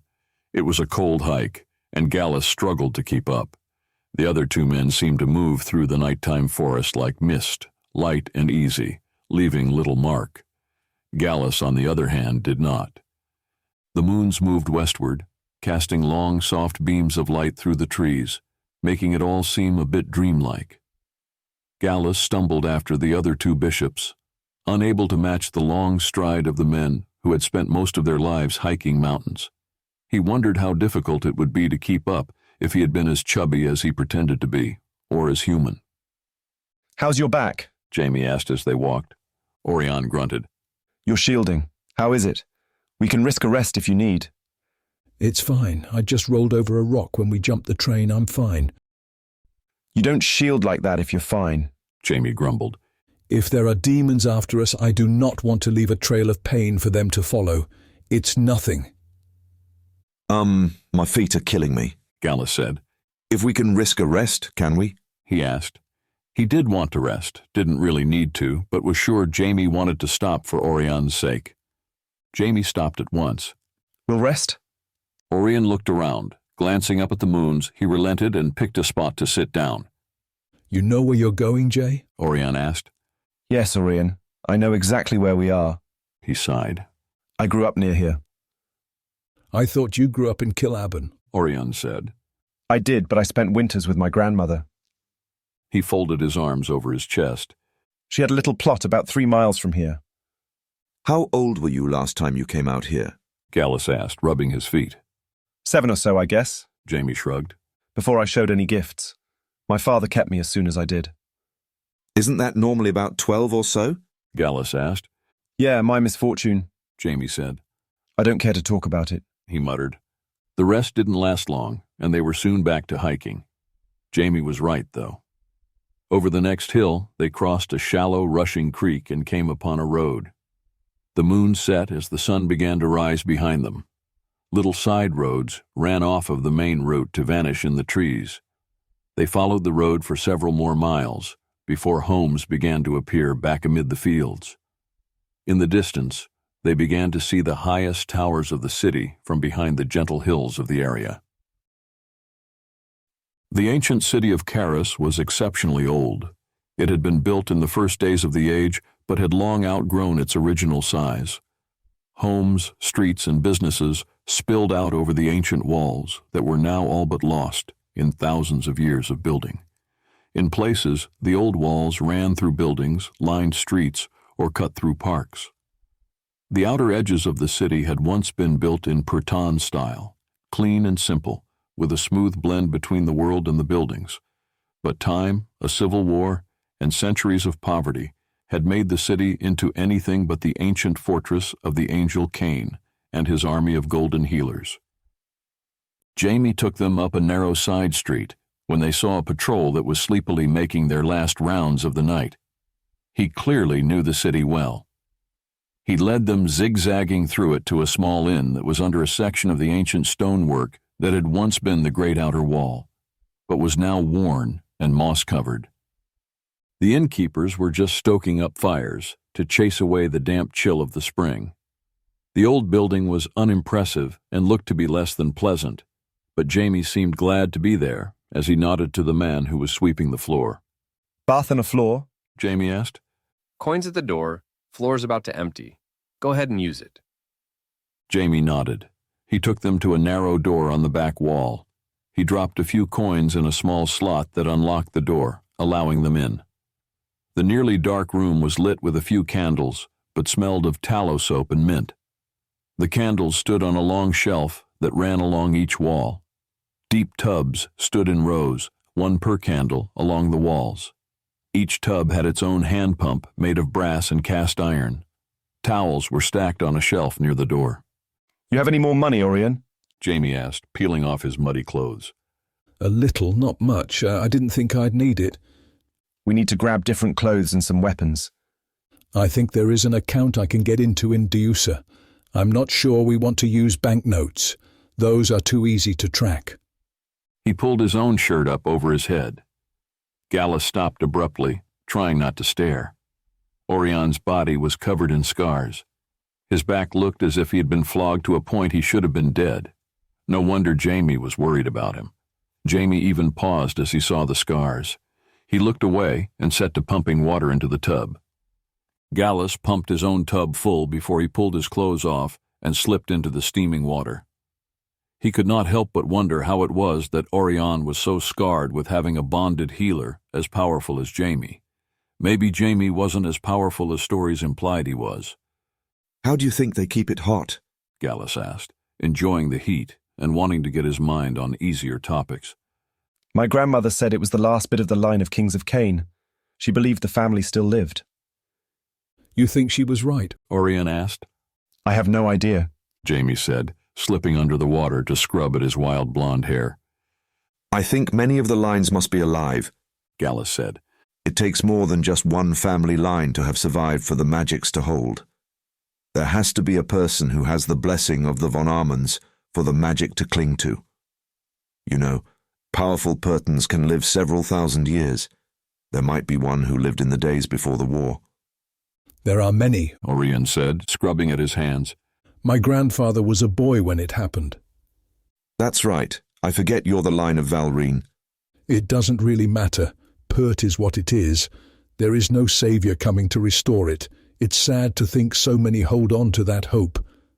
Saviours come from unlikely places, Oirion, Gallus said.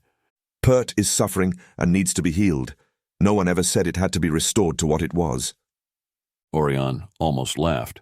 We are going to be torn down into nothing and invaded by the elves. They are just waiting for the right time. Pert will not see the next age. You sound a bit bitter about that. Oirion half laughed, shaking his head. Scrub up. It might be your last hot bath for a while. The bath seemed a bit ruined by having to put back on the same damp and filthy clothes, but it at least got the hair clean. They decided not to rest, but to keep moving. They were back in the street in the morning sun and on the road as soon as they were done washing. Jamie led the way through the crowd. Gallus had a hard time looking at the people. Many of them were so poor that their clothes were full of holes, falling off and filthy. Children ran around in the wet and mud with no shoes. Several played ball, tossing it about, as if unaware of the chill morning. Don't look so upset, Jamie said to him softly. They are so poor, Gallus said sadly. Poor? Jamie laughed. No, Gallus. This is not poor. This is doing all right. You don't see poor until you're in the lower streets of Killaben. Things are a lot worse for many people. This isn't so bad. Oirion stopped. He looked around, his nerves on end. Jamie stepped up to him, trying to catch whatever it was that Oirion felt. He knew his partner well enough to know something was off. Oirion took a step back. We shouldn't be here, he said. Something is very wrong. We need to go. Jamie wasn't sure what Oirion was feeling, but he turned at once to lead them out of the city as fast as he could. They picked up their pace to get out of the area. He started to feel it as well, an anxious tension in his gut. Something was very wrong indeed. Jamie wanted to run, but to do so would bring a lot of eyes on them. They were nearly at the edge of the city when a man on a black horse appeared out of nowhere. Oirion almost ran into him. He had to stumble back to avoid a collision. Jamie and Gallus both gagged on the reek of black magics. Oirion felt as if he was caught in the grip of a serpent. He could feel it twining about him, tightening its grip, crushing his lungs and straining to shatter his shields. He was unable to move or breathe. The man on the horse didn't look away or blink. Oirion wanted to cry out for help, but his focus felt as restrained as his body. Oirion felt needles sinking into his mind, each one bringing up a flicker of memory. There was a flash of Jamie, a flash of himself on his knees before the pontiff in humility, a flash of his grandfather, and then a flash of himself on a ship deck. The memory hurt. It felt as if a sliver covered in barbs and spines was ripping out deep, tender tissue from his heart. The last air in his lungs was driven out as he cried out in pain. His knees were about to give out when Gallus shouted. Light flared, brilliant and hot. Oirion was suddenly released as the banishment hit the demon who held him. Jamie was fast to attack the man on the horse. He pulled the summoner from the saddle, slamming him to the ground. Jamie drove his knee into the man's chest. killing him with a blast of wizard's power gained by the bond with Oirion. It had been a very long time since Jaime had even tried to make use of the bond in that way, but instinct had taken over. His body tingled with the rush of the magic he so rarely used. His heart pounded, and his breathing was ragged. Oirion gasped for air, a hand on his chest.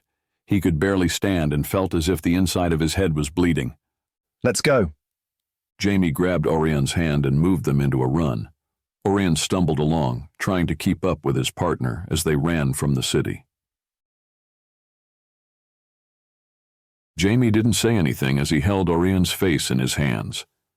The bloody nose had finally begun to slow, but the healer hadn't been able to stop it. Both he and Oirion knew very well a normal bloody nose was nothing for Jaime to deal with. This, however, was something far more. Gallus was curled up, sleeping in the straw of the small barn they had found. The man had collapsed the moment they had entered the rickety old building. He had not even thought to pull straw over himself. Jaime had done that for him. The old bishop slept now, dry and warm, despite the cold rain outside. Let me see your chest now, Jaime said, sitting back on his foot. Oirion wanted to grumble it away, but he wanted to see as well. Carefully, trying not to wince, he pulled up his shirt to look. The pain was as real as the dark bruises that wound about his body. Jaime touched them softly, tracing the lines, letting his magics ease the pain, looking for broken ribs, of which there were a number, and testing the depth of demonic touch. The healer folded his hands over his knee and looked up at his partner. You want to tell me what happened?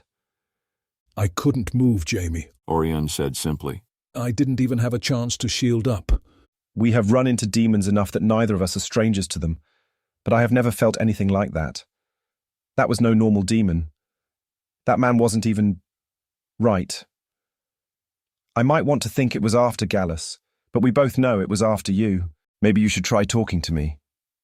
Oirion shook his head. He had seen, in a flicker of memory, a face, a presence he knew. He felt his heart torn and a deep pain of what felt like betrayal, but not quite. His memory shredded with a mix of hatred and something almost like addiction for the presence he had so briefly recalled.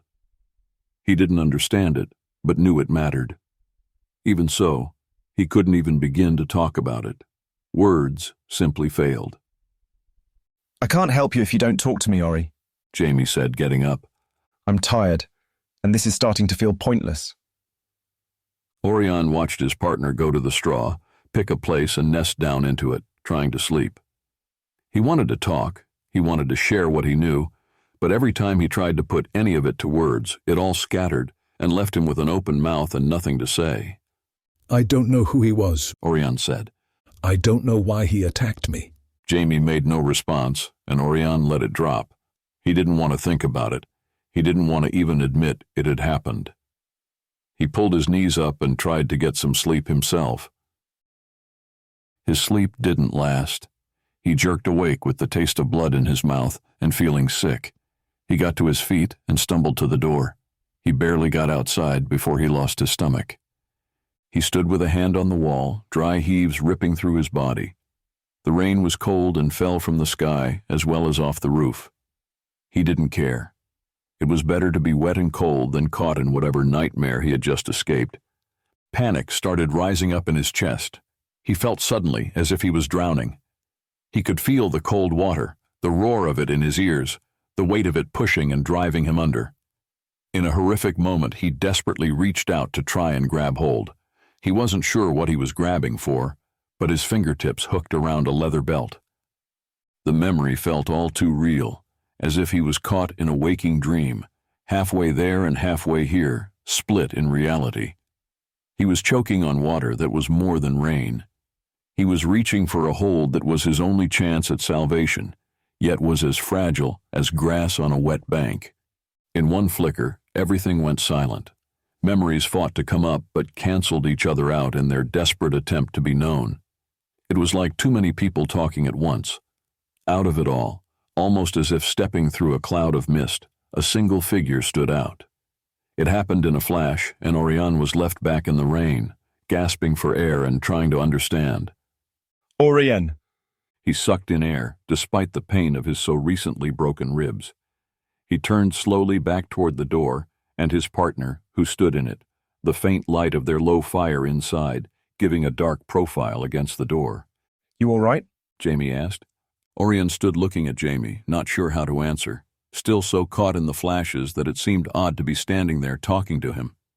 "Why am I always the one who is attacked?" he asked, trying not to cry.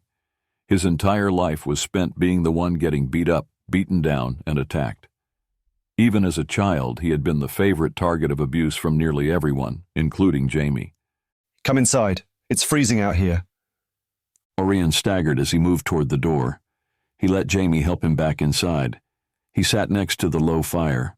He was cold, shivering, and felt as if he was about to break. How much more could his body take? He spit the taste of salt water out of his mouth, afraid to question it or mention it. "I think we should pray now," Gallus said, joining them at the small fire. "Please." He offered his hands out. Both Jamie and Oirion took his hands before they took each other's. They bowed their heads as Gallus started the prayer of purification and rejuvenation. End of Chapter 13. Continue with Chapter 14, The King. Emperors and Exiles. Chapter 14, The King. You do not look happy. Theo looked up from the book he had just slammed closed. ShaHaNon, the crazy king of Aummen, stood in the gate door of the ancient history tomes. Many of the history books that were not written by the church were hidden here in the covers of older but far less interesting books. A man had to know where to look to find anything. Theo had spent many years in this little area. He knew where to find what he looked for, most of the time. "The books say Ishhaven was killed in the Battle of Clun," Theo said. "Yes," ShaHaNon said, entering the room. The man looked as crazy as they said. His clothes were mismatched. His body was as lean as a starving man's. His beard was even wilder than his hair, and he was carrying a very pretty little pink purse with sparkling beads on it. "I have reason to believe he is not dead at all." "Sometimes what is assumed is not truth. They say I am crazy, and they say you are weak. That is what we would have them think. Is it not?" ShaHaNon looked around, found an old stool, caught it in his hand, and took a careful, almost graceful seat. The king set his pretty little girl's purse on the desk Theo used and pulled out a small pouch from some inner pocket. Theo almost smiled at the idea of the king being sane and himself being strong. But there just wasn't any humor in it. Ivan was about to be wiped out by an army of church thugs, and there was nothing Theo could do about it. "You are crazy," Theo said. "You've earned that." He leaned back and watched the king roll a smoke with trembling hands, but with enough care that not a single speck of smoke weed was dropped. Once ShaHaNon had been a stunningly handsome man, now and then it showed, but he merely seemed weak and old most of the time. His teeth had been shattered somewhere along the way, Theo realized. He almost cringed. He knew what sort of power levels it took to shatter teeth. Perhaps.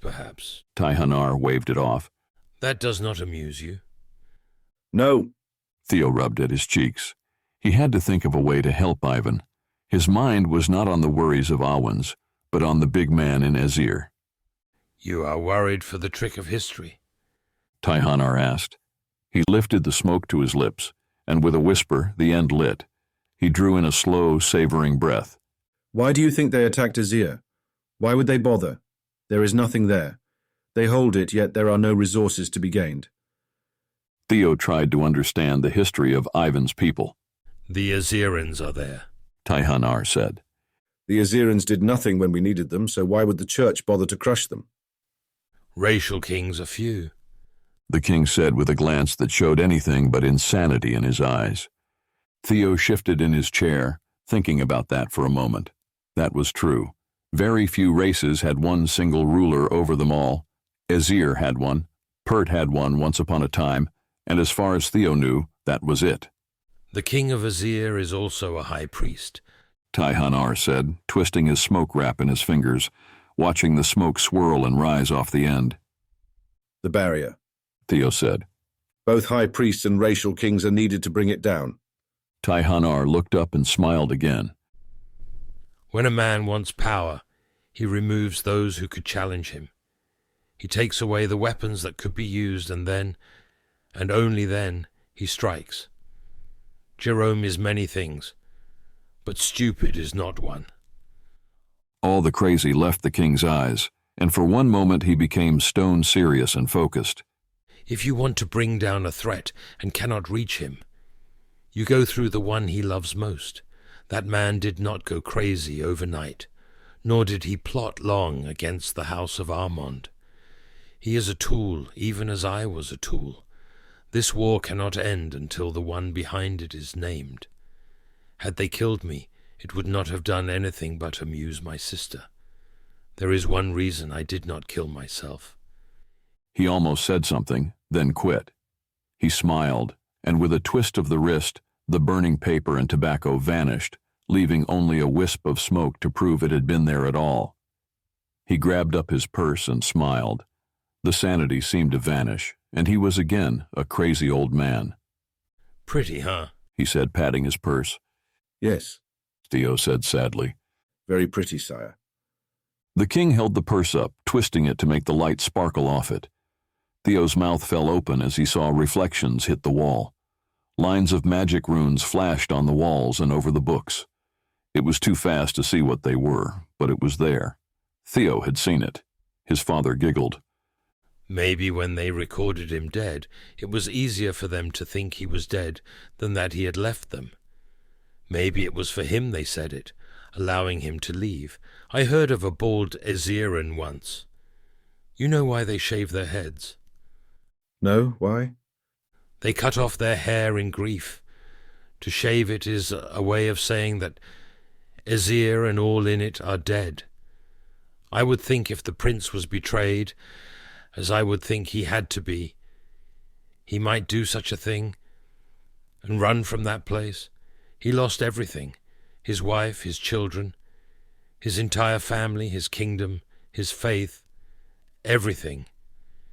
He might feel strongly enough to shave his head and walk away, you know. He laughed. I always wanted to go to Dakan. There is a famous gladiator there. They say he is a true giant, a bald Exiles. They say he fights like no other. I wish to meet him. I have never met a giant. Theo frowned. Well, unless I find a way to aid him, he's about to be betrayed and killed for real this time. He muttered in disgust at the way things were going. He could gate to Exiles maybe, but not at the moment. By dark the council would take the king, and Theo would need to be here to take the throne. He shook his head, troubled and sick to his stomach. Did he abandon a decade of work for Ivan, or did he let Ivan get killed? Go to the church and pray, ShaHaNon said with a kind smile. In the sanctuary of prayer, you never know what door might open. Theo got up to put the book away, as the king's guard found where their ward had escaped to. Come, sire, it is time for you to eat, one of them said kindly. Oh, good, he said like a happy child. I was just thinking about food. Is it soup? And bread and wine. Theo let the kind woman lead the man away, his mind going back to Ivan. Theo had no love for the church, but all things considered, being in the cathedral when it all went down would make it look as if he had even less to do with it. He left the library, locking it up securely, before he took the long walk through the palace and out across the great yards to the place that was so beautiful and so holy once, but seemed so stained now. As he walked, his mind went to Oirion. He wondered how Oirion was. He sent a silent prayer for his friend, and prayed one day Oirion might remember all they had been through. He walked up the aisle through the great hall that was, like all places of power, now smothered in wealth. The gold in the hall was stunning, and hid the true beauty and power of the place. Pert was hidden even from its own people. He stood before the sanctuary. Behind the altar was a pane of stained glass. It rose up behind the throne and was lit from behind. It was new. Theo had not been in this cathedral in nearly 30 years, he realized. The artwork was stunning. He almost started to cry looking at it. There was no mistaking who it was. It was Saint Tyrrell. He stood in a white robe, so like the one he had worn in Ulamar, his face and hands lifted in a sad sort of upward appeal to heaven. The hands that were upturned before his chest were, ironically, gloved in white. Jerome had a very sick sense of humor. Theo bowed his head, knowing the secret so few did. Tyrrell von Armand was not dead. He lived in Norwood, half vampire, half demon, ripped apart by his own partner. The lost soul of Saint Tyrrell was none other than the King of Norwood. Without thinking, Theo turned his hands up almost in mirror of the image before him. He closed his eyes, pleading to any power of light and goodness to help him, to help Ivan, to send Shannon a breath of peace.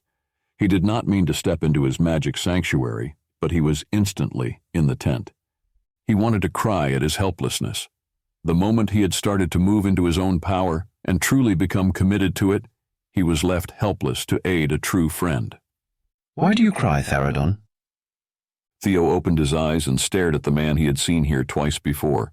He was not solid, but a guest, faint and flickering. He was there on his own powers.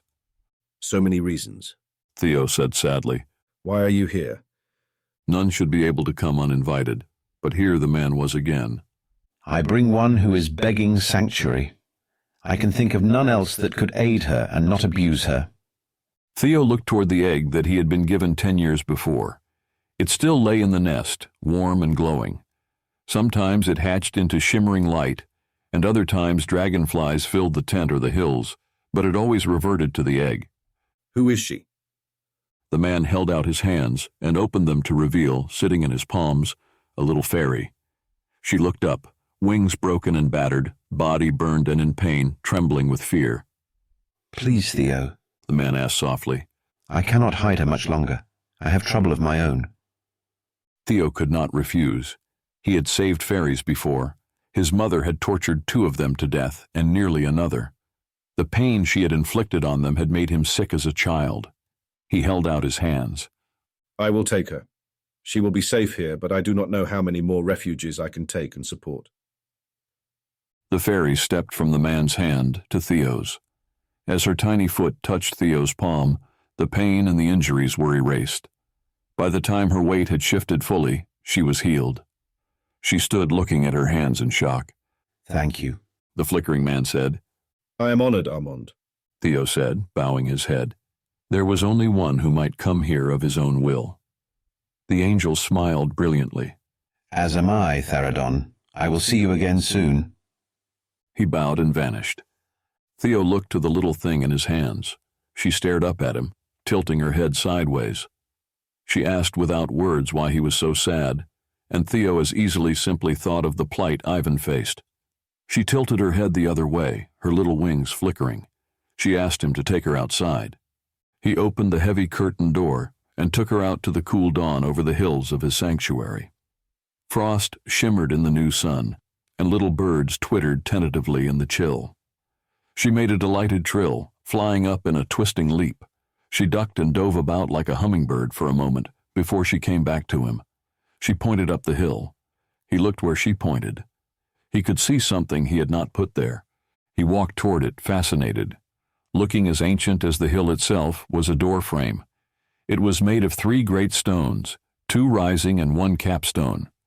They were carved with ancient scroll, but it was all covered in lichen and moss, as if it had been there since the beginning. He looked to the fairy. She tried to explain. It seemed very complicated and yet very simple.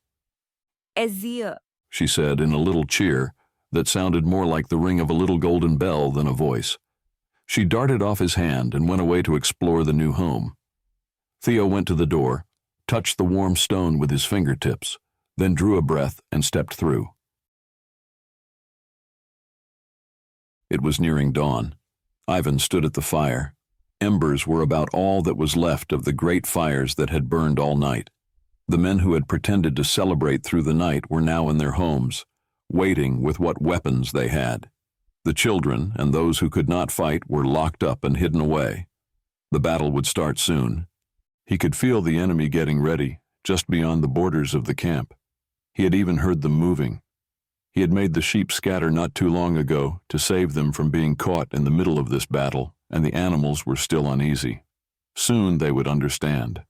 Via could smell the unwelcome army of men and was tense at his side, with hair on end. He didn't mind when the sky began to mist down. The fog would work better for them than for the invaders.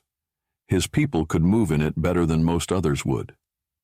He looked up when Via made a little sound. She got to her feet as a man came walking from the riverside of the village. He wore a long dark cloak with its hood up. The mist swirled, making him hard to see. Ivan waited. It was not what he expected. Via went to meet the man. Clearly he didn't smell like the enemy outside the camp. She was curious, not scared or angry.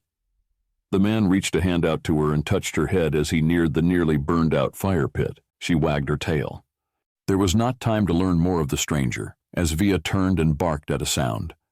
The first doors of the brows were ripped open by men, as yet unseen under illusion, who moved to attack. Ivan bent down and picked up a sword from under the canvas at his feet. The man who had come from across the river and was standing just on the far side of the fire lifted his hand. A staff appeared in his grip. With a firm motion, he brought it down with a sharp crack, as if the staff butt had hit metal to stone. Light flooded the yard as the claws that gripped the orb on its top snapped open. Blue fire rushed out in a great ring. The magics of the churchmen shattered, leaving them exposed, their invisibility gone. Ivan didn't waste time, but moved to attack the nearest one who was dangerously close already. A number of them had been sneaking in to kill him, while others tried to rush what they thought were slumbering homes. Via attacked the next closest assailant, even as the new man swung his staff to crush another. The men in the bros met the invaders with brutal power. Clearing the doorways of the boldest attackers, the Aziran warriors grouped up to form a fighting ring about the fire. It was a standard tactic against trolls, to force them to come at the warriors, and not attack anywhere that the unarmed could be hiding. There were less than 300 trained Aziran fighters at the fire facing over 1,000 churchmen. It was hopeless. They barely had time to all get together before they were being crushed inward with nowhere to go, their feet actually stepping into the embers. Ivan roared as he saw a young man, not even out of his teens, gutted right at his side. It reminded him far too much of his own young sons. For a moment, he was jerked back hundreds of years, and all the hidden and pent-up rage exploded in him. He had not meant to expose himself, but in that one moment, at the loss of just one too many young Aziran men, desperation took over. He swung once more with his sword before his next move. Light flooded his eyes and he felt the world shift as his true form tore free. He felt his clothes tear away like old cheesecloth, and without even a roar, he swiped with a great paw. He crushed the man with sheer force. The stranger brought his staff down again. Power exploded outward, just as the light had, but it was physical force and blasted the attackers back. Bones were crushed, as those who were too close were slammed back. The ring of power hit only a few yards out, but it killed a number of the enemy all at once, and gave the Azirans room to fight. The shock of the sudden powerful magic and the startling appearance of a bear made the men beyond the ring blast fall back a moment, and the Aziran warriors took advantage of it. From beyond the circle, a flare went up in brilliant white light. It hung a moment, then splintered into darts of power that shot down with shocking speed and force to hit the churchmen. Many hit shields, shattering them with explosions of sparks and scattered light.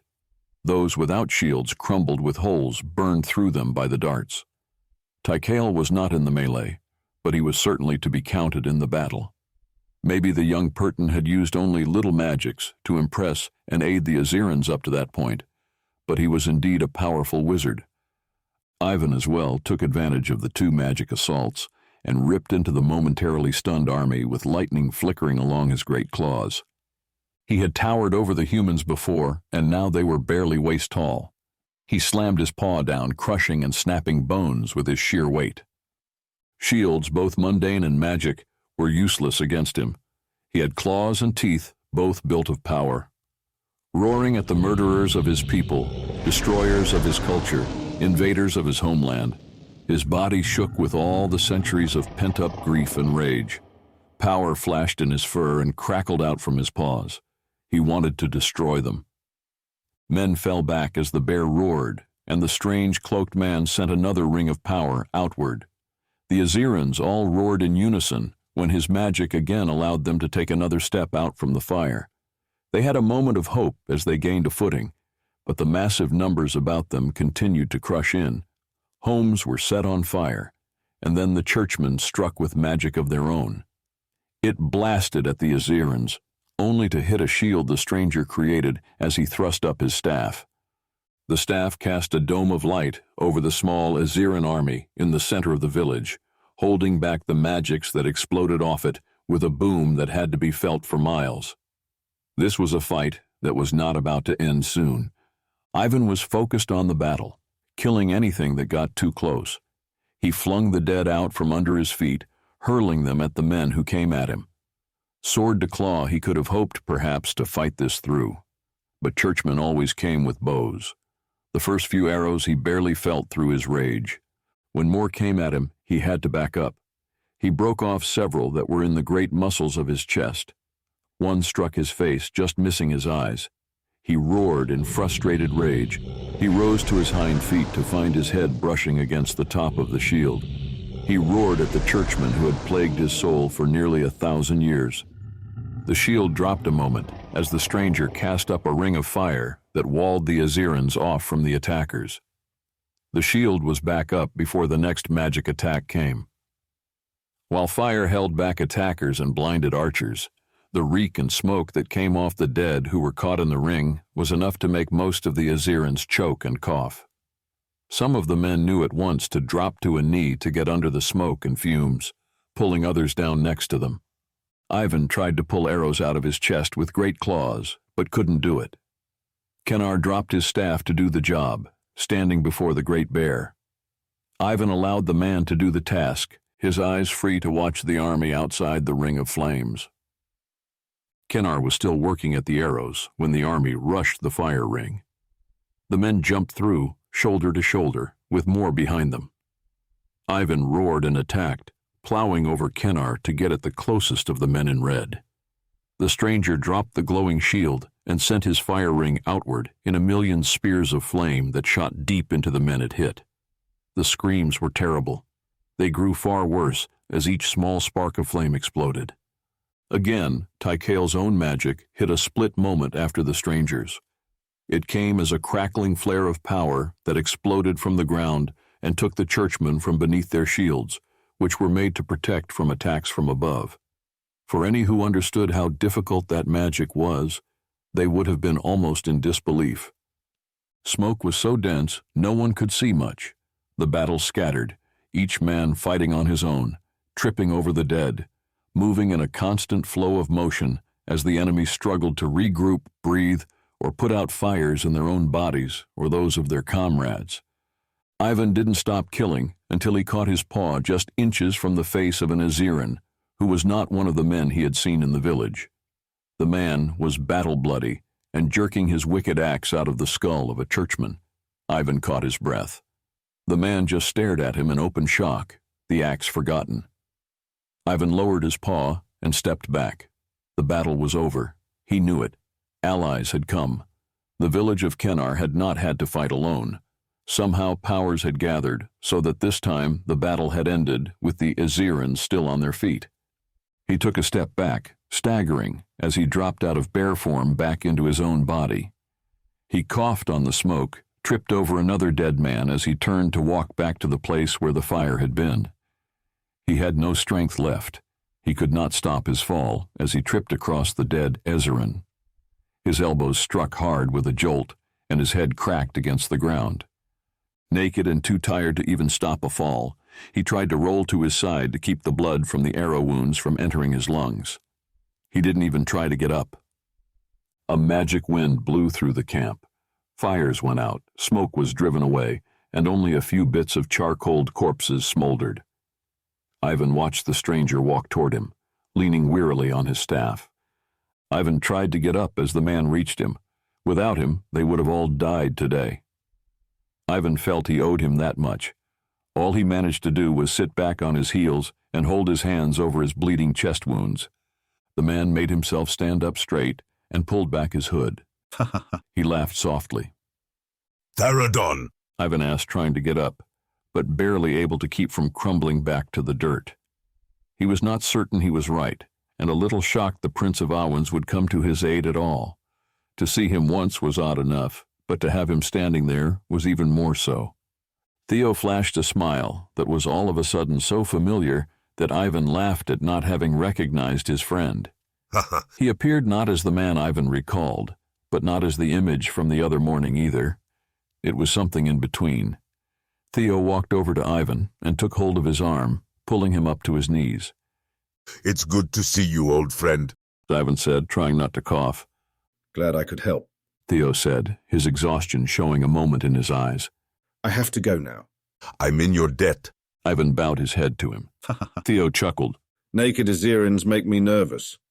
He pulled off his cloak and wrapped it about Ivan's shoulders.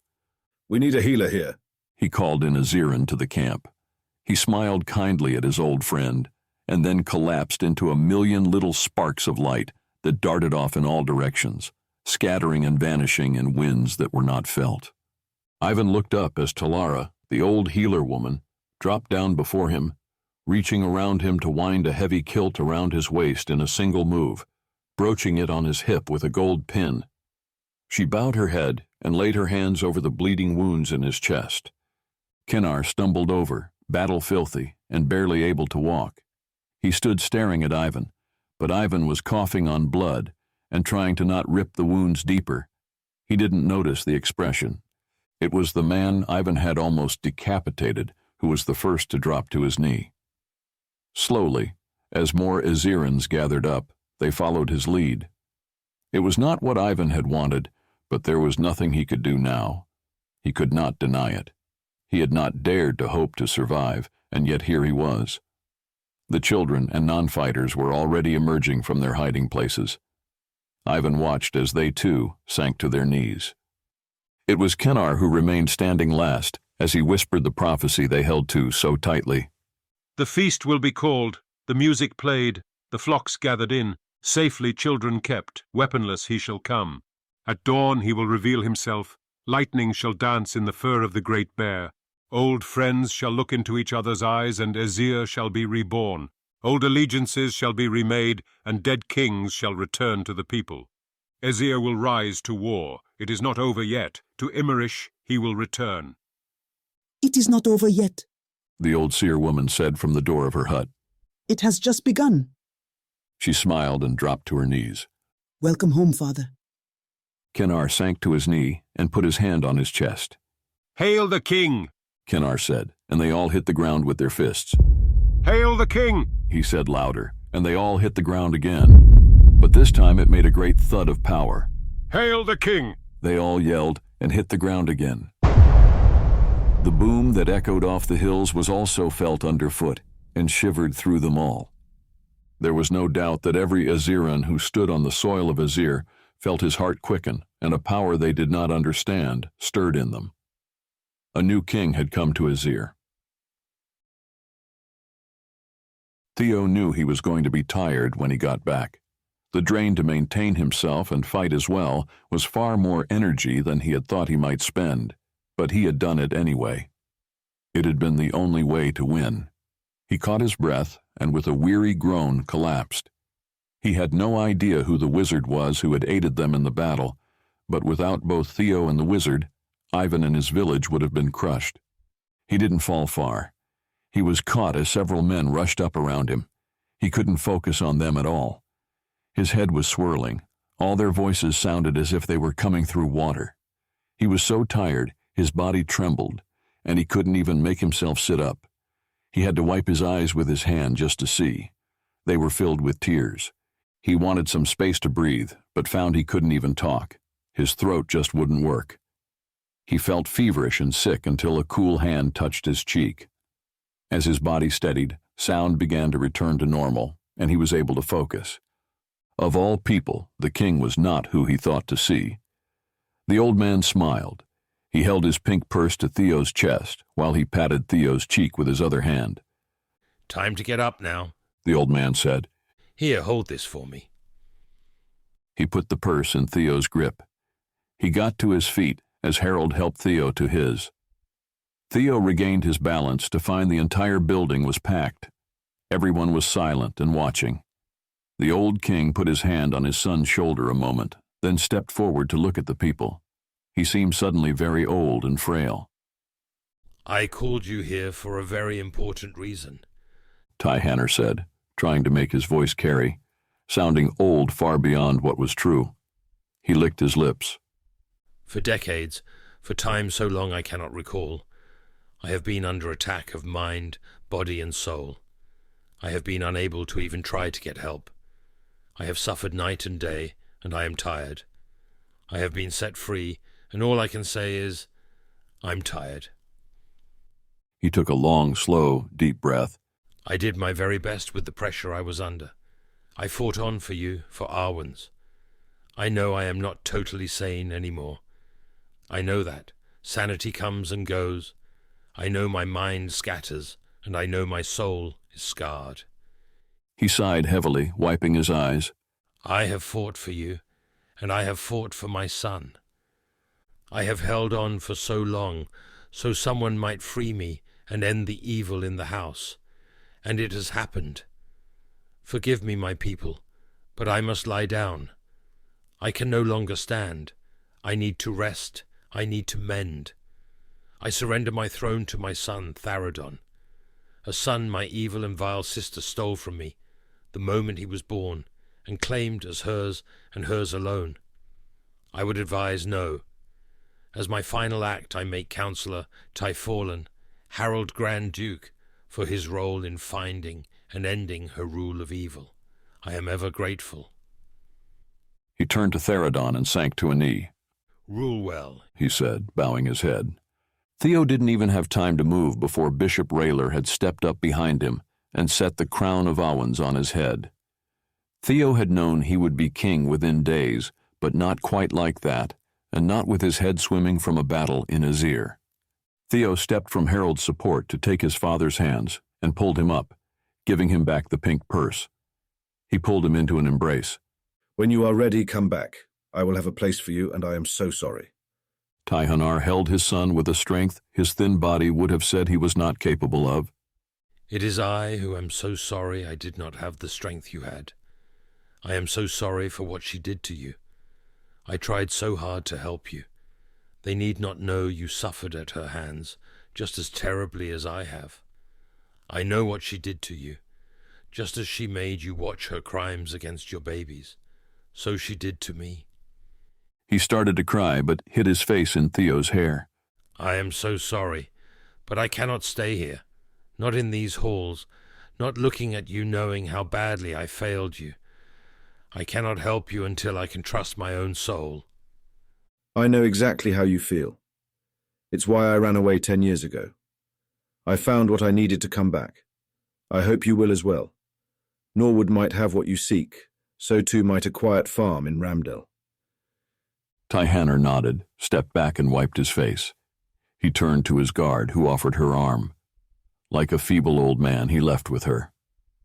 Theo wiped his own eyes, still trying to blink away tears from the strain of the battle. Bless the king! Long may he live! Rayler exclaimed. All Arwens to your knees. May the blessing of Armand and his lines be on King Tharadon. Theo turned as he was supposed to, and took the steps up to the altar. He looked up to the stained glass image of Shannon, the line of Armand, the power, the man, the teacher he had needed to come back. He closed his eyes. If you find me fit, he said to both his teacher and to the angel who had appeared in his sanctuary. He bent and kissed the altar. It sounded as if 1,000 great bells rang. He felt power shiver from the altar, as if heat waves rushed outward, blurring everything for a moment. His knees gave way, making him collapse with his hands still on the altar top. He knelt there, blinking. The lines carved in the front of the stone altar were glowing. The ancient and sacred lines were faint, but they were indeed glowing. He had not expected that, and he certainly did not expect to be overwhelmed with emotion, but he was. The light in those lines also meant the powers of Pert would know he had been made true king, and thus had the blessing of the von Armens. That would also mean Jerome would know Theo had met Shannon and had sided with him, not with Jerome. War might be here very swiftly and be very ugly, but Theo was flooded with power. The wells of Pert were whispering in his soul, and the true depth of the friendship with Shannon was clear.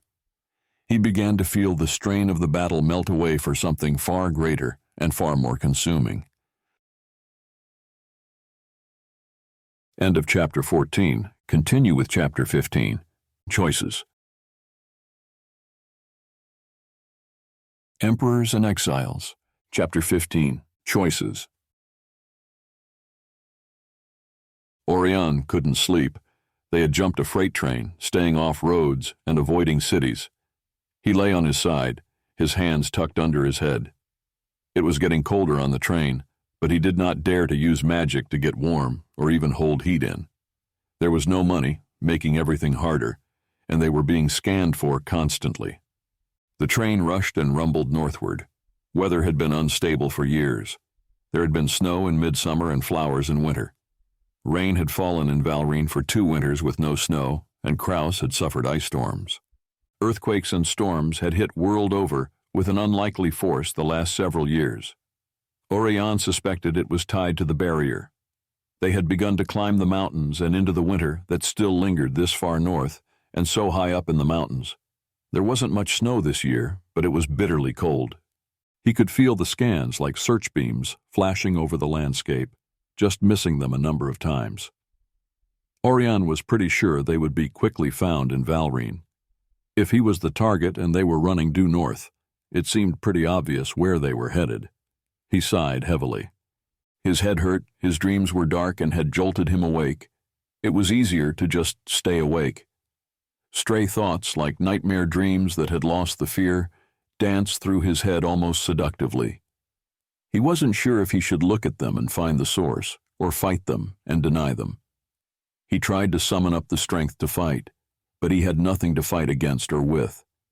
Years of trying so hard to clear his mind and bring memory back had left him too worn down to deal with it now. He just watched the snow-touched pines rush past outside the open train side door. Somewhere far away, he heard an echo of a boom that sounded like a great deep drum. He didn't know if it was in his head or a real sound, as neither of the other 2 men said anything. It didn't surprise him. Ever since that year, the one whose memory blurred and haunted him always, he and Jamie had fallen apart. Their magics and their bonds had never felt the same. It was like they were living in different worlds half the time. Funny in a way, he thought to himself. Here he was with 2 bishops, wrestling with demons and nightmares on his own. How very sad. His thoughts turned and rolled over, his body too tired to react to even half illusions of women he could not name. He was utterly numb inside. Time seemed to mean nothing. His body lost all feeling. He gasped back to himself when he heard a ring. It seemed to echo off the hills. A great golden bell seemed to have been struck. "You hear that?" Gallus asked Jamie softly. "Yes," Jamie responded from the dark back corner of the car they were in. "What do you suppose that was?" Gallus asked. "I don't know, but maybe it bought us some space." "Maybe, or made it more pressing for them to get to us," Gallus said wearily.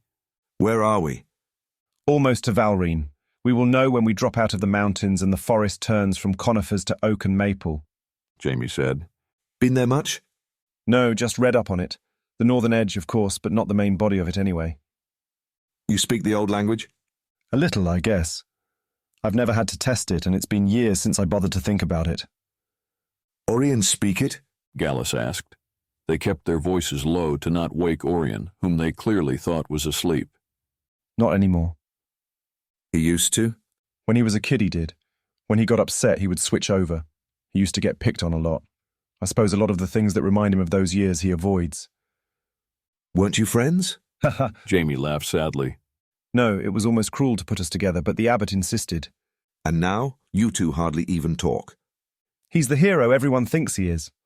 Rougher, short-tempered at times, stubborn as hell and tough as stone, but the most noble soul I have ever met. I'm not exactly who they think I am, but it's no matter. I'm his partner and it's enough." He has taken a serious attack, you know. He's likely in a great deal of pain right now. Like I said, stubborn as hell and tough as stone, and yes, he is. You really think taking him home is a good idea? We have no other option. Like it or not, his family home is ancient and wound with magics of old. If he is under attack, the best place for him is in the House of Valrine. I'm hoping the magics of Pert will guard him until we can figure it out, and I pray we get there first. It didn't save his great-grandfather, Gallus said sadly.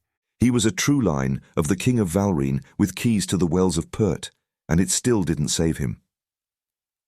His great-grandfather was taken by an army, not magic. He was pulled out of his bed at night, betrayed by his own guards. You're worried about betrayal more than the thing in Brosten? Oirion is all I have in this world. He has scars I can't explain and is hunted by a darkness I don't know. So yes, I am worried for him. Aren't you? I worry for him on levels I can't explain. I have no doubt that I will be forced to step in to aid him, and I fear that. I have spent my life hiding who and what I am. But then there is Oirion, and I find myself feeling it terribly important he be kept safe. I think he is in so much pain he cannot even explain it himself. Pain at that level makes a man go numb, and he will say, I am fine, because that's all he can say, Gallus said. You know I lost him once. I was gone too long and he left camp. I found him a year later in a healer's bed, so beaten and battered he's lucky he can walk. He was in a coma and feverish. He'd scream and magics would burn through him to the point he seared his own cause. He'd weep sometimes, and then lie still for weeks. He'd cry out in a language I have never heard, and then beg Aummen for mercy. I don't know what happened to him, but whatever it was, he has not been the same since. Jamie chuckled softly. He learned to swear and drink. It still shocks me sometimes. 50 years and not a one swear word, but now in one day he might spit out 3 or 4. It's funny at times. I know that sounds terrible, but if I wasn't so damned worried for him, I'd actually laugh at him when he does it. No idea what happened to him? No. I was in Norwood. I suppose he tried to follow me. I searched the border for him. I tried to cover it for months. I even wrote his father and grandfather to see if he had contacted them. His father received his luggage, but he never showed up. I wish I knew. What were you doing? Studying. On what? I went to the Palace of Rasha, he said softly. I learned a lot, and am still haunted by it. A man's soul was damned there, and it left a mark that will not be healed in this age. Jamie's voice trailed off sadly. It is as bad as they say, then? Hell walked there. The stains are... There are no words that can explain it. Men weep and turn back long before they reach it, and I walked in the very ruins. It makes me sick to even think of that place. Maybe he did follow you. I wasn't there that long. I went right back, just a couple days, and he was gone. I found him in Krent a year later, up the coast from Forsyth. I will pray to Aummen about it. Does he truly answer you? Sometimes. I know he hears me. The times he answers, it is usually with things I do not want to hear, and would not if he did not stand right there and tell me. He chuckled. Makes it hard to deny you heard it then. Well, let me know what he says. Some help about now would be good. Ha ha ha. Gallus laughed. A meal about now would be good. Amen. Jamie chuckled. Oirion lay very still, listening to his partner tell his side of things to the bishop, who seemed to have earned his trust rather quickly. He had not known that Jamie went that far into Norwood, but it made sense. It also confirmed that Jamie had no more idea of what happened to Oirion that year than Oirion did. Somehow, that made him feel a little better. He watched the darkness turn slowly to pink and gold as the other two drifted back to sleep. The train picked up speed as they left the mountains and dropped into a forest that smelled of sweet spring. They rushed past an orchard of apples that were just coming into bloom and a field of wildflowers. Oirion closed his eyes. Spring flowers smelled of childhood and home. Somehow he slipped into sleep and didn't stir until Jamie woke him. Oirion, Jamie said softly. I'm sorry to wake you, but we need to get off. Are we there? Oirion asked, trying to wake up. No, I did my own scan and we are headed for a trap. We have to get off. Oirion nodded, pushing himself up. He stumbled to the door and looked out, trying to place the mountain peaks. Have we passed the lake yet? He asked, still trying to clear his head, rubbing at his gritty eyes. No, I don't think so. You'd know, Oirion said. We can jump there. The train turns and has to slow down where the trestles run over the water, dropping close on the west shore, just below the estate line. Even as he spoke, the lake came into view, and the train tapped its brakes as it rushed out onto the trestles that cut over a finger of the water near the south end of a stunning blue lake. The scan that hit them was so hard that Oirion fell to his knees, feeling like he had been hit in the head with a heavy hammer, but his shields held. How deep is the water? Jamie demanded. We can't wait to get to the west shore, Oirion. We need to jump now. How deep is the water? Deep. Oirion coughed as he got up, nose bleeding. He took one stumbling leap and left the train. He was not about to get caught easily. Jamie grabbed Gallus and used magic to fling them both from the train. It was a terrifying fall before they hit and plunged under the cold water. Jamie swam hard, pulling the older bishop up with him. Oirion was already swimming toward the east shore, which was far closer than the west shore. Jamie followed, helping Gallus until the older man got himself moving. It was a very long swim for men who did not normally swim, and worse for a man who did not even hike around mountains every day. Jamie reached the shore first, with Gallus just behind him. Oirion wasn't far behind, his face white, his nose still bleeding. This is not good, Gallus panted. They are not going to just give up when they find we aren't on the train. No. The Norwood border is just north of the end of the lake, and my family's land is the west bank. They might not chase us into Norwood. We can circle around to my grandfather's house. Oirion panted. Jamie grabbed him under the arm and pulled him up. Come on, Ori. Let's get moving. Jamie helped him several steps forward. They struggled along through the dense brush of the steep east bank for several miles before it became ancient forest with little undergrowth, allowing them to pick up speed. They paused shortly to get their breath, but moved on as soon as they could. Jamie was about to let them rest again when a scan swept the forest so fast and sharp it hit on their shields, making the shields ring like bells. That ringing was what the scan was for, more than for an exact location. It would narrow their location down. They had no more than heard the ring when a scream that had never before been heard by any of them came from the south. It was answered further off to the east. Birds scattered, and others went silent. The priests heard the screams in their heads as much as with their ears. They did not stop, but started to run even harder. Whatever had made that sound was beyond merely dark, but evil. The ground began to climb upward as they reached the north end of the lake. The idea had been to turn west at that point and follow the shoreline, but before they did, another scan hit them. The screams came from various directions, and one of them from the west, near the northernmost point of the lake where they were headed. They were so very close to the possible aid of the magics of Orion's ancient bloodline, but they knew they had no chance to reach it now. Norwood it is, Gallus gasped, a bit panicked. They were already tired, and they stumbled along in desperation to get northward. They could almost feel the darkness to the south, and with both east and west flanks having howls, north and the forests of Norwood were the only hope to escape the hunters. Jamie grabbed them both by an arm, feeding them energy to trick their bodies to be able to keep running. It gave them another boost, and they made use of it. Gallus used everything he had to keep up with the other two men. He was not in shape for this, and he was in pain, but every time he felt he could not go further, Jamie would grab him and give him another boost. He prayed for strength for them all as they ran. They were running to Norwood. The thought terrified Gallus, but less than the feel of cold evil that seemed to be hunting them. Men went to Norwood and never came back. Dark rumors were that the entire kingdom was infested with evil, and so the pontiff had sealed it off from the rest of Pert. Older stories were that a great vampire king had gone to war and stolen the kingdom and sealed Pert out. Either way, it didn't promise of soft beds and deep rest. He was so focused on running that he ran right into Oirion, who had staggered to a stop at the top of a steep slope that was almost a cliff. Oirion tried to catch himself, but both he and Gallus went over. Gallus felt his head crack against a rock, and for one moment saw the world tumbling around him before he blacked out. Oirion fought to catch himself, all the way down. He knew exactly where they were, right at the true border of Norwood, a line that was not to be crossed.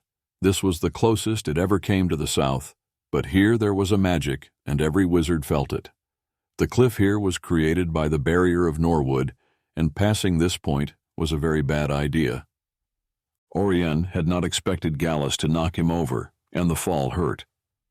The soft, damp earth of the bank gave way with roots and old fallen trees offering painful jabs. He tried to grab hold, to slow his fall, to save himself from hitting the very bottom, but failed. He felt a rib crack against a hard knob of a root, and something cut the back of his leg. A deep fear threatened to rush up. He should not be here. He should not cross that barrier. It seemed that something very bad was going to happen if he did not stop his descent. His hands tore on a thick root, and he jolted to stop as he hit the ground with Gallus on top of him, unconscious. It hurt so much he couldn't even move. Oirion just didn't have the strength to get up. He lay there with his face in the wet leaf ground cover, panting, hearing only his own breath, blood roaring in his ears, with his nose bleeding all over his mouth and hand. "No, no!" he heard Jamie call. Jamie was right there, kneeling at Orion's side. Oirion pushed himself up a little, fighting to get his arms under himself. He saw Jamie holding up his hands in a show of weaponless submission. Somehow Oirion pushed Gallus off and sat back on his heels, head reeling and his body so broken it hurt to even suck in any air at all. He felt injured far beyond what the fall itself should have done to him. Jamie stayed kneeling with his hands in the air. "Look," Jamie pleaded. Reaching one hand into his collar, he pulled out a small gold amulet. I have passage. Bishop Tollan gave me passage." He held his hands out with the amulet chain caught on his thumb, so whoever was there could see it, and also see he had no weapons in hand. Oirion sat holding his head, unable to even think. He heard many feet, but could not look, couldn't focus. He cried out in pain despite himself as he was jerked up. He had not expected to be so sore. There had been times when he had fallen much further and been less in pain, but he felt as if he had just fallen down a stone embankment, not damp earth. He was drug along, his head reeling as he went in and out of consciousness. He struggled to get his feet under him, to clear his mind, to shake off whatever was wrong, but he just couldn't seem to. He knew he was in a carriage of some sort, but he could not even open his eyes against the splitting headache. Once he felt Gallus's hands on his head, whispering prayers, but that was all he got from the trip. He didn't even know how long it was that they traveled, or in what direction, or who they were with. He only felt as if a massive dark weight had settled on him, and he could not shake it. Oirion was pulled from where he had been sleeping in the carriage and carried down dark hallways to be dumped on a floor and left lying alone in the dark. He tried to think, tried to move, but he couldn't seem to break whatever magic it was that held him. He felt sick, nauseated to the point he knew he should be very afraid of what was about to happen to him, but he just could not seem to clear his head, even enough for that. Out of the darkness, Jamie was there. He caught hold of Oirion and took his face in his hands. The pain began to drop away. Oirion blinked slowly, getting his head clear and his focus back. Jamie's eyes were closed in a healing trance. Oirion felt the pain in his torso easing a little. There would not be a true deep healing, but at least he would be able to breathe and not have a rib stab him in the lungs or heart. Oirion was only slightly more able to breathe, his head only a little more clear, when at least a dozen men surrounded them. Oirion, Jamie, and Gallus were pulled up and cuffs put on them. Magics within the cuffs blocked all energy, in or out. Oirion felt the weight and the pain in his head suddenly drop away, but the bond with Jamie was also cut off. Oirion looked over at Gallus, who seemed almost as bad as Oirion felt, and Jamie was little better. Jamie reeled in his sudden lack of Orion's bond and grabbed at his chest. They were forced to stumble through the building they were in. The place was barely lit at all, the windows blackened, the lamps lit as dimly as possible. Floor and walls seemed to be black marble, and the guards who moved them along were dressed in black leather, chin to toe.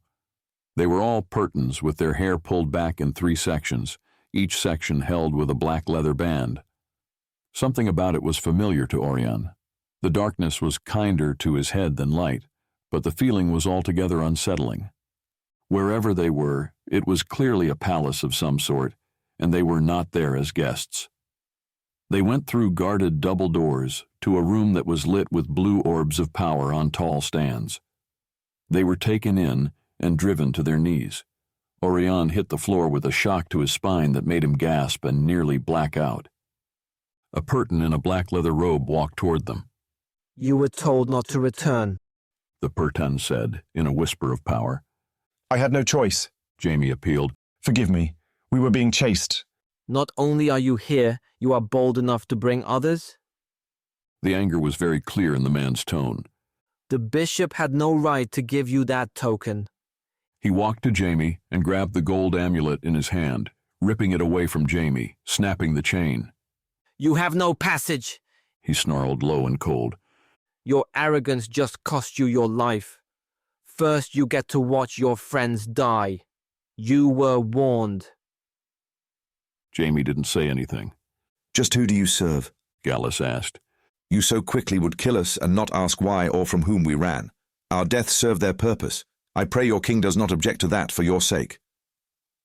"My king has no room for trespassers. Mercy was shown once, not again. That one first." He pointed at Gallus. "Hold," another man said, entering the room. "I am to take them to the cells." He continued. "Do you not know whom you hold?" "Yes, I am aware. Are you aware this one," he jabbed a finger at Jamie, "has been ordered never to return?" The new man walked over to them, calm and unimpressed. His own men moved to take the 3 prisoners from those who held them. He had spared their lives, but his men showed no more kindness than the ones before. "One does not simply kill priests of such power. You would stain the very air and waste more energy than you have ever held. Take them to the cells," he ordered his men. "They will never consent to lodestones," the first said. "I do not expect them to." The one now in command motioned them away. "You do not have the air of Valrine consent to lodestones." As the 3 bishops were hauled up and rapidly moved from the palace halls, it was very clear that things were not going to get better when they passed through magic-sealed doors and blacked out. End of Chapter 15. Continue with Chapter 16, Bookshelves. Emperors and Exiles. Chapter 16, Bookshelves. "There is something that I do not understand," Harold said. He shifted his weight, trying to appear calm, but failing. Theradon glanced over. He seemed as serene as a summer dawn, looking shockingly handsome in his new role as king. He wore a stunning woolen cloak of autumn gold, with threads set in a fantastically complex stitch through all of it. Like gold, it reflected the light and seemed almost alive. Harold didn't know when the man had had time to get fitted for such a wardrobe. He certainly hadn't worn anything so fine before. Harold set that detail aside for later. One thing at a time. "What is that?" Theradon asked, shifting ever so slightly on his palomino. Even his horse matched, Harold thought. "You know very well the bishop will not let you search his estate. You are picking a fight," Harold said, not understanding the politics of why Theradon would choose such a powerful man to move against so soon after getting on the throne. It seemed almost foolish to risk so much this early on. He needed to establish himself solidly in power first, by Harold's thinking. "Yes. What part do you not understand? It seems you understand perfectly." "Why? You are newly on the throne. You have not yet built loyalties, and if the pontiff comes at you, there is no hope at all." Theradon looked over at the counselor. "Do I not have your loyalty?" "Yes, but I am not like most of the court of Awens." "I know." Theradon smiled. "This shall be interesting," he said with a happy tone as the door to the great house opened. The rather overweight bishop came down the stairs. His heavy robes seemed a vanity in grotesque comparison to the king's tunic. The colors clashed, and the two seemed almost like images of what to do and what not to do. "Ah, Theradon. I had hoped to make it to court to congratulate you on the throne." the bishop said pleasantly. How delightful it is that you come to visit me. However, I do not understand what this talk of guards is. He looked past the dozen armed soldiers behind Theradon. You have been in my house 1,000 times. Dear man, you spent many a childhood day here. I cannot help but feel hurt by this. Surely you have no wish to bring them in? If you have nothing to hide, you will let them in, Theradon said. And yes, I spent many a day here. All of my father's sister's friends are being searched.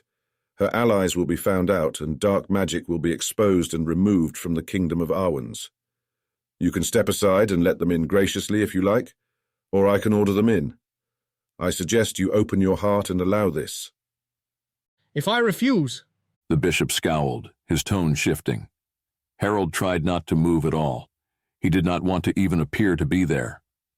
This man had been close to the queen, and Harold had been forced to be near him more than once, and it made his skin crawl. The bishop's gaze moved to Harold. The look of contempt and knowledge flashed in his eyes, warning Harold of the fact the man could reveal details better kept in the dark. I am sorry, one does not refuse the king, Theradon said with no humor to his tone. He brought the bishop up short in his attempt to threaten Harold. You let them in and surrender, and I will send you to Jerome to deal with. I am sure he'll just ship you off someplace out of the way. Force me to act, and your fate might not be so kind. You are a foolish man, the bishop half growled, his voice so low Harold barely heard him. Your mother was very disappointed in your weakness. You think that crown will protect you? You try this, and I will rip your soul out. You force this, and I'll make use of Harold in ways you need not imagine. Theradon gestured with his hand for his men to move. The bishop snarled and lifted his hand up, building power. Harold saw it like red fumes gathering in the man's chubby grip. The guards reached the foot of the steps. Take a step into the house of a priest of God, and so call into question his might, and God will strike the king down. Hold! Trust in the will and power of God! He lifted his hand with the great seething red ball in it. There was a lot of power in that seething ball, and it was aimed at the king. Theradon didn't seem the least bit impressed, but Harold was. He began to whisper the words of the most powerful shield he knew. If he got to hit the fat man, all the better. Men of God, open your doors and allow in all who ask, for the righteous and holy have nothing to hide and nothing to fear. Theradon quoted scripture easily, his men not even pausing in the exchange, but passing the king to climb the steps toward the door of the great estate house. The bishop brought his arm down with the power and magic he held, as though he was going to throw it in the face of the king. Harold moved without even thinking about it. He cast up the shield that cut off the powerful energy. The bishop's magic hit the shield and washed out in all directions, smoking and smelling of death. Harold was staggered by the strength of it, nearly falling over, but he kept his seat in the saddle. The bishop went to grab at another power, but Theradon was faster. His horse jumped forward at the bishop in a graceful move that put him halfway up the steps and right at the bishop's side. Theradon leaned down from his saddle and punched the bishop in the side of the head so fast no one had time to react. The bishop staggered back. He tripped on the steps and fell, his forehead gashed and bleeding from Theradon's rings. As ordered before arriving, 2 guards were there with magic-blocking cuffs that had once belonged to the queen. They twisted the fat man's arms around to bind his wrists back. They were grim-faced, and Harold suspected these men had been wronged by the big man in their charge. Harold was breathless in the exchange. He had no idea Theradon could control a horse like that, let alone move in the saddle with such speed and skill. We saw that, one of the guards whispered in the bishop's ear. God had nothing to do with it. The fat bishop was pulled up to his knees before the king. Theo kept his horse calm and steady on the steps, as if it was as normal as a lazy walk in the field. Go to the north wall bookshelf in the study, bust it open, Theradon said softly to Harold. Go, he said, dismounting with the grace and elegance fit for a king. The counselor got down far more clumsily than the king. He had little horsemanship, and he feared it showed. He moved to obey Theradon's order to go inside the beautiful estate belonging to the bishop. He wandered after the guards, who were searching the place. He chewed his lip as he found the study near the front of the palace. He had been there before. When he had first come to the queen's attention, he had been ordered to serve wine, and when he had failed to please her, she had brought him here to be punished by the bishop. More than once he had to sit tight up against the bishop with the man's fat, sweaty arm around him. It was a comfortable and discreet room, nothing that would have gained much attention. 2 guards were still there, looking over the books on the shelf and going through the desk. Harold wasn't so sure he wanted to find anything. The last time it nearly killed him, but he couldn't object. Slowly, he walked to the north wall. He stood before the bookshelf a moment, just looking at it. Biting his lip, his stomach in a knot, and his back itching from memory of the hickory switch that had regularly struck him across his bare back, he moved to start pulling books off. He stacked them to the side. He wanted no one to know he had been there before, and the better he played it, the less likely it would be known. Once a space was cleared, he knocked on the wall. The hollow thud was not to be mistaken. He nodded to a guard, then stepped back. Whispering the words, drawing the magic into order with his hands, terrified he was going to be attacked for the public show of using his magic, he did as commanded. Spell in hand, he cast it at the bookshelf. The magic worked flawlessly. He could not have asked for better as the bookshelf was jerked forward, ripped off the hinges, and toppled aside with exacting precision. The guards came to him to stare at the now open doorway behind the shelf. Cold air rushed into the room, reeking of foul magic and rot. They looked over at each other, both of them very uneasy. "We need to go down there," one guard asked him, clearly unhappy about the idea. "Get the other men," Harold said softly. He slipped his hand into his pocket, taking out several recording crystals. This was going to get the bishop killed. The king was no fool and knew exactly what he was doing.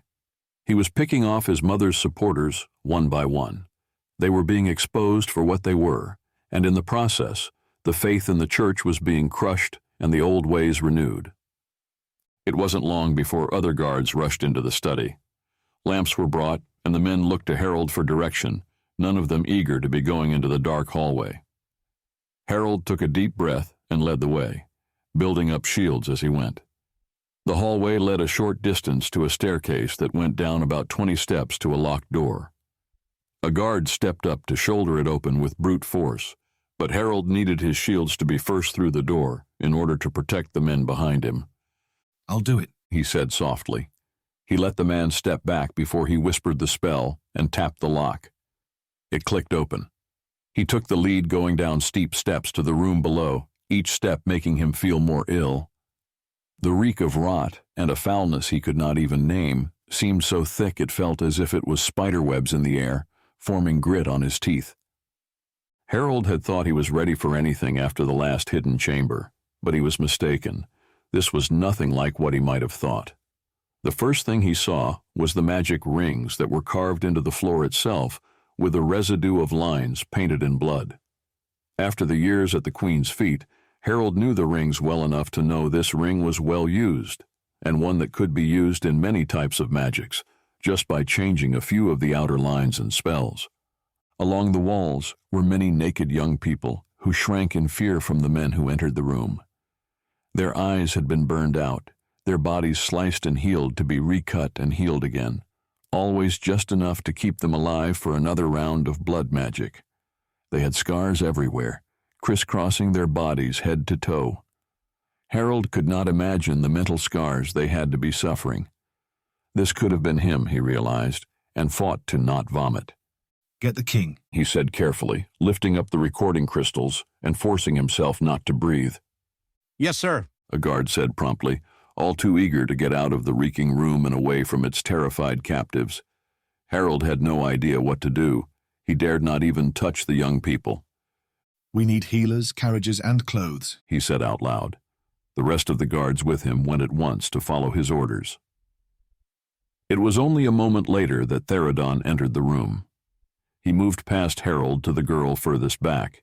He knelt before her. "It's all right," he said. "It's over." He spoke softly and gently as he took the cuffs off. She curled into a ball with a little cry, still terrified of him. He moved to the next and the next, kindly, unlocking the cuffs of each with soft words, and with such skill in his magic, he seemed almost to have a key in his hand. Harold was rather impressed with that. The king had magics and hid them even now. His mercy and gentleness were astounding. Harold took hold of cloaks that the guards had gathered up for the victims. He tried to move with as much grace and calm presence as the king, but he was certain that he failed.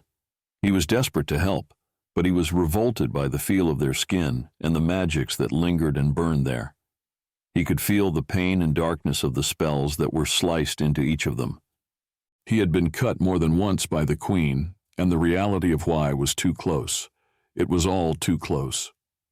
By the time the healers had arrived, the young people were all free of their chains and wrapped up in cloaks. Each was aided up to their feet, and several were simply carried out of the chamber by the guards, many of whom were crying. Theradon watched the last one go, stopping Harold from even trying to help. Rip this floor up, every stone needs to be shattered, and then burn the whole place to the ground. Theradon ordered the captain, who had helped his men get the captives out. The entire estate? The captain asked. The whole thing, Theradon said. I want nothing left, not a single chunk of timber. Every fiber of this place is stained. Harold, you're with me, he said, leading Harold out of the chamber. The king took Harold outside, waited a moment, then led him from the steps and down a side street. Just keep walking, the king said. They were walking, not riding, back to the house they were staying in. Harold didn't understand why until the sickness started. He stumbled to the roadside and lost his stomach. His body was revolted and wanted to purge. At least here the traffic was low, leaving them in a boulevard that was almost like a woodland. It was a private space with a few birds, sunshine, and the smell of spring. He felt as if his stomach was going to shred apart. His throat burned, and still his body convulsed to try to purge the touch of such foul magic. Theradon put his hand on Harold's back after a moment. The weight of the hand on his back offered something to focus on, and a calming energy seemed to sink into him from the touch of the king, and spring came back. I'm sorry, Harold choked. This really is the best way to purge it out of your system, the king said. The convulsions of your muscles over your entire body forces the energy out, like squeezing a sponge. Walking will help flush new energy into your system, but you will be tired for a while. Harold nodded between convulsions. He wondered how many times the king was going to send him in to discover more black holes of magic. He wasn't so sure he wanted to keep doing this. He also had to wonder how Theradon knew so much about all of this. He tried to imagine how the king knew the details, and how many times, if ever, he had been sick on the side of the road. He turned away from the thought. If he had been touched by the queen and her friends, it only made sense so had her own son. It was tragic to think that maybe the reason Theradon had been so sick and scared as a child was because of her. Harold feared it might have been as bad as his own treatment, but then again, suspected it had been much worse. Even if he had not been sick before, he might have been at that thought alone. When he felt the dry heaves had passed, and he had pushed away worry for Theradon's childhood, he stood to walk on, but the king took hold of his elbow, and for good reason. Harold would have fallen over with his first step. They didn't get far before it hit him again. There was nothing left in him, but the convulsions and dry heaves were strong enough. There was blood and bile in his mouth. His eyes were blinded with tears, and he could not breathe. He would just get his breath to have it crushed out of him again. Each time he thought it was over, they walked on, but didn't get far. Nothing he had ever read had ever said anything about this sort of reaction. It wasn't long before he couldn't think at all, and didn't even try. He was utterly at the mercy of his king's aid. Theradon stayed with him, never letting go, making him walk and keep moving. When he was finally allowed to stay still and rest, he was in a bed. Every fiber of his body hurt, and his soul felt shredded. Go to sleep now, Harold, Theradon said to him softly. I do not understand, Harold said with a hoarse voice. Why am I so sick and you are not? Theradon sat on the bedside looking at him, and for a moment showed his age in his eyes. In time, your body will learn to deal with it, and I will teach you magics to help as well. But right now, your power is not ready. You must simply endure this and pass the tests of the soul that it demands to move into higher magics. I know it is horrid and you likely question if you want to carry on in this role, but tomorrow when you begin to see who it is you saved from the former bishop's hands, you will do it again. Each time will be horrid, but somewhere along the way you will become a master of your body and your soul in a way nothing else can make you. He smiled comfortingly. But I promise you I have spent years sobbing and sick on the floor. No great magic comes free. But you seem to be unaffected. Oh no, even I am affected. The moment you no longer are is when you know your soul has been corrupted and you have become one of the Dark Ones. I have learned the magics to deal with it in a different manner. Now sleep, and soon I will begin to show you those very magics. Sleep now. He touched Harold's forehead and gently brushed his hair aside. Harold wanted to ask more things, but he couldn't, as sleep pushed him into darkness, cool and painless. He could not help but embrace it and sink under the blanket of healing sleep. End of Chapter 16. Continue with Chapter 17. Deal. Emperors and Exiles. Chapter 17. Deal. Oirion woke with his wrists cuffed together in a solid metal brace that was linked to his chest. He struggled to his feet, trying to make his eyes focus in the dark through a splitting headache. It was clearly a cell, about a 6-foot pentagon shape, with one wall made of bars as the door. The door faced a central room that was surrounded by more cells. The only light was soft blue and came from the central room beyond. Oirion could see a table and several chairs, but nothing else. The cells beyond all seemed dark, with no hint of movement. Oirion hurt. The magic of the captors that had been put on him was still cutting him off from Jamie and blocking him from using any magics to ease pain or to escape. He used the wall for support, trying to rub his eyes and think, but the headache seemed to slice through his brain. He was struggling to conquer the pain in his head when the door opened and a man entered. Oirion was rather startled and nearly fell over when he jerked his head up to see who had come to his cell. He had not heard the man approach or seen him until he opened the door. He wore a long black robe with a deep hood. Beside him was a very short man, not dwarf but something else, something not holy. The short man was fairly homely, with the top of his head bald, but long white hair fell from the back and sides.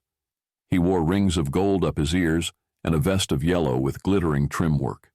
His hands were loaded with rings, and his wrists had bracelets of several styles and material. He looked like a drunken dwarven gypsy with his clothes and jewelry. The unpleasant little man came forward to Oirion and smiled, showing his sharpened teeth. He drew in a slow, deep breath, smelling Oirion. He shuddered a little and licked his lips. "Wizard priest," he said in Norwood. His voice was deep and rough, beyond what a human voice could ever be. Oirion drew back, tasting only then just how dark the little man was. He was a demon of some sort. Oirion felt sick with flashes of nightmare memory flickering through his mind. Terror and pain he could not quite recall made him press back, heart pounding and stomach sick. The little demon man smiled. "Oirion von Valrin, von Asie called Shannon." He turned to look back at the tall man who stood behind him. "Power hidden, power blocked, divided bonds, much possibilities." He looked back to Oirion just as someone screamed from another cell. Oirion could not see, but he knew it was Jamie. He felt as if his heart was being bound with magics. He reached for the bond, desperate to help his partner, pain making his eyes blur with tears, his guests forgotten.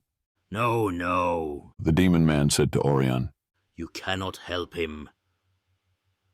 "What are you doing to him?" Oirion demanded, trying to not cry with fear and worry for Jamie. "Nothing," the demon man said. "He has merely been cut off from you, and was so drained he cannot maintain. We do nothing to him." "What do you mean, men do not scream for no reason?" Oirion said angrily, confused, in pain himself, and with his heart still struggling to beat regularly. "He has a little wiggler in him. His powers have held it at bay, but the drain of magic, used to keep you ahead of the Reapers, has left him unable to fight it. A wiggler? Oirion asked, not understanding, his headache not helping. Demon imp in his heart. What are you talking about? He is a priest. Actually not, the demon said. He was once. Yes, but he broke his vows, and the power has drained from him. You are a priest, though. His power comes through you and from you. Without your power in him, the parasite is feeding on him. Jamie and I were ordained together. What are you talking about? After he left Norwood, he was in despair, thinking you dead. He broke vows and he lost his priesthood. I do not know what he did, but he got a leech out of it, and he is now being eaten, body and soul. Help him. Help him? The demon laughed. Why would we? Oirion was desperate, and having Jamie cry out again didn't help either. We could save him, the little demon said softly. If you were willing to make a deal. Oirion felt everything stop. His world seemed to lose all air. This was not a deal, as in an agreement. From the mouth of a demon, it was a soul-binding deal. Flickers of pain, power, darkness, and incredible seduction rushed about in his chest, confusing him, trying to bring up memories that were yet held down, blocked by a magic he didn't know how to break, or if he dared to. He will be made a wraith, the demon man said seriously, switching to Valrine. He will be dead to you, but his soul trapped in the realm of shadows.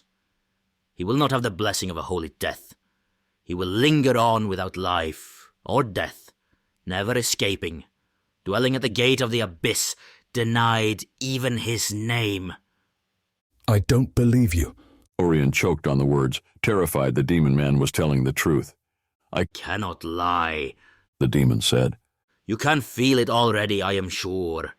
It feels like your heart is being sliced apart.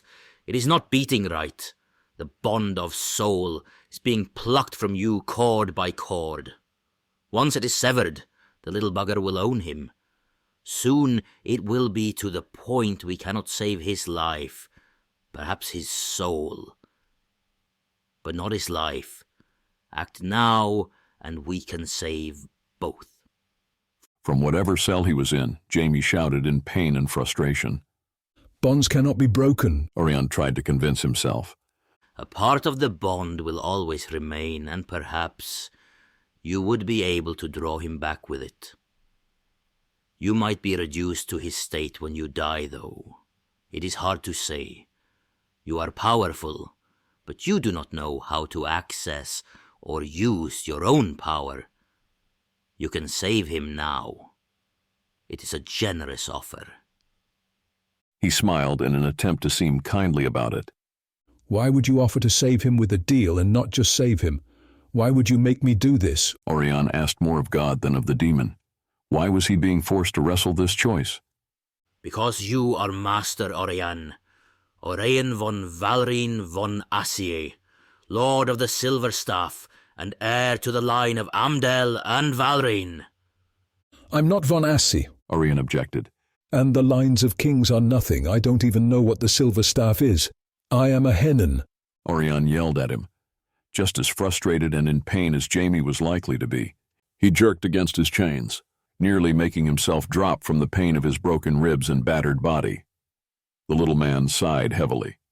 This deal is offered to you because, for reasons that not even I fully understand, you have shifted energy and power in the house of Aummen. If James dies in this fashion, you will be driven insane more likely than not, and will be more of a hindrance to us than you are already. You will never consent to the role you must play if you are not forced to do so. We will save James, but at a price. Understand?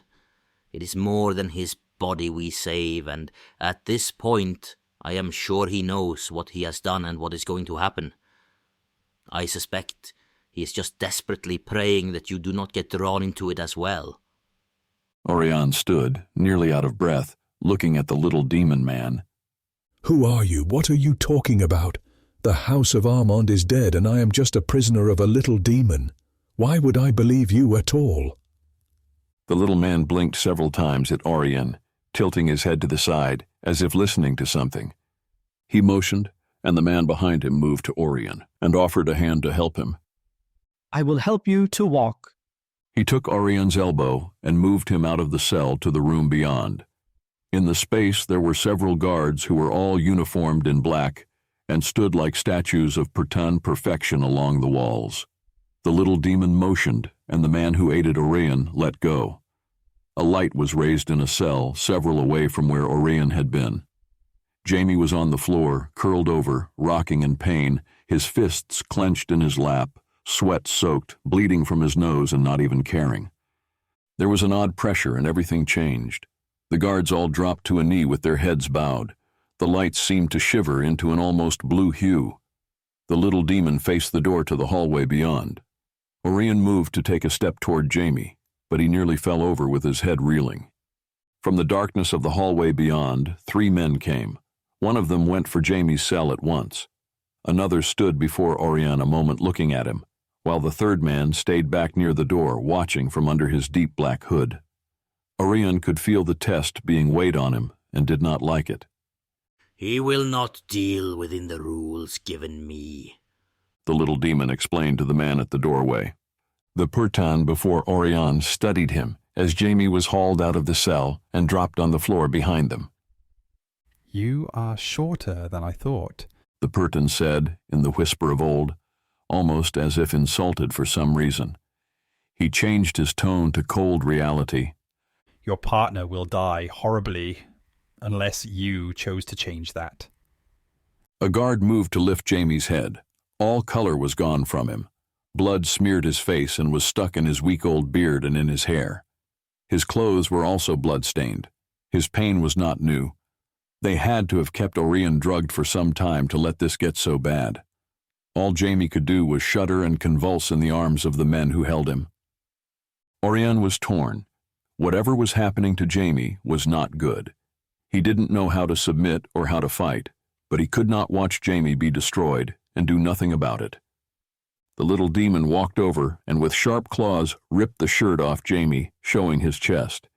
He was horribly bruised, and when the demon jabbed at a knotted dark point of the bruise, it moved. Jamie screamed in pain. The thin, nearly starved-looking healer was reduced to sobbing.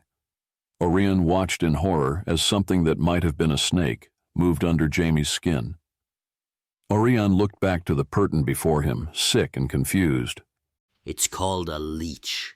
It is consuming him, growing in power now that your priesthood energy is not hampering it, and he has not the strength to block it as a healer. Neither he nor you have the power to save him at this point. He can be saved, but all things come at a price. Oirion lifted his shackled hands to his eyes, trying to think, to clear his head, to make this horrid nightmare go away, but he was stuck here. The demon poked the thing again, and Jamie cried out, but he cried out a prayer for forgiveness in Canish, the language of his grandmother, a language Oirion had never heard him use. The men let go, and Jamie dropped to the floor like a wet rag. Oirion moved to help him, but was blocked. "Kill him now," the man at the door said, in the same whisper the Purtans all had used. "End it," he ordered. The demon jerked out a small bone blade and took a step. No. Oirion barely choked the word out, but he managed. The little man stopped and looked back at him. No? He asked. Does that mean yes? You will accept a deal with me. You are nothing to me and he is less. I will kill you both if you don't. I will not let my lord suffer your presence much longer. Jamie clawed at his chest, gritting his teeth and making sounds of pain as the thing inside him moved again. Oirion just could not. "If not for him, then for yourself," the Purtan said. "I can give you back your life. I can give you back the year you lost." He said it so softly, so slowly, it was terrifying. Why are you doing this to me? Why torture me this way? You can't be getting any value out of my pain with these damn things blocking all my energies. He held up the cuffs. Do you just find such fun in the sport? "I am not a vampire," the man before Oirion said. No vampire would be sent to deal with you two. The temptation would be far too great. I am simply a man doing what I am commanded. You can make the deal with the little demon, save your partner's life and his soul, or you can let him be turned into a shade while the pain drives you crazy until we kill you out of mercy. The only sound was Jamie sobbing for air, and the only motion was Jamie on the floor. Oirion! Jamie whispered plaintively from where he lay panting on the floor like a dying man, but again Oirion was blocked from going to him. It was too much. Oirion fell to his own knees, too weak to fight. The little demon held out his hand before him. "Take my hand," he said in a soothing voice, as deep and smooth as a sacred night. It seemed to be the voice of an old friend. For a moment the little man seemed to be a stunning per ton. "Please, Oirion, I cannot help you if you do not take my hand." There seemed to be true sadness and desire to help in those eyes, and like a drunken man taking the hand of a temptress, Oirion reached up and took hold. Anything to stop Jamie's pain. His own soul meant nothing if he could not save Jamie's. The hand closed hard about his, and he saw the demon within the little man. It was dark, powerful, and ancient. "You have taken my hand by free will. Deal. You may never raise hand nor magic against the house of Aummen. Your soul is bound unto Tyrardel von Aummen by all his names, from the day of his birth unto the day of his end. You will choose him over all others. You will live for him. You will serve him as king and as brother. You will bow down before the Lord and King of Norwood, and you will open your soul to the power of the line of angels that is within you. We will apply all needed power and means to save the soul of your partner, called James, son of Eldwar of Kil Aben. The King of Norwood will protect and aid you both, will see to your care, will not raise against you as son of Valrine and Assi, as Oirion called ShaHaNon, from the day of your birth to the day of your end. Say I do, and be so bound." Oirion wanted to scream, but really there was nothing that was said that was so bad. It was more or less saying he couldn't kill the King of Norwood or oppose him in any way. That was simple enough, and as for being bound to the lost Prince of Pert, it seemed a redundant request, as he was already vowed to the sainthood of the same man. The rest was a small spin on the ancient vows between the kings of old and the emperors.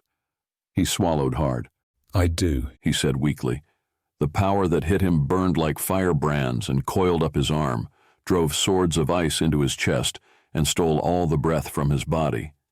He could not see, could not breathe, and he felt his ring flare so hot it may as well have been molten.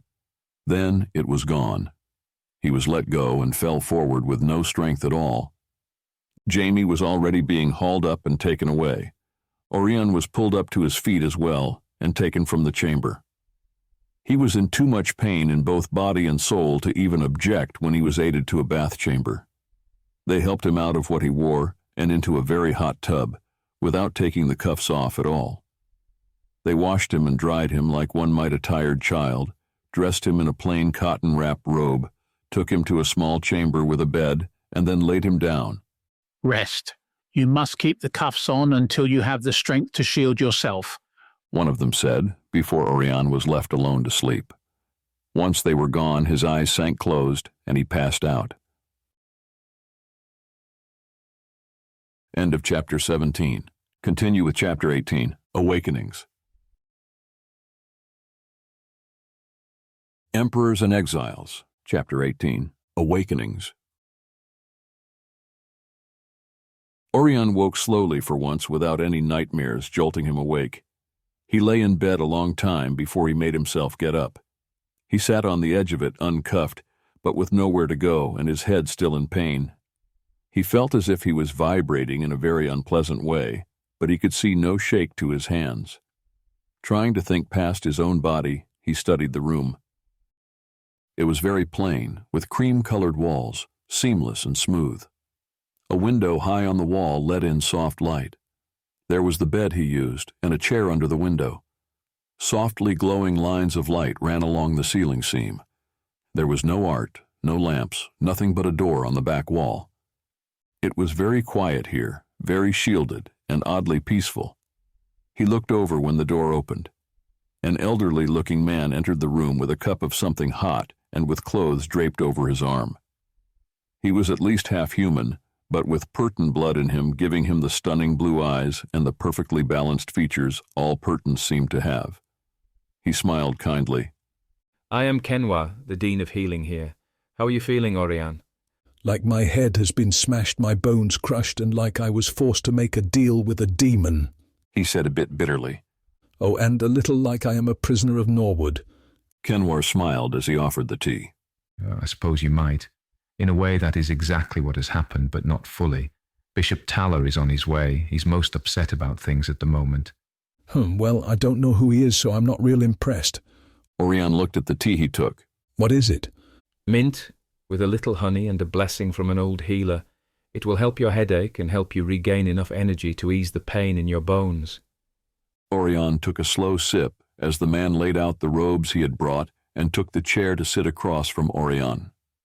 The tea was plain, mildly sweet from the honey, but nothing fancy. The healer took Orion's head and felt his temples. I'm used to only being healed by Jamie, Oirion admitted. There was always a discomfort with being touched by another healer. Tension built up almost at once, with flickering fears of pain and invasiveness. Kenwar lingered with his soft touch for several moments, until Oirion felt ready to pull away, even though the pain in his head had faded.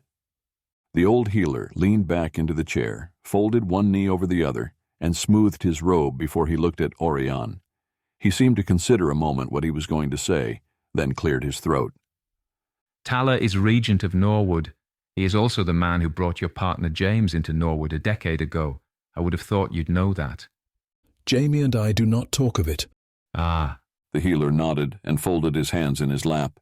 Is that why you had no idea how very ill he has been? He is the healer, not me. I didn't notice. Did you notice that you are not so well either? Your energy matrix is very unbalanced and tangled. Have you been trying to change your appearance? No, why would I do such a thing? Humans fare better in the Empire these days than Purtons. Some have taken to making their human bloodlines more evident. It's a bad idea, you know. It mangles the energy and can lead to a lot of issues, namely nightmares, weight gain from the body's inability to metabolize energy correctly, sight issues, and other troubles. He studied Oirion a moment before he cleared his throat and spoke again. You were a slightly heavy child, weren't you? Oirion scowled at the man. He had no wish to talk of his childhood or of anything at all. Thaler has arrived, a man said, sticking his head in the door, then vanishing again. Kenwar rose to his feet and offered a hand to Oirion. I will help you dress. You should meet him right away. Oirion was going to refuse the aid, but as he stood, his balance spun, and he nearly fell over. He let the healer help him pull on the soft long robe. By the stitching and the extremely soft fabric, Oirion knew that this was no normal healer's robe, and had to wonder about it. In Valrine, to be treated as a prince was one thing, but in Norwood that was another. There was no reason anyone should even know who he was. The healer helped with soft slippers before he led the way out, close enough to catch Oirion easily if he stumbled, but allowing him to walk on his own. They left the room for a long hallway that was open along the outside wall, overlooking a beautiful garden with ancient trees. The great trees were so old they seemed to be braided together as they slowly twisted their way upward toward the sky. New leaves were just budding on them, and little birds darted about the upper limbs and down to the ground level, where feeders and baths were set up for them. The energy in the hallway was wonderful and full of life. For one moment, Oirion was able to feel the deep peace and energy here, but then tension sank down on him. His shoulders, stomach, and back tightened in resistance to something far deeper than he could locate. There was something beyond this little garden that was dark, powerful, and seeking him out, like a raven seeking a mouse. He just could not see it or name it. Are you all right? Kenwar asked him, feeling the shift in him at once. Darkness looms on my horizons at all times. Beyond the shelter of the Master's shields I must walk softly, and the nightmares whisper in my soul. Oirion quoted a short verse of the ancient Psalms of the Angels. He sighed. He had not thought of it that way, but it fit the feeling. He did not imagine himself anywhere near to the masters of old, who had been at war with hell itself, resting only in the shields and in the shelter of the angels themselves. They took a corridor into the interior of the building, past more doors and open hallways that allowed air and energy to flow in a way Oirion had experienced only in the ancient home of his childhood, where Purton design was still kept. Everywhere else, the simplistic and beautiful peace of the Purton lines was buried in human wealth and confusion. Despite the beauty of the place, Oirion could not focus on it in a peaceful mind frame. He felt like a lamb to the slaughter. It was as if a demonic darkness slid just under the surface. He had to wonder just what sort of world the men of Norwood lived in, and if it was at all like what the church would say. If it was, then his feelings were right, and he should trust himself. But if he was wrong, then he had to be losing his mind with his nightmares and fears getting to him. He walked with the healer, trying to focus on other things, on the feel of the robe, on the silence of the soft slippers on the floor, and voices from other rooms. They stopped when Kenwar opened the door to a great windowless room. The room itself was pure white, with the lights along the wall brighter than those in Orion's bedchamber. Stepping in, Oirion saw that the only thing in the room was a very plain bed that looked to be almost an altar with a thin mattress on it. Jamie lay there panting as sweat soaked his body and made his hair damp. He stared at the ceiling, oblivious to the world. He had been stripped of his clothes, revealing how horribly his flesh was bruised. Not only that, but horrific red streaks spread out over his torso. About him there were several men in healers' robes, and one in black leather, very like that of the clerics' uniforms of 1,000 years ago.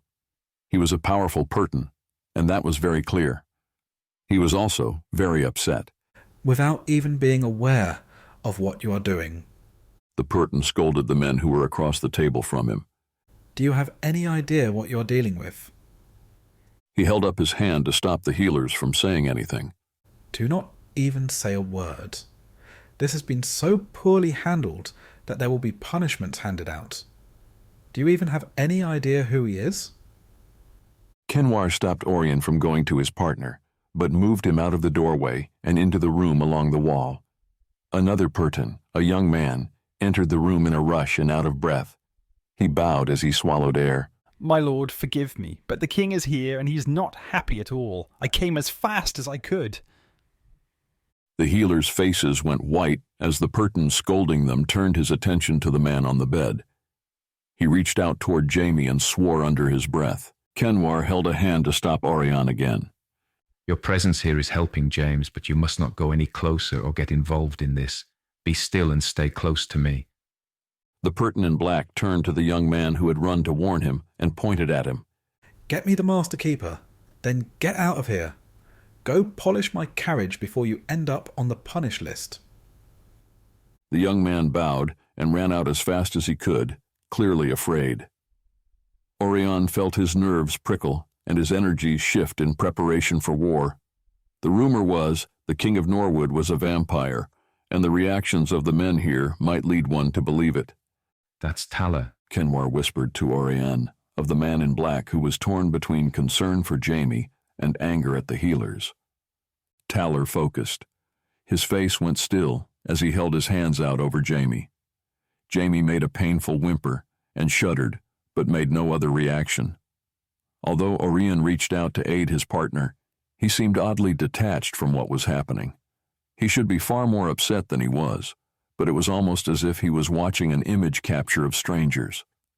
His bond with Jamie should allow him to aid and even talk to Jamie, no matter his mental position, but he felt a solid wall there. He was utterly blocked, and not by anyone except by Jamie himself. Oirion could feel that much. Oirion pushed against the block to try to get to his partner to aid him on the level of the depth of his soul. When the block did not give any, he pushed harder and mentally yelled at Jamie to let him in. Jamie cried out in pain, as if in direct reaction to Oirion. Stop it, Taller said, turning on Oirion with a sharp command. Startled, Oirion dropped his efforts, leaving Jamie sobbing in his delirium. Kenwar put a hand on Oirion's shoulder. Do nothing, just watch, just be here. His knowing you are near will help him, Kenwar said softly. The door opened, and whatever Taller was doing stopped at once. He turned to the 3 men who entered the room as the healers dropped to their knees behind the table and out of sight. All 3 of the men who had entered were in black leather that matched Taller's. One was beyond average in all ways. He ignored everyone, but went to Jamie at once.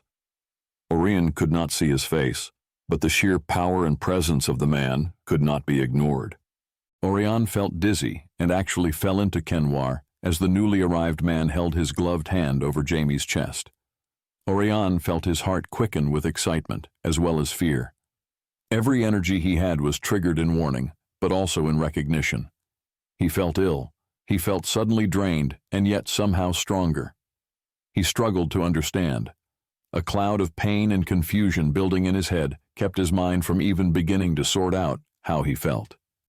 Jamie screamed. Ah! His back arched, lifting him off the table.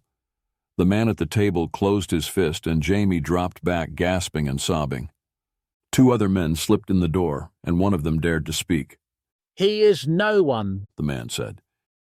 It is not our place to save him. His choices are his own. The tall Purton at Jamie's side turned to the one at the door.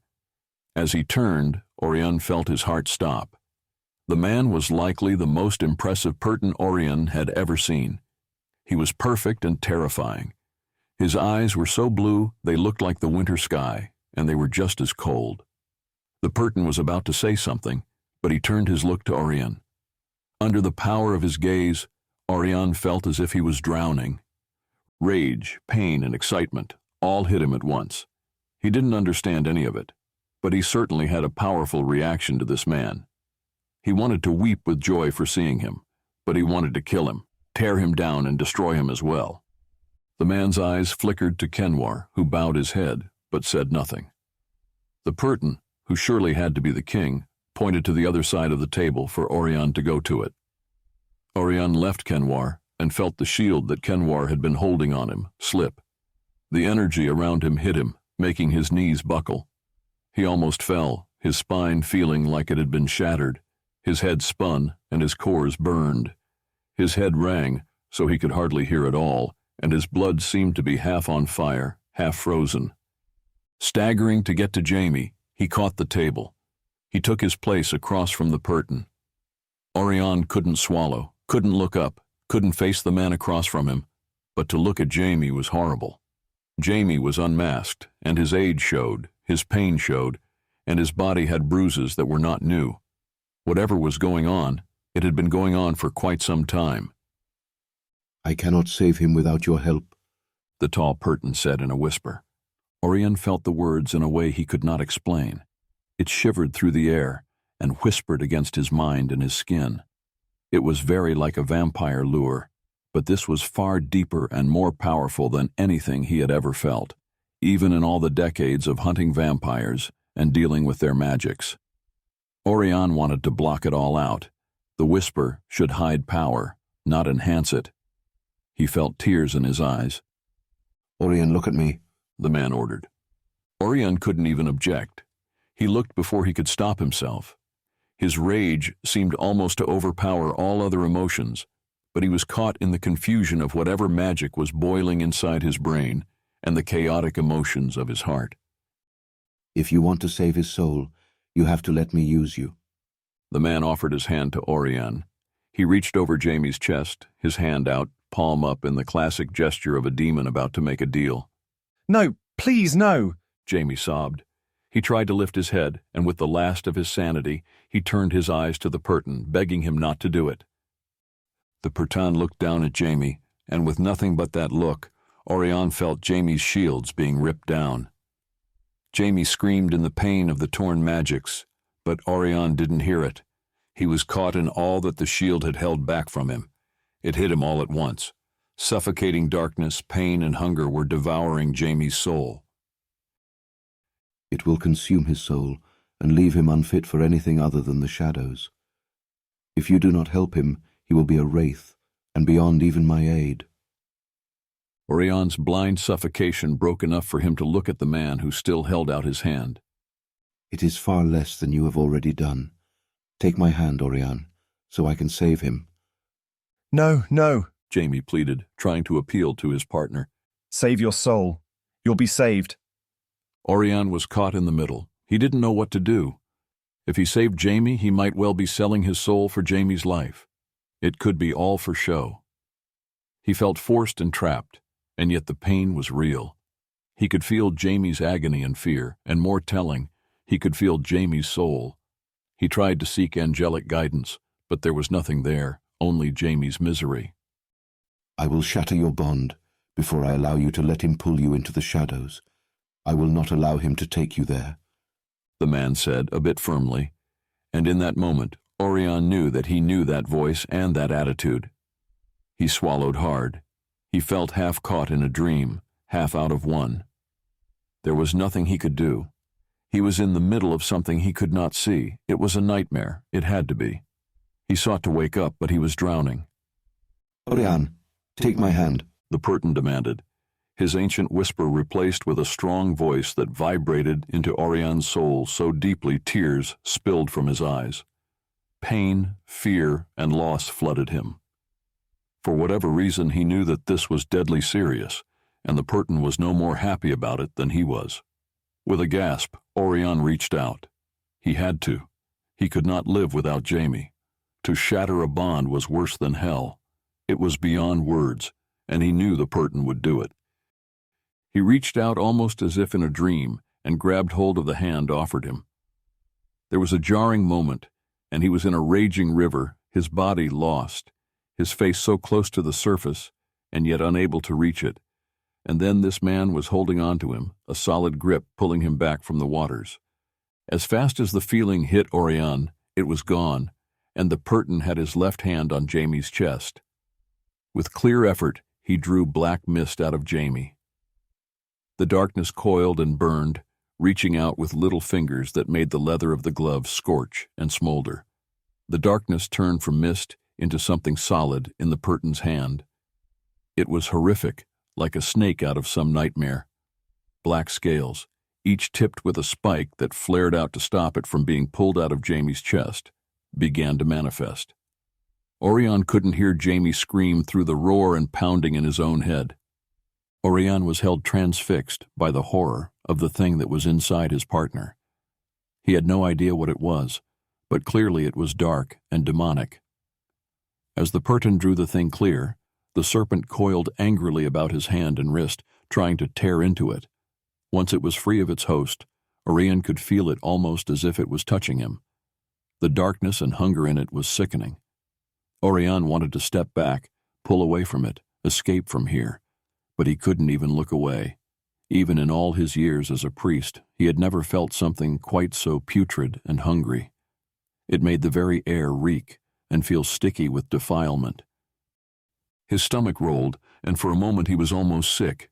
Then it hit him. It was as if whatever magic had hidden his past, blocking all the nightmare of the lost year, was shattered. It all came back to him in a rush, from the shipwreck to the escape on another ship, and everything in between. The details of the battle on the deck as they tried to escape and what he had done all came back. He had done a full bonding with Shannon, the Purton who was now standing across the table from him. The idea was terrifying, impossible, and all-consuming. It was now Shannon who held his hand in a strong grip, as if it was Oirion who kept Shannon from slipping into the drowning waters of the magic he was submersed in. Orion's mind roared, and he heard himself cry out. Shannon had touched his soul in that missing year, and the magic shielding his memory was now fully stripped away. Oirion suddenly understood his rage, and at the same time understood why he might miss this man and wished to see him. He understood why Shannon could not allow him to waste away with the bond that he had with Jamie. His heart and mind warred over the reality that he had been fully bonded with the King of Norwood, who was not even a mortal man. For a moment, for that great magic to occur, they had been one, so tangled in the soul they could never undo it. Oirion also knew that it was very likely that he was indeed the grounding point that allowed Shannon to deal with whatever demonic parasite he was pulling from Jamie. He wanted to jerk away and let Shannon go, to deny it all, to escape this. But he couldn't do it. He knew to do so would likely set the creature free, as well as cause great pain for both Shannon and Jamie. Oirion had faced an archdemon for Shannon. Having this little demon so close and holding onto Shannon's hand was little to ask of himself after such, and little to pay for Jamie's soul. He squeezed his eyes shut and held on. Orion's mind rushed through memories as Shannon held all focus on the thing that was lashing about, tearing at the leather and magic woven into the King of Norwood's clothing. It ended with a suddenness that left everyone in the room gasping for air. The serpent was simply crushed into nothing but shimmering black dust and smoke that burned away almost at once. Oirion jerked his hand away from Shannon's grip, now that he was no longer needed. His heart pounded with the fear of all that he now recalled. He felt a lingering touch of the man, not just to his hand, but to his soul.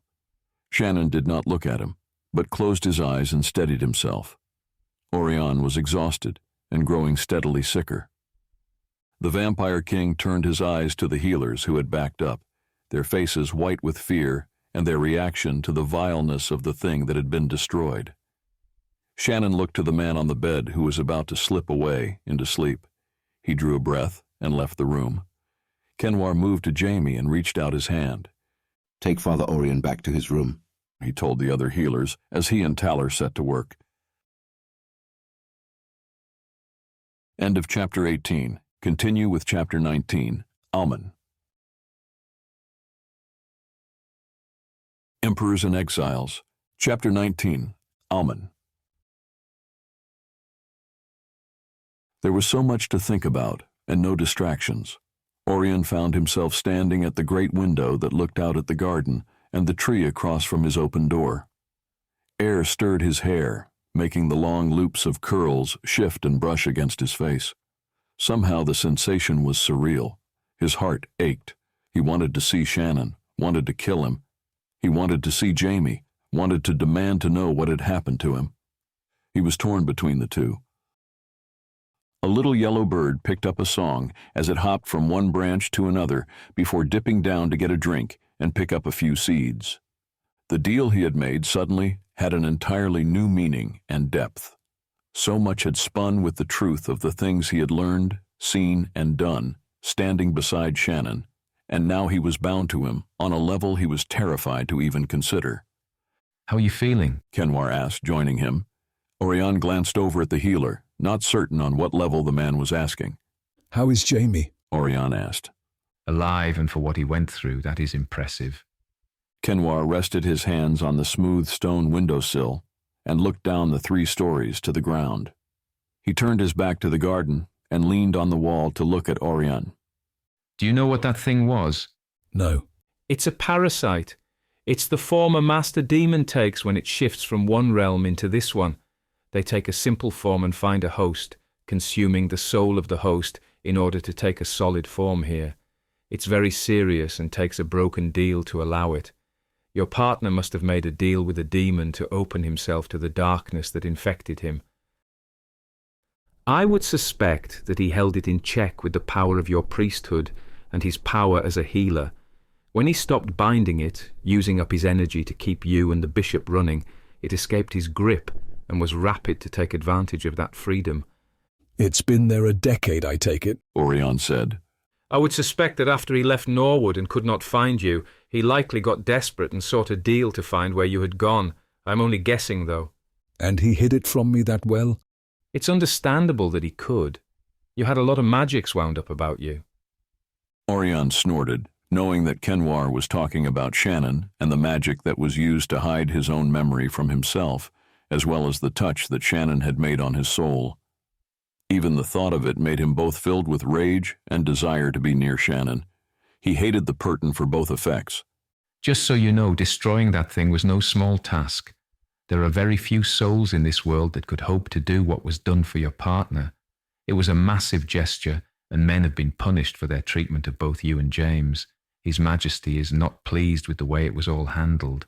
I cannot imagine his reaction if you had been executed. Oirion couldn't help himself.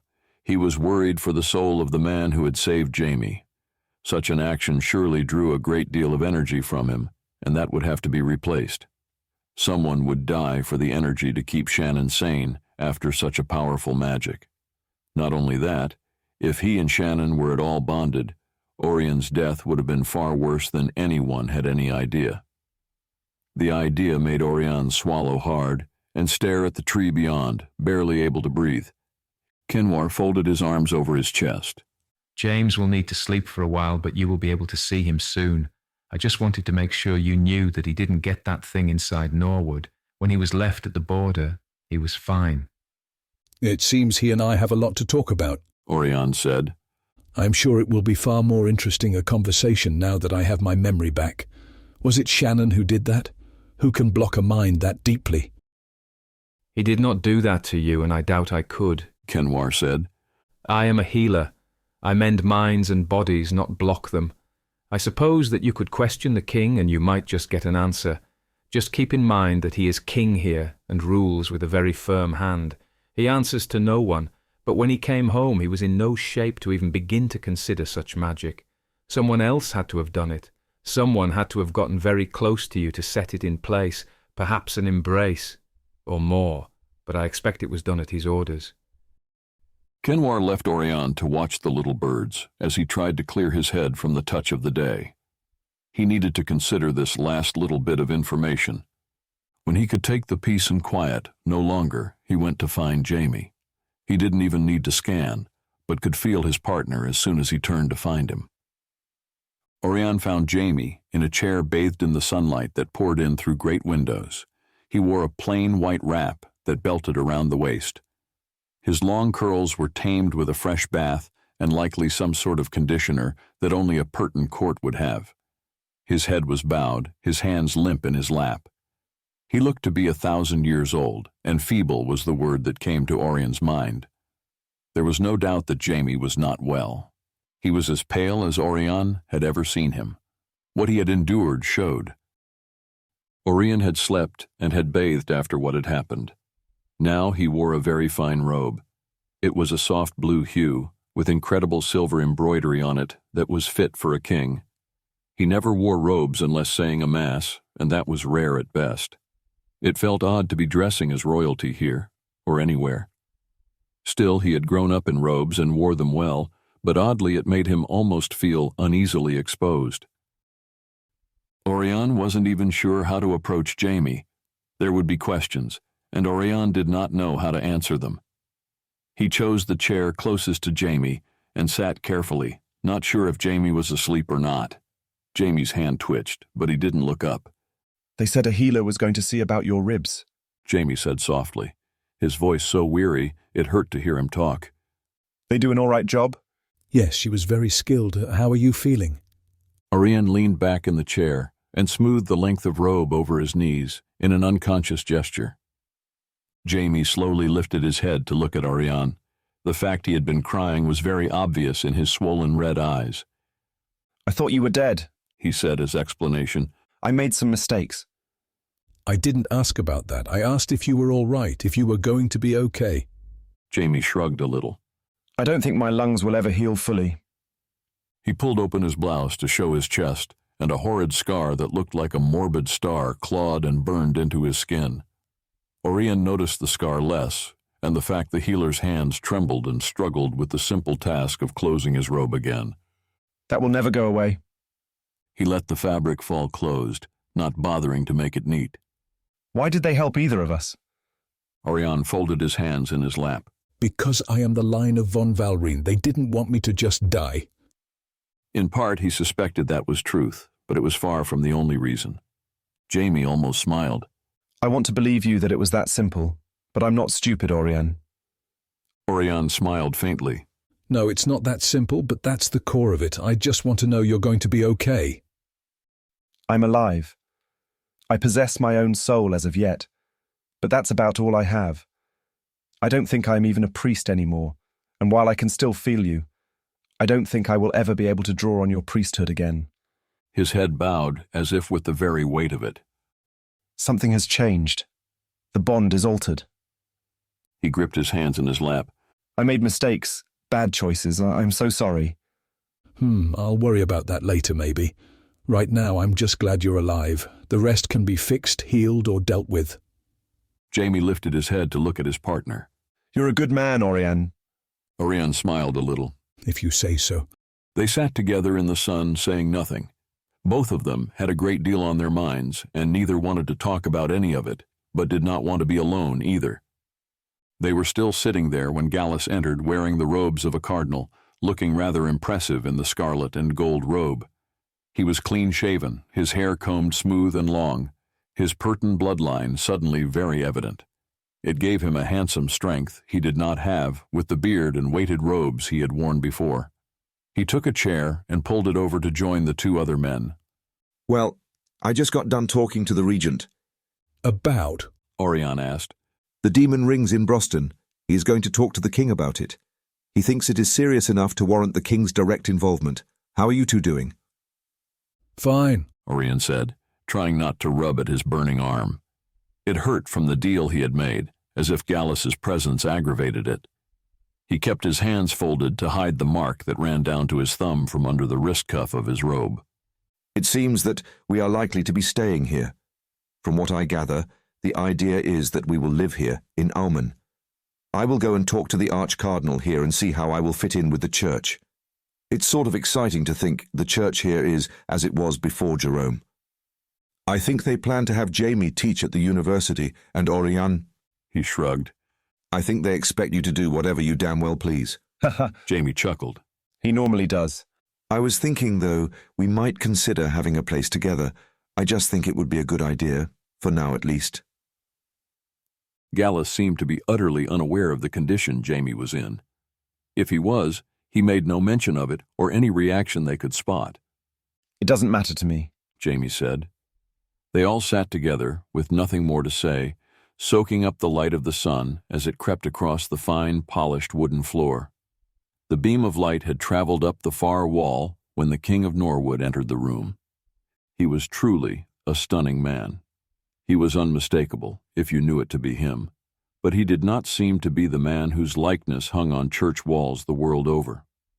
He looked so like the images of the saint the church claimed him to be, yet there was a vast, dark power to him, a sense of cold strength that was instantly intimidating.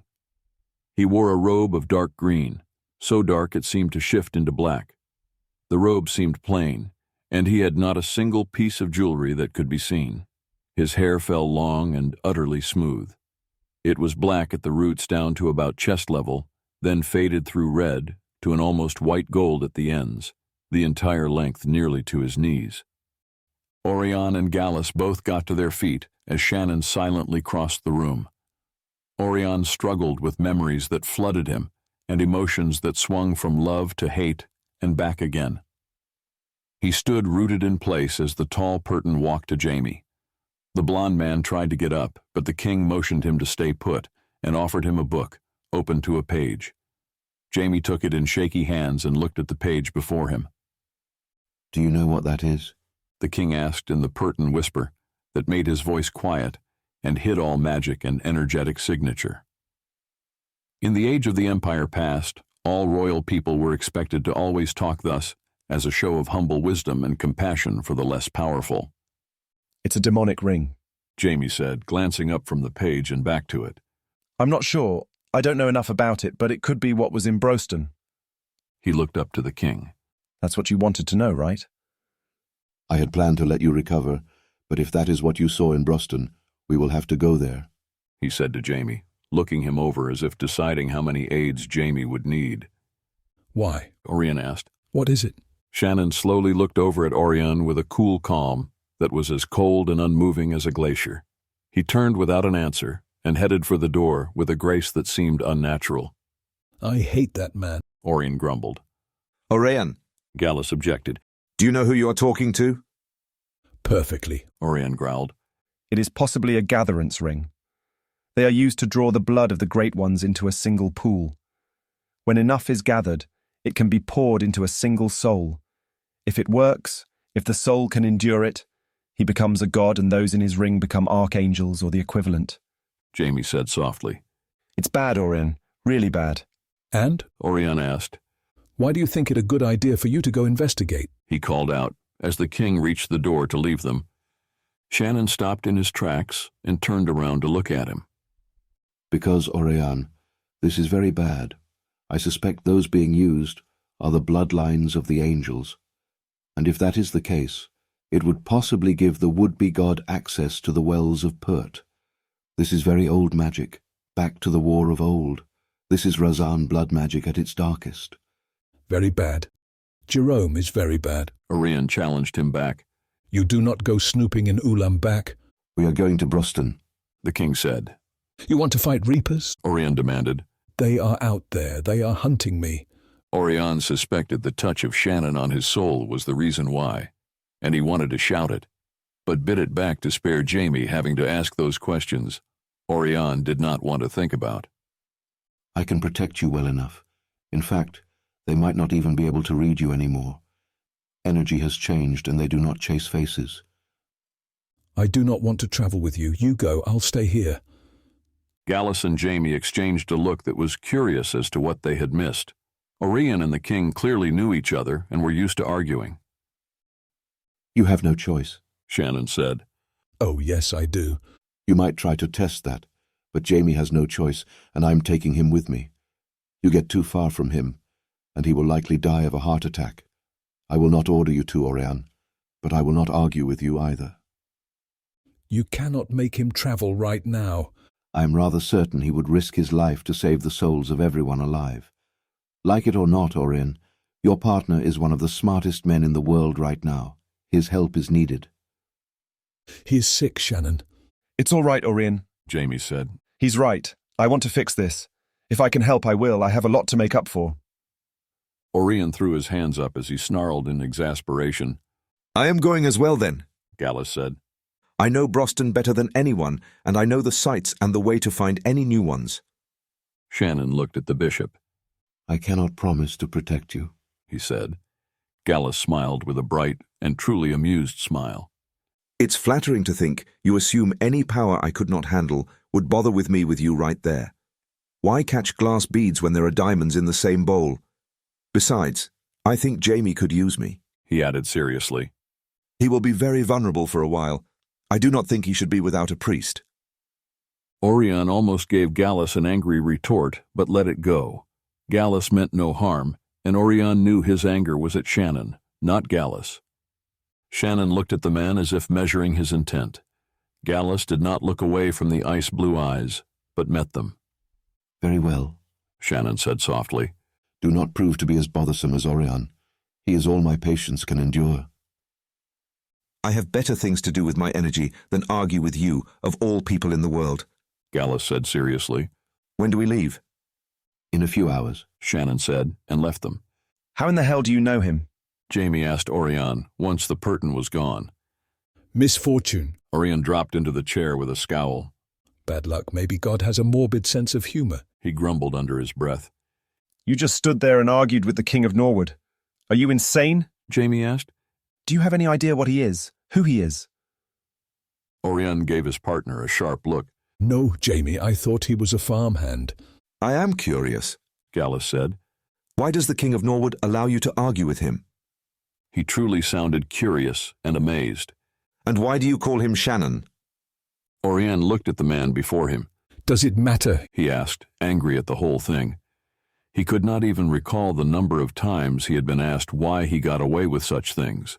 He still had no real answer for it. There was so much involved with the memories he had just regained, and a lot to think about. He had no hope to even guess at it right now. Shannon never had to put up with Oirion, and yet he had from the start. Why, he had no idea. Yes, I sort of think it does matter, Jamie said. Oirion looked at his partner, torn over how to answer that, and the truth of his burning arm. He knew more about Shannon than any soul alive, except maybe Jerome, he reminded himself. He couldn't help but shiver at the thought, and at how he suddenly hated Jerome so much more. I'm Oirion von Valrine, he mocked. For whatever the hell that's worth. Apparently, it's worth a lot, Gallus said. Not just anybody gets to argue with the Prince of Pert. End of chapter 19. Continue with chapter 20. Babic. Emperors and Exiles. Chapter 20. Babic. In less than an hour, 3 men came in and lifted Jamie, chair and all, to carry him down the hallway to a small locked room. Shannon waited, dressed in black leather, chin to toe. His hair was bound back in a braid, changing his appearance from cool to cold. He waited for them at the wooden door. He looked them over, almost as if he was going to say something, but changed his mind and simply opened the door to the dark beyond. He motioned to them to go through. Oirion almost snarled, but when the other 2 hesitated, he went first. He stopped at the threshold and looked at Shannon, almost wanting to say something, but there was nothing that came to mind. He turned and stepped over the dark line. There was a moment of no air, of cold and pressure. Then he was in a closet-sized wooden room with no windows and just one small door before him. A single lamp hung from the ceiling. Gallus was a step behind him, followed by Jamie and Shannon. Shannon reached past Oirion to open the door leading out of the closet space. Oirion stepped out of the tiny room, annoyed at being anywhere near Shannon, let alone so close he could smell his hair. Jamie staggered behind his partner to a chair that was just outside the door waiting for him. It was all he could do to get to it before he collapsed. "Shield him," Shannon said to Oirion, his own annoyance clear. Oirion didn't even ask, but snarled at himself for not doing it sooner. He knew better. He shielded himself and Jamie as tightly and completely as any shield he could hope to build right then. This room was a small storage room, not much bigger than the closet had been, with mops, brooms, and various stacks of oddments, but nothing of value. The chair Jamie had dropped into was built with wheels, 2 larger ones on the side with a smaller one in the back. Gallus knew it at once, and unlocked the wheels and took the grips of the chair. "I got him," Gallus said cheerfully. "I'm sorry," Jamie said, truly upset and troubled by his condition. "You will recover quickly, if not deeply. I need you on your feet," Shannon said. Jamie nodded, his head in his hands. "If I can gain redemption, I will do whatever I need to do to attain it." Gallus patted Jamie's shoulder before taking hold of the chair and pushing it forward. Shannon moved toward the door and opened it. He held it for the others to pass through into a narrow corridor. The smell of food and smoke met them. Shannon stopped Oirion in the door as he moved to follow Gallus and Jamie. "Keep your head, Oirion," he said softly, before following Oirion through the door and into the hallway that led to the stairs and the tavern below. Gallus paused at the foot of the stairs and measured the room a moment before he chose a table and pushed Jamie up to it. Oirion followed him, not certain why, but not about to make a scene. Without a word, Shannon took a seat as well. "It is funny to think really how many friends I have had in my life that at some point I have snuck into bars in such a chair. Ha ha ha." Gallus chuckled and waved to a staff member. The man walked over, drying his hands on a worn-out towel. "A picture of something dark and thick. Mugs for my friends," he said with a gesture of his hand. The man said, and walked away. "Do we have time for this?" Oirion asked, not certain why they had stopped here. "I was thinking," Gallus said. "Magic is magic, and if the trouble is as bad as it would seem, then they are watching for someone of enough power to cause trouble to show up. Now, if I was watching for such, the last place I would look would be right under the portal used to get them into the area. You would watch the doors and track the paths of those leaving, not those staying." He looked to Shannon as if for confirmation. Shannon was watching something else across the room, though, and seemed to pay no attention to them at all. "Shannon," Oirion insisted. "Where are we and why?" "Babic," Shannon said, not looking over at Oirion. "It's an easy way beyond the barrier of Norwood." He glanced at Oirion and switched languages to that of the land inside the barrier shield where they had once traveled together. No one here was about to understand his words. "He's right. It is why we didn't go to Brosten directly. There is more dark magics and powerful things here in this tavern than in all of Brosten. It will help confuse the sort of scans he's talking about. We are being watched, though. By? Oirion asked. I haven't located him yet, but he tagged onto our rather ill healer as soon as we entered the hallway. He's close in the city, but is using the same magics and confusion we are using to stay hidden. Stay close to your partner and keep him shielded. Why would anyone have a tag on him? Oirion asked, not comfortable saying his partner's name, letting him know they were talking about him. For whatever reason, Shannon didn't want the other two to understand, and Oirion had to respect that. He hated to admit it, but he trusted Shannon to do nothing without good reason. Likely the same reason he had an abyssal leech in his soul, Oirion. Stay close to him, and tonight sometime, you and Gallus need to do some healing and purification prayers with him. Just do not do it when I am in the room. You think I'm stupid? Oirion demanded at that. Shannon should know him well enough to know he was aware that such an act would be very straining on Shannon and his magics. Shannon lifted an eyebrow at him. Startling Oirion more than anything, Shannon suddenly smiled. No, Oirion, you are many things, but you are not stupid. Shannon shook his head, got up from the table, and left them as if he was headed out the back to the privy. What was that about? Jamie asked. He is paranoid about being found out, Oirion said. He shook his head. He is worried about your ability to go unnoticed. I'll be on my feet by morning, Jamie promised. I might be a little slow, but I won't be in this damn chair long. Good, Oirion said as the pitcher was brought to the table. The sooner you're up, the better. Jamie nodded. Babic was a large city, just south of the border of Norwood in the kingdom of Forley. Ancient as any city could be in Pert, it was built on the ruins of the past and bore the magics and the marks of a place that old. It was also set on top of several ancient magics that not even the church could wipe away. Poverty, its nearness to Norwood, and the fact that the church could never hope to control it, the city was left alone for the most part. For that reason, it had become a hiding place for the magics that had been outlawed and put under such tight control of the last few centuries. Here, it was a slightly dark version of the way Pert had once been. The city was deemed unsavory by the church, and the Crown of Forley allowed it to be almost a city-state under the direction of 3 governors. In the pre-dawn, Oirion stood at the window of the inn-room they had taken for the night and watched the street below, barely able to see through the filth that had coated the glass for so long. He didn't like the city, and he didn't like being hunted, having Jamie hunted, or being anywhere with Shannon. Worse, though, he was bothered by the fact Shannon was not back yet. He wanted to be rid of the memories of the past, of the friends he had lost, of the wars he had fought, and of Shannon. He knew Shannon had reason to have ordered his mind blocked, as well as the minds of those they had traveled with. It wasn't done for any reason other than their own safety. If Jerome had known for certain they were allies of Shannon, it would have been very bad for all of them.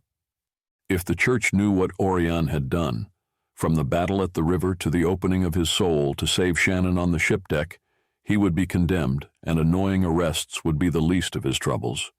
He clenched his teeth and swallowed the tension in his throat about how far he had gone for Shannon, and yet failed to even see that Jamie was in pain. Now the bond with Jamie was forever damaged. He wasn't sure if it was because of the leech, of the deal, or how close he had gotten to Shannon. All of it, though, he blamed on Shannon. Worse than that, he had to admit he missed the tall Perton.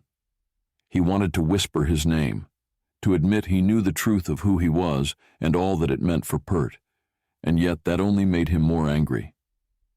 If you're not going to shield your thoughts from me, you might try to at least make them coherent enough that I can respond, Shannon said over Orion's shoulder. So softly, it was almost a whisper, but not quite. Oirion hated him. The demon had snuck up behind him on purpose. He aimed the thought at Shannon as clearly as he could, desperate to hide anything else the Vampire King might pick up out of his whirlwind of thought and emotion. You get that? Oirion asked as sweetly as possible. Shannon didn't step back, but actually put a hand on Orion's shoulder. Oirion felt it like the roll of thunder, both exciting and terrifying. He knew his own reaction was due to the relationship of magics they had been forced to share. The touch held more than just history. Shannon was causing Oirion's shields and energy to shift in a way they never could alone. Like yellow blending with blue to make green, both Shannon and Oirion were affected, so neither could be seen as themselves by any scan seeking them. His own instincts were blurred in the hum of the magic of the city, and he knew it. Oirion closed his eyes and tried not to feel safer and more stable for it. He hated how much he had missed having a solid presence to work with, to stand next to depend on. Not in a million attempts could he and Jamie had managed to do what he and Shannon had done. He hated that truth. Hold on to that as long as you can, Oirion. It will make this easier on both of us. Shannon breathed, almost as if he didn't want to say it. He stayed a moment longer and then was gone, leaving Oirion feeling suddenly exposed and cold, as if he had just had a blanket pulled away and left naked in a chilly room. He turned and watched Shannon pick up a pack and staff he had left at the doorway. Oirion caught the glint of light off of Gallus's eyes from the bunk where he supposedly slept. He felt a little uncomfortable thinking the bishop had watched the exchange between Shannon and himself. Gallus had to have seen how very close Shannon had stood, and the fact Oirion had not objected. It felt as if something very intimate and private had been exposed. You have a plan? Oirion asked Shannon out loud, not taking care to let the others sleep now. I have train tickets, and we leave soon, Shannon said, as he tossed a small pack to Oirion and set the staff against the side of the bunk. Help Jamie get dressed while I order you something to eat. The kitchen should be up by now. Oirion watched him go, trying not to grumble about fate, as he turned to Jamie. He hated to wake him, but a train was not going to wait. He sat down on the bedside. Jamie, he said softly. You need to wake up. I was dreaming, Jamie said sleepily. He chuckled a little. For a moment we were home and all the last 11 years were nothing but a dream. Where is home? Oirion asked. Jamie pushed back the blanket with a heavy sigh. It's a small cabin in the woods, far up a mountain slope, hidden by magic and stone, and smelling of herbs and leather soap. He gasped in pain as Oirion helped him up, but he kept moving. Oirion pulled the clothes out of the pack Shannon had thrown to him and helped Jamie change out of the robe into something finer and softer, but far more sturdy. It also came with a long hooded cloak that was stunning in its own way. It was a dark, thick gray wool with stitched design on all the edges, set with small beads here and there. It looked plain at a glance, but the closer one got, the finer it was. Oirion draped it around Jamie's shoulder. Jamie caught his breath with relief. Oh, wow, Jamie whispered. That's impressive. What? Oirion asked. I don't know what sort of magic is in it, but there is something powerful. I can feel it. He took hold of the staff and stood upright. He looked at Oirion a moment as the room slowly began to grow lighter with the coming morning. Did you sleep at all? Not much, a lot on my mind. I'll sleep on the train. Ready? Jamie nodded. I'm awake, Gallus said, rolling up from the bed. He rubbed his eyes as he grabbed up his own cloak and boots. I'll be right behind you. Go on down. Oirion let Gallus get ready while he walked down the flight of stairs with Jamie to the tavern below, where the food was being brought out to the tables. Shannon looked Jamie over and nodded as the man sat. Better? He inquired. Yes, Jamie agreed. Thank you. On the road you must be Lord, Shannon said. Let us help you through the next few weeks. It is the best cover we can get. Jamie nodded but said nothing more. He allowed Shannon to dish him up the breakfast of flat bread and soft eggs. Jamie started to eat before Oirion and Gallus did. Shannon ate nothing but sipped a small cup of tea. No one said anything as they had breakfast. They said very little as they walked slowly to the train station. As Shannon spoke with the train boss, Oirion caught Gallus watching him. What? He demanded under his breath. Gallus glanced at Jamie, who sat on a bench, his hands around the staff he had been given. His head bowed. He looked back to Oirion with a seriousness that Oirion had not yet seen in his eyes. You know what? Gallus breathed. I get it. He's who he is, but tell me you did not break your vows, Oirion. Oirion almost shouted back a response, denying that he had, but he knew damn well he had broken more than one. Not just by befriending a demon or tolerating a vampire, but in a dozen other ways and thoughts, right down to sleeping with a woman who was not even of a race on the list of those claimed by the angels. It's not what you think, Oirion objected, unable to lie to Gallus. Not what I think. Gallus turned his back to Jamie to block the view of them talking, in case Jamie looked over. You have no idea what I think. Oirion did not want to have this conversation, mostly because when push came to shove, he could not argue it, and the same challenge in Gallus's eyes and tone Oirion felt towards himself.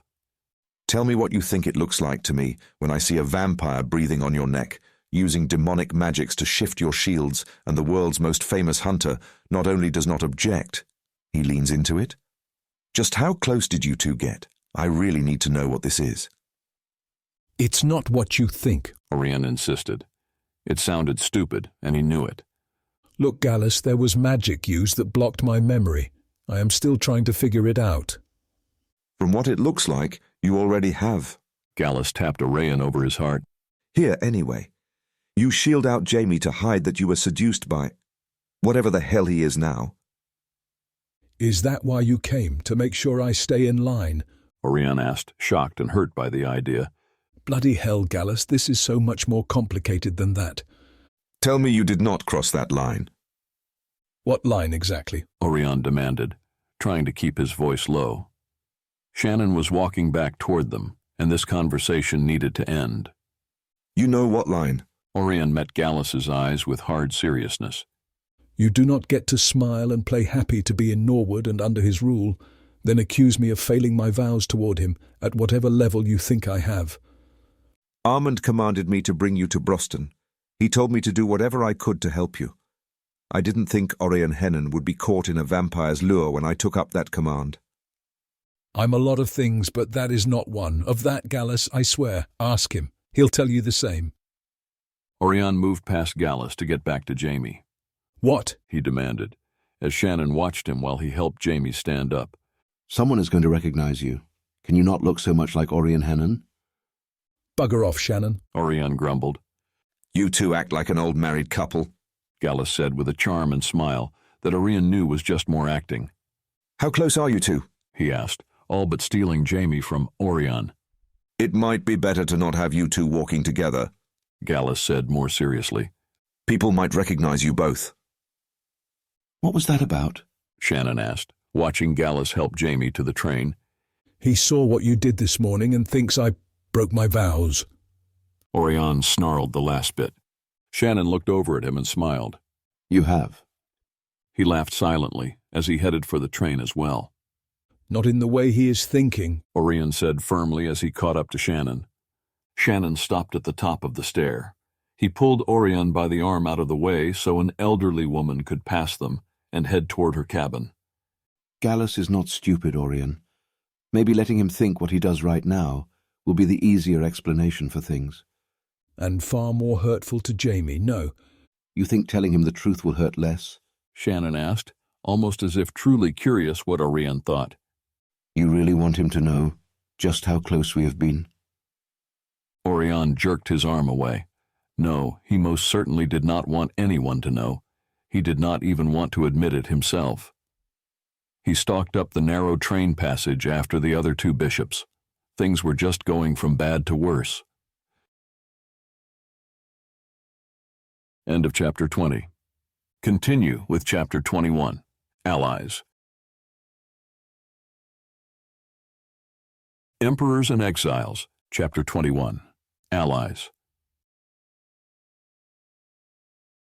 The riverside village was destroyed. Nearly every home was damaged beyond repair. It was unlikely the village would be inhabited ever again. Not only was it known by the men of the church, too many Azirans had died here. Every family had lost members. Some had lost 3 generations of men overnight. They would never forget the pain. It would scar them for the rest of their lives.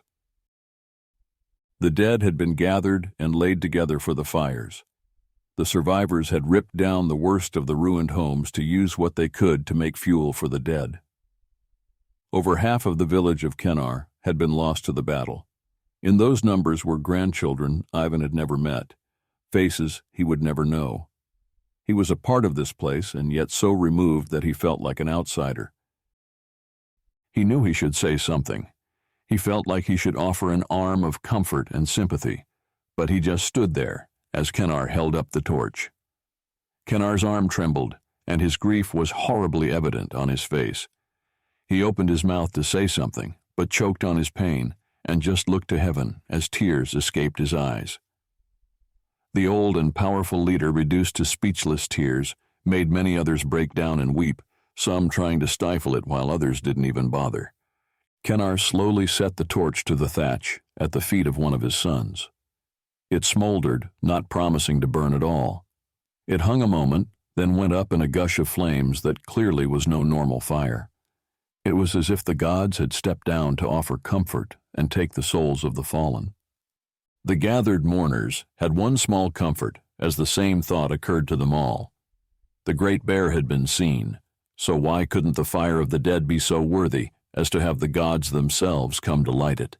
At Ivan's side, Tykael slid his hand into Ivan's and leaned his head against Ivan's arm. It was somehow a very needed touch, and Ivan knew it was not the gods who had set fire to the dead, but the young Pertin who had been adopted by this village. Ivan held the hand as if it was Shannon's hand, offering him moral support for this moment, and for what was about to be asked of him. The flasks began to pass around, and Ivan took one. He took a deep drink, then passed it to Tykael. Tykael took it and held it in his hands with his own tears in his eyes before he lifted it and took a drink. He held it in his mouth a moment, then took another before he gave it back to Ivan, who took another swallow before passing the flask on to the next man. After the first round of flasks of thick honey mead had gone around, a second set of flasks of wines were passed, and that was followed by Eziran whiskey made as of old. Once one sip of that was taken, each Eziran turned from the pyre and went to the feasting fire to turn grief into celebration of life, of food, drinking, and later those of age to try to find a partner to tumble with, seeking to create new life. Ivan didn't go to the fire. He hiked up the hill behind the village and took a seat on the ground. He sat, knees pulled up to his chest, and watched as the Azirans tried to move past the loss. Via joined him and rested her head on his knees, offering her own form of comfort. Ivan didn't have a smoke, he didn't have a drink, and he had no one who knew him at all. How very far from Dakin he was now. Nothing in him felt like the warrior prince he had once been when he had dealt with this world. He wasn't the gladiator he had been while in exile either. He was Ivan, friend of Raven, of Oirion, and Dave. He stroked Via's head and sighed, thinking of the woman she was named after. He sat alone until Tykael found him and took a seat next to him, offering a flask. Ivan handed the flask back to Tykael, who took a slow drink. "Why don't you want to be with them?" Tykael asked. Ivan gestured and tried to make it an easy answer, but gave up. He dropped his arm and opted to be honest instead. Hundreds of years ago, Ezir fought Jerome, and back then I was Prince Ishhaven, leader against the invasion. I have been at so many death pyres, I simply do not wish to be at another. They tell me that Kennar is my son from such a night as this, that when grief and whiskey turn men to seek life, a son I never knew was conceived. Do you believe it? I don't know, Tykael. Part of me wants to, but part of me fears it might be so. I abandoned Ezir. I shaved my head in grief and went to Deccan. I was a wealthy, famous man there. He almost chuckled. I had palaces and fine clothes and jewelry from around the world. All of that, and here I am, once again sitting at the aftermath of Jerome's men against my people, watching grief I cannot heal. Tykael took another drink and let out a heavy sigh. I know the stories of the Bear of Azir. I didn't think they were literal. I didn't realize the king actually turned into a bear. I thought it was a magic, or a thing like a dwarven rage. You were very impressive, Ivan. He tried to smile. So were you, Ivan replied. I don't think the others know just how much you did, but I do. Thank you. I think perhaps Pert feels Ezir failed to aid them when they needed us. Ezir has paid for it. I find it interesting in a way that I keep finding myself aided by Purtons. Tell me of Shannon. He is king of Norwood. Is that his birth name? Shannon is the most terrifying and powerful man I have ever met. He could challenge gods, I think. Yet for all his power, all his pain, all his grief, he can pick up a child and pause the world to comfort him. I have seen him so tired he shakes, and yet he will kneel beside a tired comrade and draw a blanket up over a shoulder. He will weave magics into grass to hold fires. He will turn away from nourishment to provide a moment of peace for another. I am in awe of him. He is why I came back to Azir. If he can retake his throne, overcome his pain, loss, and the betrayals to give his people a safe home, then so can I, right? I wish he was here, but... Ivan smiled and put his hand on Tikale's back. At least I have a Purton wizard to offer me company. Tikale smiled a little and leaned over against Ivan. I remembered something, the young man said after the sun had set and the night drawn dark. What's that? My father and grandfather hated each other. They fought always. My grandfather was a hard and angry man. My father tried so hard to appease him, but never could.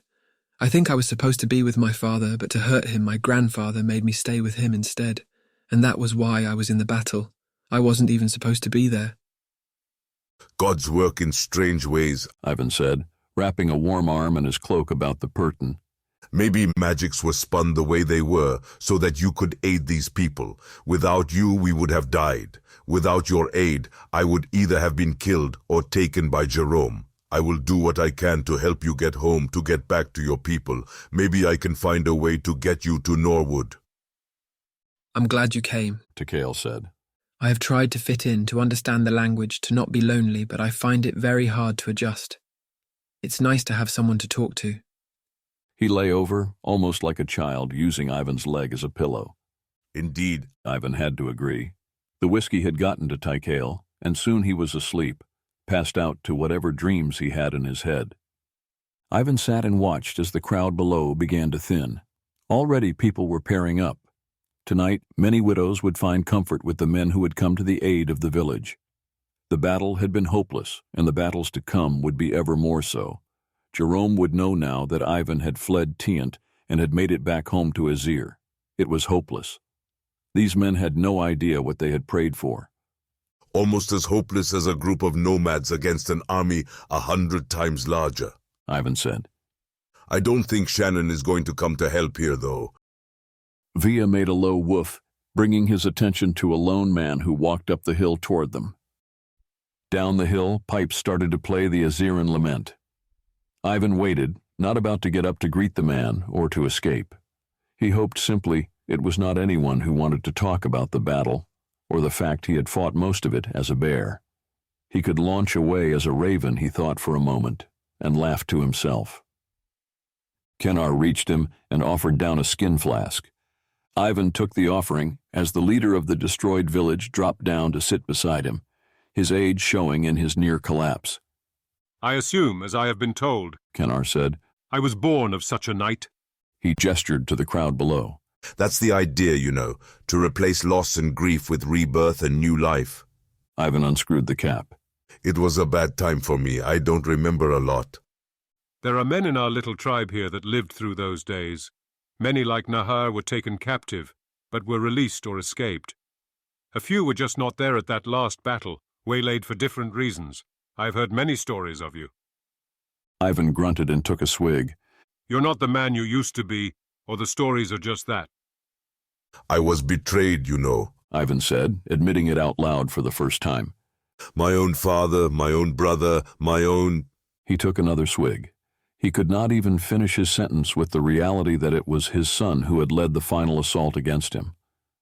Their kinship extended only so far as to have me drawn away, so my brother could kill me himself and not have it be at the hands of the church.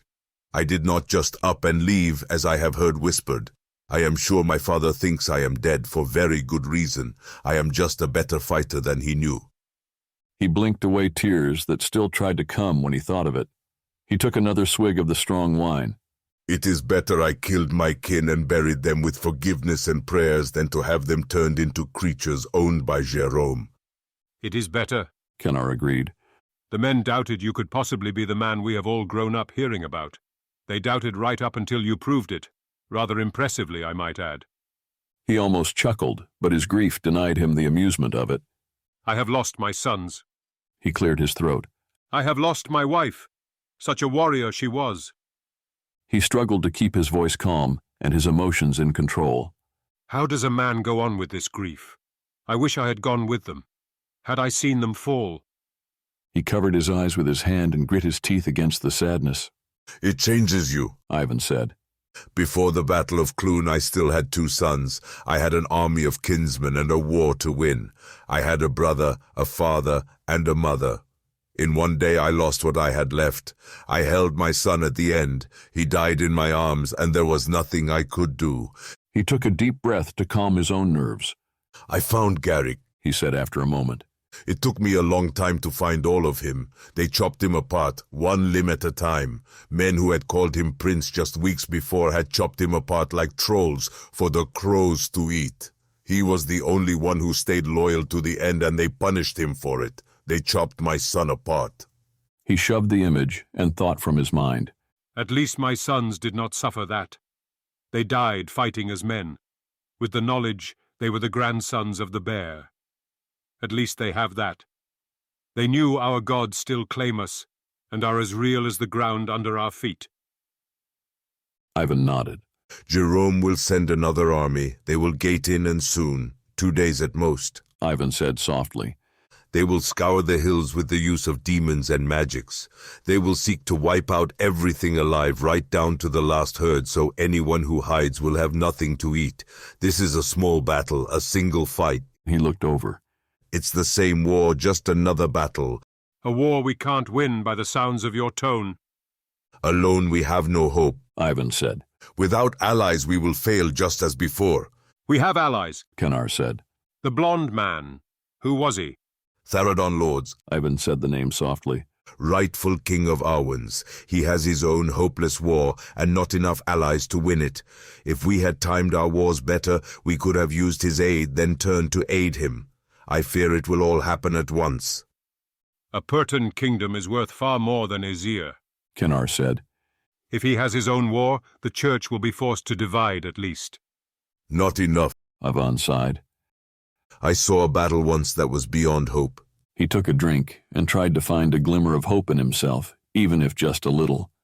Nomads on horseback, a few thousand with bows, and several old shaman against over 100,000 clerics. A handful of strangers joined their group, and then an army of zombies joined the clerics. He chuckled. I thought it an odd irony. I would yet die in a battle against the same sort of odds and same church, just half a world away. We won. He looked over. The god of the nomads prevailed. Forces moved, and those nomads held their territory and crushed that army. The right handful of allies is all that is needed. Force of arms will not take back Azir, but it helps, he added. You have an idea, then? You plan to act? There is no choice but to act now. They will come, and if there are any villagers or Azirans here, the army of Jerome will rip them apart. You cannot imagine the horror of watching a child being torn to pieces. Those screams will haunt your soul for 1,000 lifetimes. What is the plan? Ivan looked over at his son.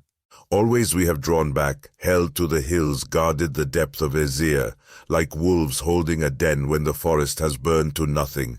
We are no real threat here. We are cornered. They see us as a handful of giants, and that in the world outside Azir is an insult. Giants are seen as stupid, barely more than orcs. In Dakan I was a freak, instantly assumed dull-witted, and while it earned me a great deal of money, it was very misplaced. Ha ha ha ha. He laughed a little, thinking about it. It's funny when you speak several languages and pretend not to. You can hear people talk about you and hear them openly cheat at a table. You lived in Dakan? Oh yes, for a long time. I was rather brown for a bit. You did not age? No, in exile an Aziran does not age. I was exiled, Kenar. I do not know what happened to change that, but about 10 years ago it did. I assume the king died about then. Died? He isn't dead, he fell ill. They say he went into a holy trance and sits on his throne. 1 day a year people are allowed to go and see him. as proof he lives, as proof God is pleased with the Azerans for coming to him. The god of Purt and the god of the Church of Purt are very different. I learned that not so long ago. Purt is as crushed and unhappy with things as we are, and like here, I would bet there are those who hold to the old ways and wish nothing more than to bring Jerome down and restore their home. If we assume the world over has such pockets of people, then we have pockets of allies that we just need to gather to us. An enemy of my enemy is my brother on the battlefield, Kennar said. That is an elven saying, yes? I wish I knew how to talk to Theradon more directly. He would know more about the world politics at the moment than I do. He would know of other allies. You called him once. Try again. You believe I did that? Did you not ask him for aid? Ivan took a long, slow drink, thinking about it. Perhaps he did. And if that was the case, was there a way to get in contact with the others? What about Dave? He could hire pirates to attack the coast. His mind began to race with ideas of how to try to save the rest of his people. End of chapter 21.